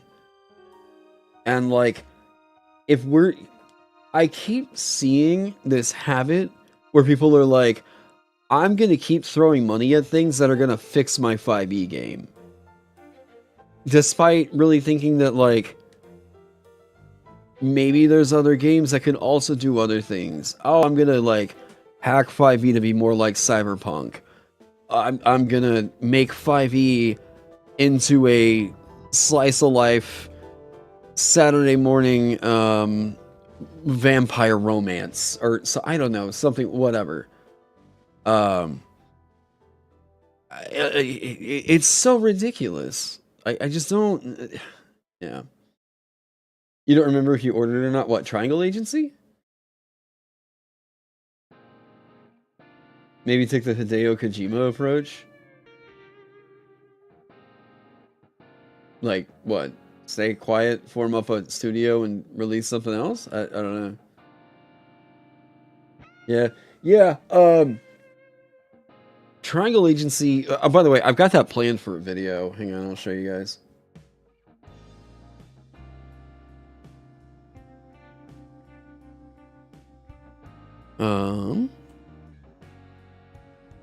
Yeah, I was working on some thumbnails. So yeah, you'll get a little previews of what I'm working on. So this is coming up on Monday, but the Triangle Agency one I gotta work on for a second. So yeah, the one that's coming up on Monday, I've got the Call from the Deep thing. This has been a goddamn crazy video to make. So please go like and do all that shit once it's dropped. I'm going to be doing a review, an essay on what I liked about everything with Eat the Reich. And this is me testing 2 different thumbnails to see which one I preferred. Of course, we know, like, drink Hitler's blood. Come on, that's gonna fuck in the thumbnail, alright? It's called The Deep Good. It's the best 5e adventure that anybody wrote. Yeah. If they are saying that they're done with writing 5e adventures, straight up, Call from the Deep is the best adventure that's been written for 5e. Yeah. Objectively 10 out of 10. Best how? You'll have to watch the video. Into the Odd, I'm going to be doing one here soon. Isle of the Plangent Mage. I've been waiting to really go through this one for a video until I have run it through with the Vagabond groups, but I will be going through it here. I really love this adventure a lot. This is a video that I am still figuring out how I want to tackle. I thought about this one and concepted it out in February. I was really hoping to get Gardens of Yin in from the Kickstarter in before I did this, but I don't think that one's going to fulfill for a while. Call from the Deep, yes, it's a 5e adventure, yeah. It's got this cover right here. It's over on the DM's Guild, by the way. JBC Perry. You've been able to run Hole in the Oak, soon gonna be doing Incandescent Grottos and Isle of the Plangent Mage, things like that. Hell yeah! Glad to hear it. Yeah, I actually really want to go through Hole in the Oak. I've got it. I've done all my... Oh, shit. I can't... My only thing is, I don't know if I want to do Hole in the Oak or Incandescent Grottos first. Yeah. What makes Call from the Deep so good? Okay, so, like, I'll be going through it in my video and everything. Oh yeah, here you go. Here's the Triangle Agency. I've got one coming up. And then, conversely, I'm going to be doing one about Curse of Strahd at some point this year. But yeah, I've been kicking around what I'm going to do about the Liminal Fantasy video at some point. The setting is just a Sword Coast, but it's the most sweeping, tour of the Sword Coast that you're ever gonna get. As far as all the other adventures go, this one's just like, if you want to feel like an epic adventure, Call from the Deep did it better than anything that Wizards of the Coast put out. There are so many writing beats in Call from the Deep that really show a practical philosophical critique for what needs to go into an adventure book. So much of what JBC Perry was doing in there was also influenced by, I mean, without speaking, this sounds like I'm speaking for him. I'm just kind of going off of observations here. It's one of the only 5e adventures that I feel like I could see the guy wrote for other systems and tried to take what he learned in those other systems and apply it to 5e adventure writing. You can actually see after like that book dropped that like even Wizards of the Coast started changing the way that they wrote adventures. A lot of stuff that was written for D&D 5e before like 2021, 2022 maybe, is extremely overwritten. Like, so overwritten, the layout is not complementing the format of what it's trying to be. If you're like, Taron, what the hell do you mean? Go look at like Curse of Strahd or like Ghost of Saltmarsh, and compare it to Keys from the Golden Vault. I mentioned this in my video. Keys from the Golden Vault, actually not a bad look for an adventure book. At least the layout in that was kind of complementing, or at least seemed to be aware that it was an adventure book. The problem is with a lot of the 5e adventures, they stick to a layout format of what they still do for character options. They don't really adapt it over to the idea of like, this needs to be read, written, or whatever. Like, this might need to be read on the fly. 5e is one of the few systems that is like... Again, I say this in the video. So like it'll be coming out on Monday, but like my least favorite thing about running a 5e adventure is the anxiety I feel about like looking at it and thinking that I'm playing a fucking word search by looking at a room. Where I'm like, what are the important elements? I hate read aloud text. I have come to fucking despise read aloud text. Read aloud text is a recipe for disaster, because if you've got DMs that maybe they have anxiety, maybe these DMs are like, they get overwhelmed by massive blocks of text or whatever. Read aloud text has a really bad problem of almost telling players too much and too little information at the same time. I give multiple examples of like fucking horrible read aloud text in 5e books, and then show how like JBC Perry wrote the exact same like trap or puzzle using more practical read aloud text. And like, yeah, here's my main thing. A lot of 5e wording tries so hard to be very purple and prosy and like paint me a scene rather than deliver me the information I need to fucking know as a GM, right? So 5e went in a very quote unquote like natural language way. And that natural language of 5e happens to just really bloat out a lot of what's on the page. If you look at let me see, pull this up. Here, let's do that.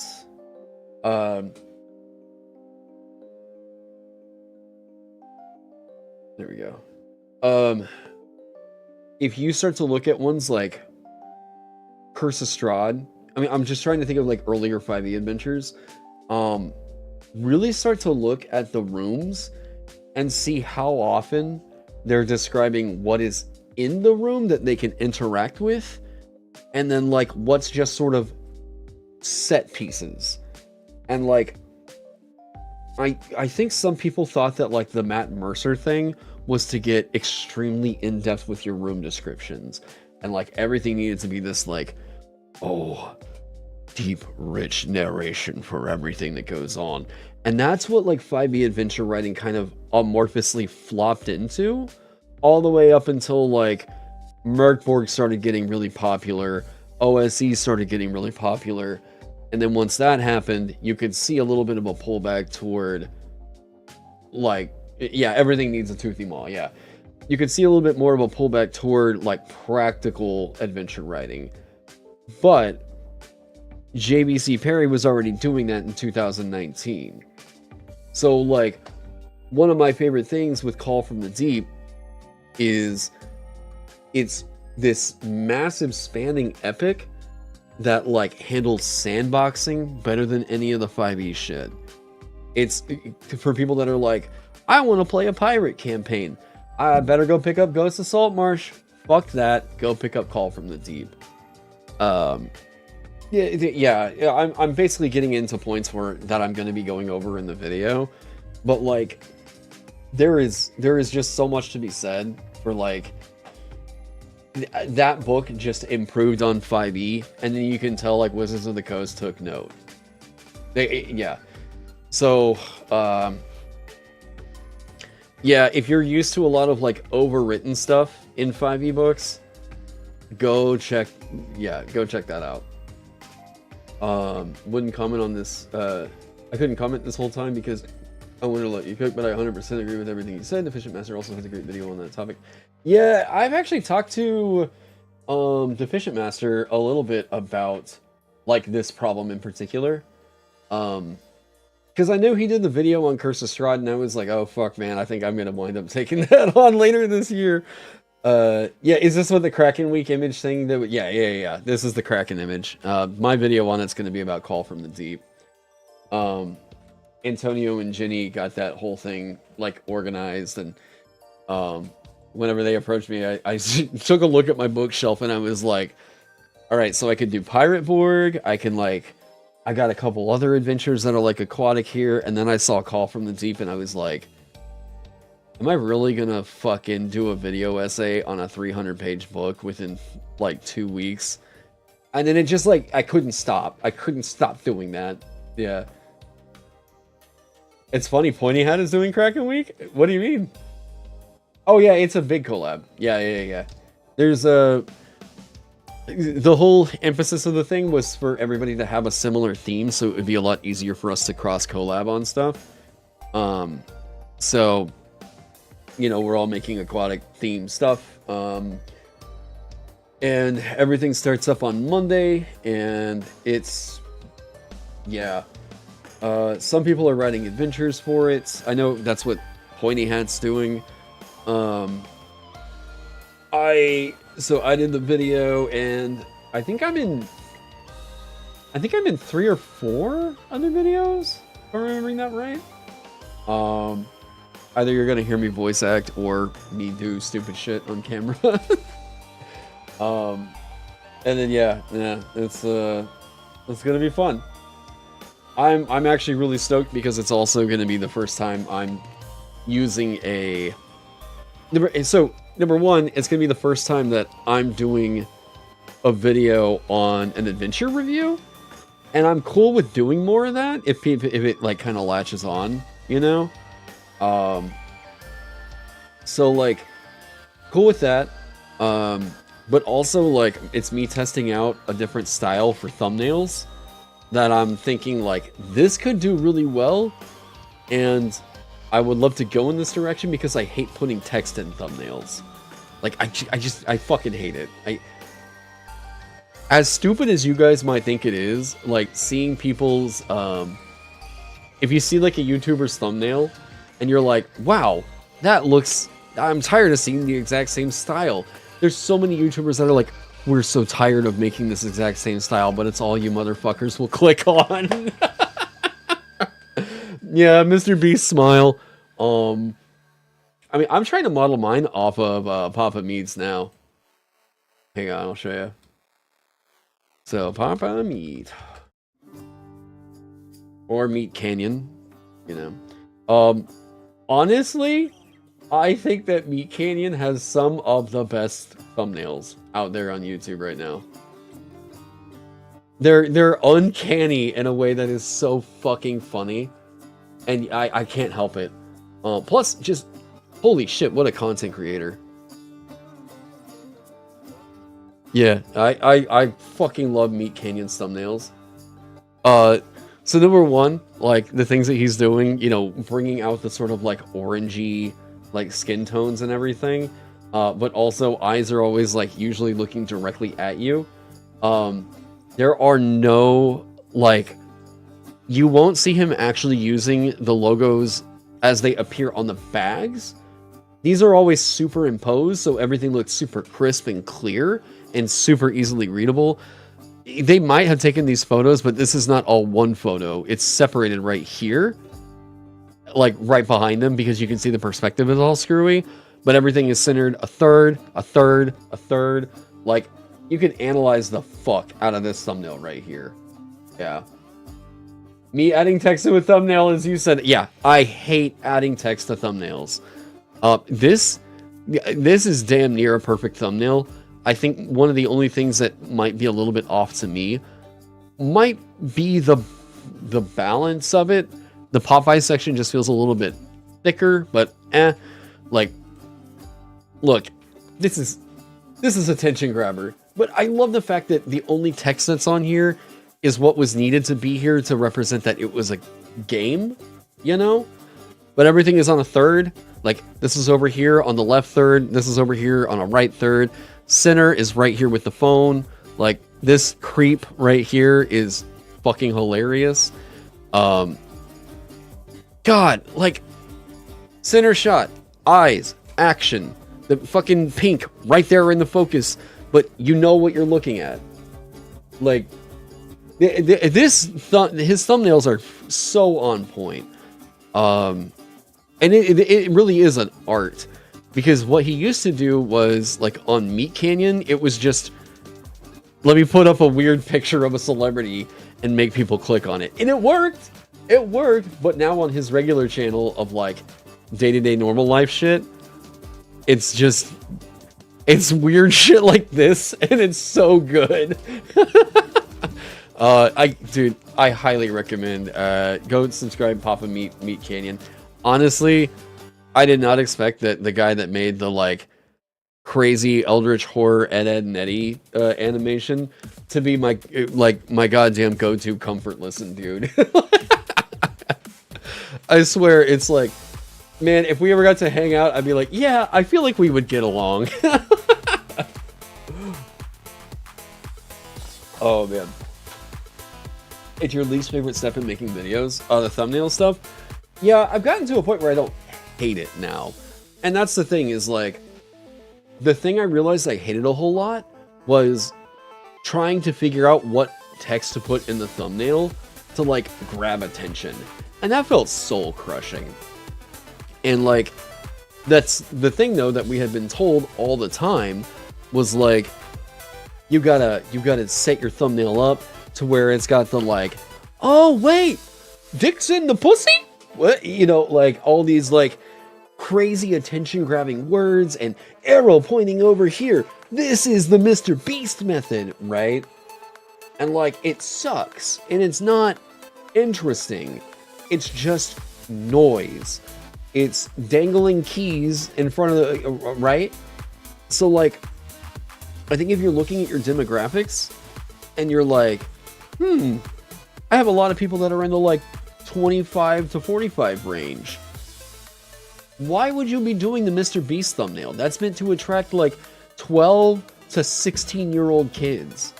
You know, they're the ones that he's trying to entertain by jingling expensive keys in front of them, right? But the problem is, it's bled over into every other space of the YouTube architecture. So now everybody thinks, in order for me to make a good thumbnail, I've got to, like, make it crazy, dramatic, and appealing, you know? Here, let me just go to my homepage. What's the, like, YouTube homepage for me look like? Okay, yeah, so now you guys will get to see my, yeah, this is what my typical homepage looks like. You'll notice it's actually surprisingly free of a lot of D&D shit. So, like, Philip DeFranco, YouTube knows every day I'm probably watching Philip DeFranco. This guy is, like, my go-to, like, news summary of the day or something, right? CoffeeZilla, there's a lot of crazy shit going on in the crypto scam stuff right now, right? No Nat talking about the Plain Simple video. I live in Oklahoma. I'm gonna have, there's tornado shit. I've got to see what's going on with the storm chasers, because this is the biggest news that's happening right now in the gaming scene. I'm getting recommended a bunch of Dr. Disrespect videos. I watch Mutahar basically in every video he puts out. No idea why I got recommended this random Squidward video. I don't know what that's about. I watch Oni Plays a lot. I told you guys I was like a Newgrounds guy. Smiling Friends I've been watching a lot. I watch Charlie on a fucking twice-a-day basis right here. Don't know who this is. I'm glad that YouTube is recommending some smaller channels, though. So, like, that's cool to see. Papa Meat right there. Lily Pichu I haven't watched in a while. Okay, so there's a D&D video. So 1, 2. Yes, I'm super stoked for the Necrodancer. Wang, look, dude, you want to know, like, my fucking sense of humor? It's Wang, all right? Like, Justin Wang is my shit. Of course, Dr. Disrespect. Rel, I need to check out more of Rel's videos because Rel does really interesting TTRPG game design stuff. Summer Games Fest. Crazy Lunatic illustrates entire Elden Ring playthrough, 600-page sketch. Holy shit, that's crazy. Oh, King Cabbage, they're a local Tulsa brass band. I went to college with some of the guys that are in it. Yeah, like my yeah, but if I'm looking at like what the thumbnail structure is like, look, Karen makes Indian take bath. Okay, so this is like trying to throw information at you, right? That's what I mean. It's like I don't like doing this right here. Like, you know, Mudahar, it's like interesting potato chip content of like, oh, well, this is what's happening right now. I just need someone to like take this, what's this thing I should care about? Chew it up and spit it into my mouth, all Mama Bird style, right? Karen makes Indian take bath. I guess that's okay. Dr. Disrespect, busted, right? Like we're grabbing, intention grabbing. Storm Chase, heads up, right? Everything is different, and then multicolor stuff with that. This is goofy as shit. Lily takes a piss with her thumbnails. Could L ever catch Heisenberg? And yeah, better combat design. Not a bad one actually. I think this is fine. Yeah, of all the ones that use text, at least I think that this is like, this is interesting. This is the kind of thumbnail I hate doing. Yeah. Oh, thanks, Axiom. We'll talk to you later. Do I want the CoffeeZilla look? I think the CoffeeZilla look is okay, but it's a bit more dramatic, I think. And I'm kind of like, I don't know. Really, for me, the guy who I really like their thumbnails. So I love Papa Meats. This is the guy who I've been modeling for quite a while. If you look at my old video essays, is Ristic Studies. Ristic Studies does quite a lot of... so Ristic Studies is a Magic the Gathering YouTuber. And like, I don't play Magic the Gathering, but I love watching this guy's shit because he talks about game design, art direction, that kind of stuff. And like, I don't know, I still couldn't tell you dick about how the fuck you play Magic, but like, I'll watch the fuck out of his documentaries, which tells you he's a good documentarian, all right? But the way that he does is very clean art. This is probably his worst thumbnail right here. The red deck wins. It's probably going to have... No, I should have known better. Of course, the Black Lotus video is going to have a shitload.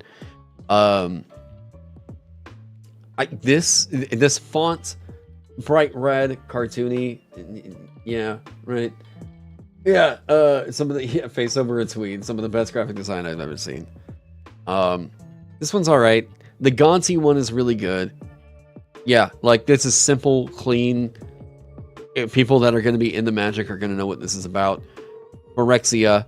Yeah, I actually think that this over here on the side, the I guess Conlang or whatever is over there, might actually not look super great, but the rest of it's fine.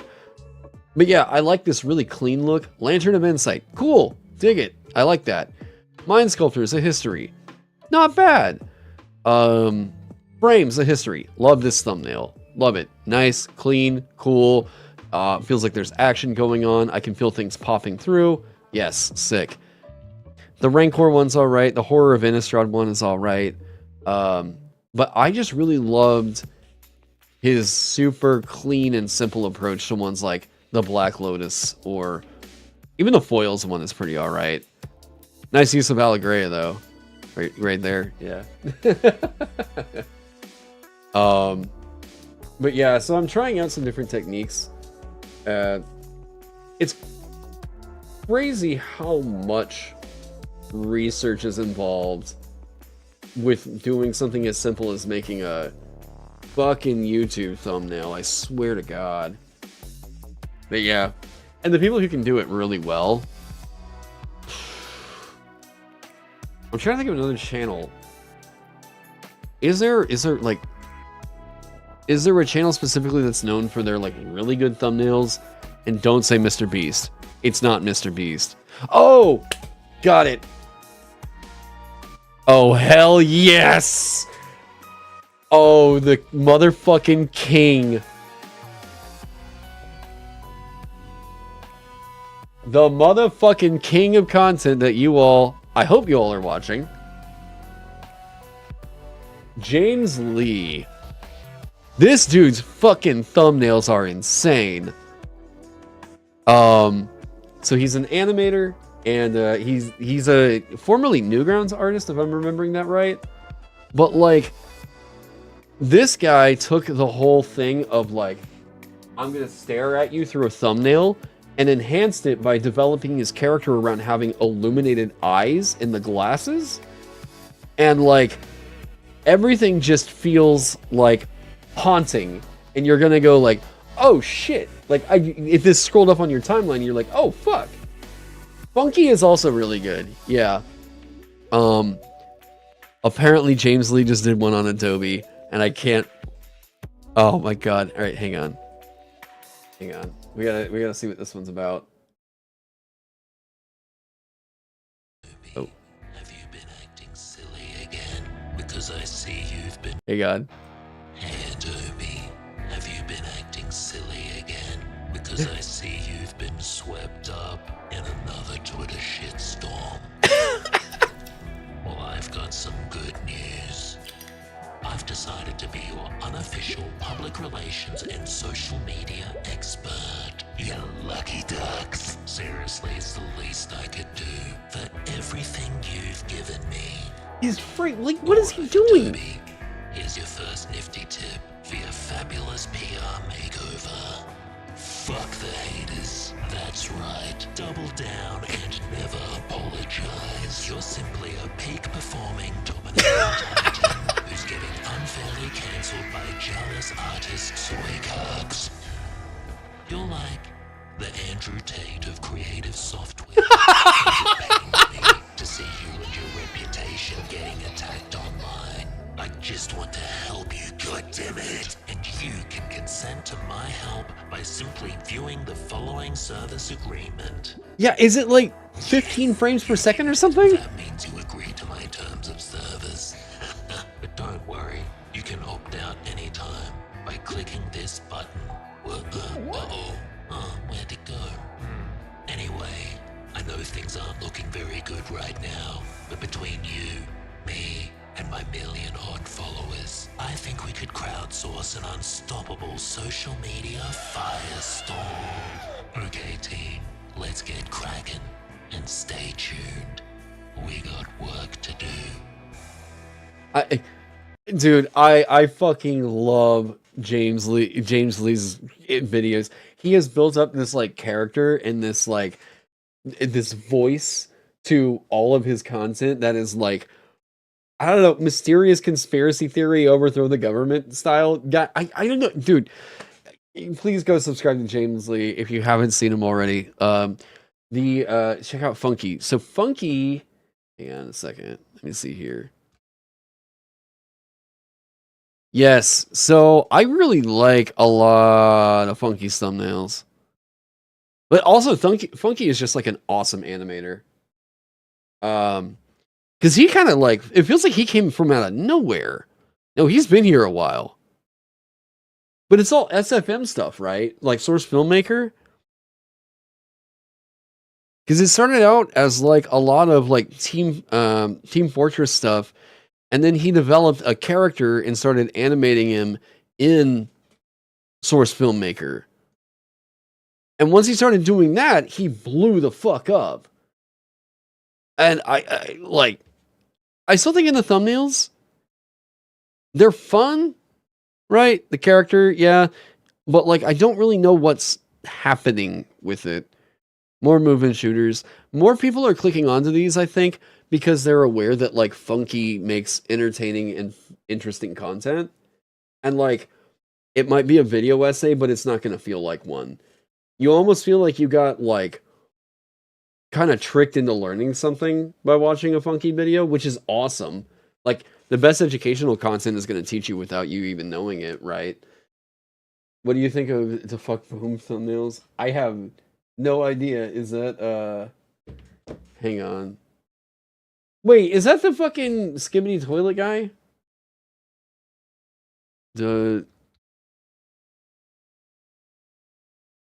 It is the skibbity toilet guy, isn't it? Yeah, it's the fucking skibbity toilet, dude. Oh, I love the concept album video. Yes. Great fucking shit. I love that one. You're trying to troll me. Alright, let's be critical. Oh, shit. Why is that automatically playing? Yeah, let's be critical of it, right? The whole skibbity toilet fucking thumbnail arc. Actually, if we're looking at general composition for them, not terrible. Yeah, like, I mean, a lot of it's just the same bullshit. Here's red dude, blue dude. I still don't know what the fuck is happening with this. This is like the moment that I knew I was like too goddamn old to keep up with modern trends. I have not seen a single goddamn like skibbity toilet thing. All I know is that Stephen Colbert did that crazy ass skibbity Biden thing, and I was crying laughing at how goddamn disconnected that guy is.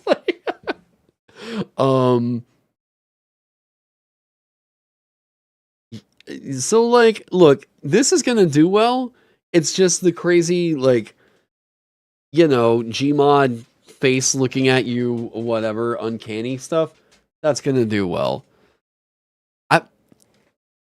I always wonder why did that one take off? Why did that take off? Yeah. Okay. You wanna go outside? Are you trying to go outside? Is that what we're doing? Do I need to hop off of here so we can go outside? All right. You can probably see her down there. You want to go outside? All right, everyone. So I'm gonna wrap it up and see where I need to send you all. Let me see here. Yeah,